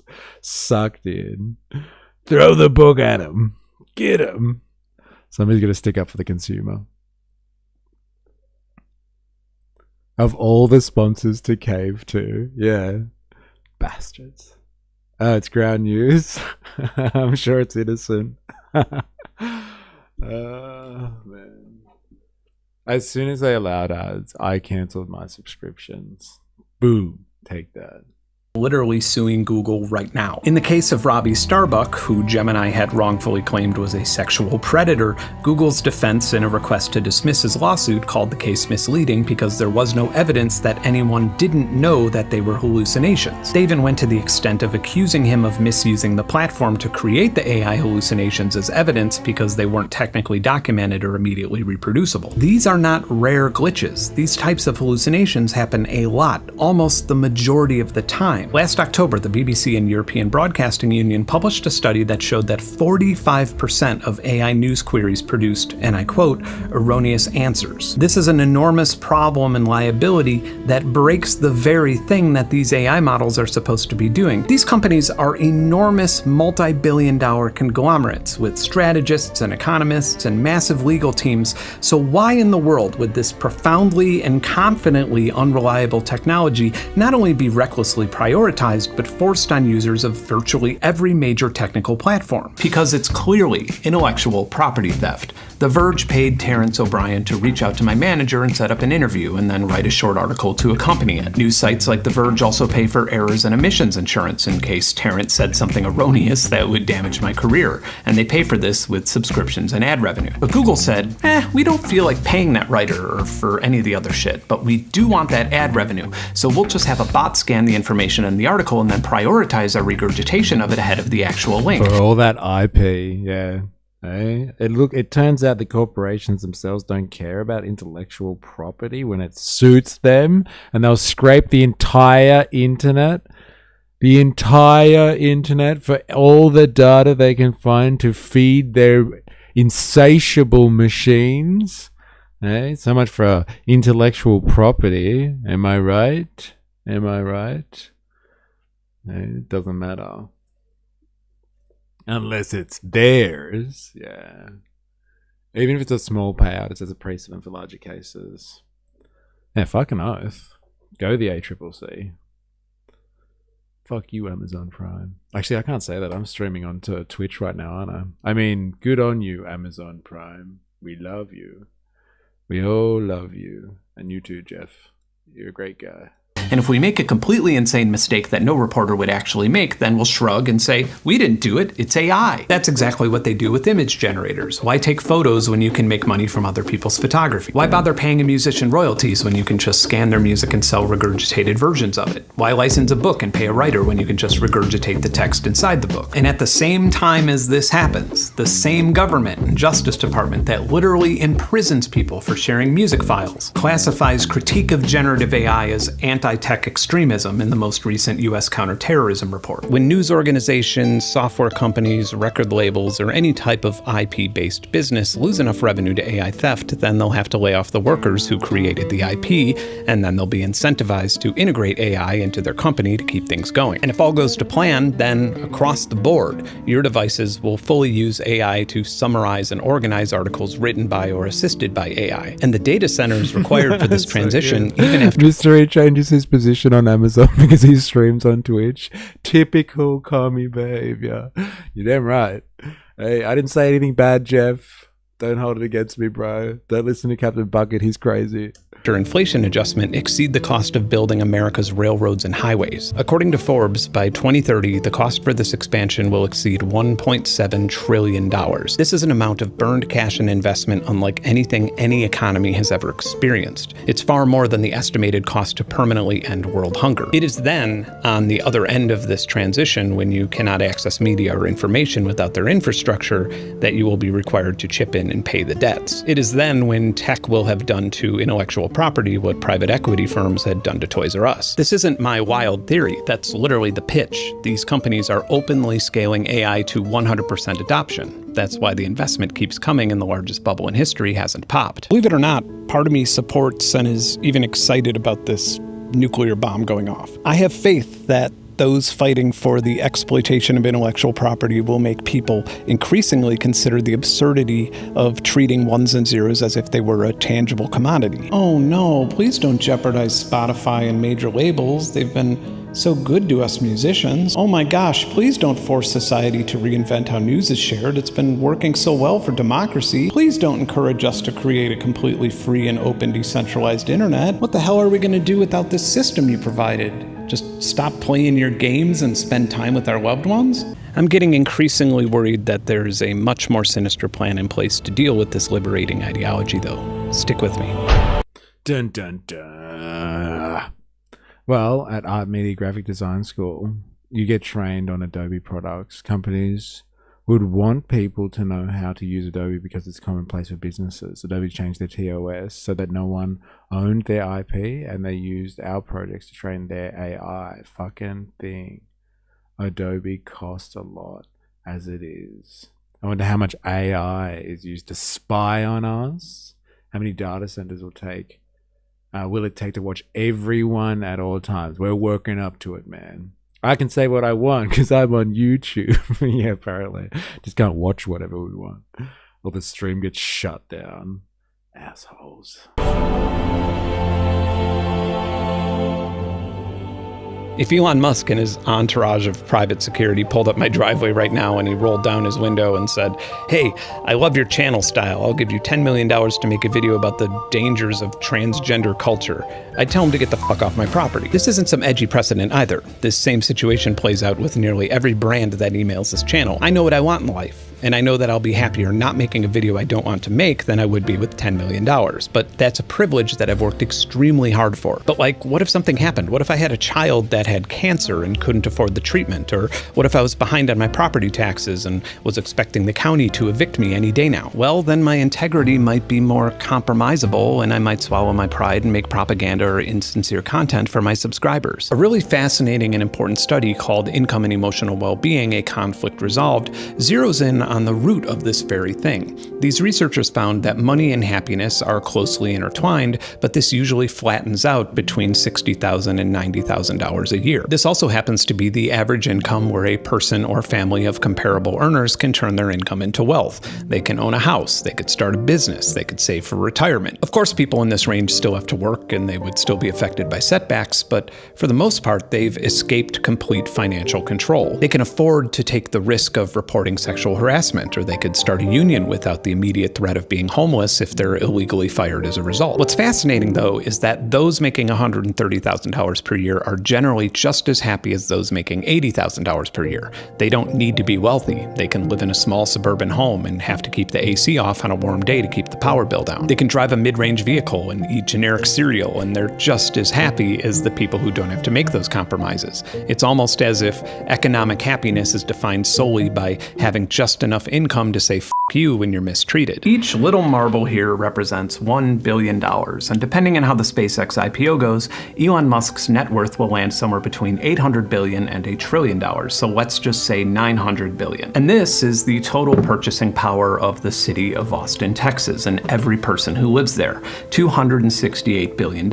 This includes everybody's earnings, investments, business revenue, real estate, and so on. Now, if we were to draw a line representing the point in which Elon Musk's purchasing power dipped below the amount he needed to live a comfortable life, we would quite literally need to use a microscope on a single marble. But if we go by that study that I mentioned earlier versus Austin's GDP per capita, that line for the combined people in Austin is right here. If their purchasing power suddenly dropped below this level, the average family would not be able to accumulate wealth. Their life in Austin, Texas would be spent working from paycheck to paycheck, hoping for some sort of windfall or miracle to get them past the vicious cycle of debt. So this, combined with having enough purchasing power to eclipse a major city you live in, creates a completely different mechanism of wealth. Whether it's a company or an absurdly wealthy individual, when a single actor's purchasing power is comparable to entire communities, it is more valuable to them to remove billions of dollars from here than it is to add billions of dollars to here. All of a sudden, some of the confusing and chaotic things that are happening in the world start to make sense. Capitalism doesn't work without growth. That is in its core definition, whether it's the Industrial Revolution or agrarianism or a crack dealer. Here's a question that I've been screaming for years and have not once seen it asked on any debates or news channels. Why the f*** would so many capitalists support closed borders and contribute to political campaigns that lowered the population? Even if they were evil Mr. Burns-style capitalists, wouldn't they want underpaid Latin Americans mining steel and aluminum and then going home and buying more groceries and prescription drugs without insurance and renting their private equity-owned apartments? I really want to believe that so many conservatives and fake libertarian billionaires are so weirdly racist that it somehow conflicts with and defeats every capitalist principle that defined their entire lives. I want to believe that Trump and Elon and Peter Thiel and Bill Ackman are stupid and the ruling class is somehow exclusively filled with morons who failed upwards over and over and over again. I want to believe it because it awards me a lot of social credit to do so. I want to believe it because it allows me to roll my eyes at the last 2 decades. I want to believe that in 20 years we'll point to this page in our history books as the stupid wild ride that we can't believe actually happened. But I don't actually believe that because it makes way more sense that they're using xenophobia as a scapegoat to create a labor and supply shortage that forces the middle class to pay twice as much for products using these materials. I want to believe that things will go back to normal at some point.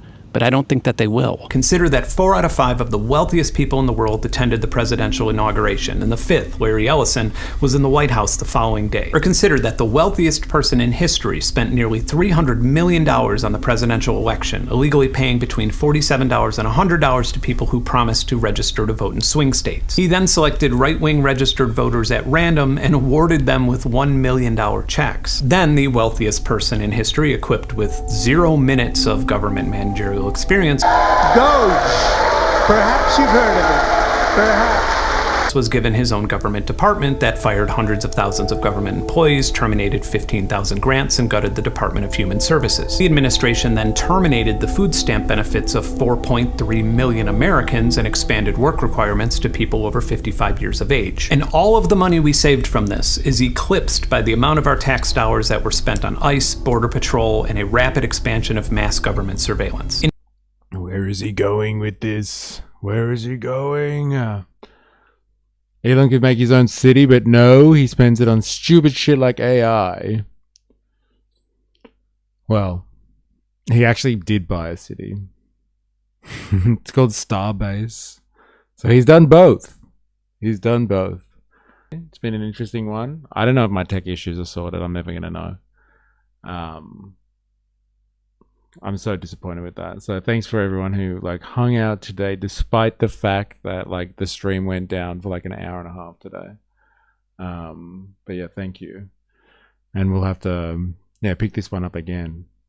I feel like he's coming to a conclusion about capitalism or authoritarian leverage, as he's called it. To find out. A few hiccups, but overall, okay.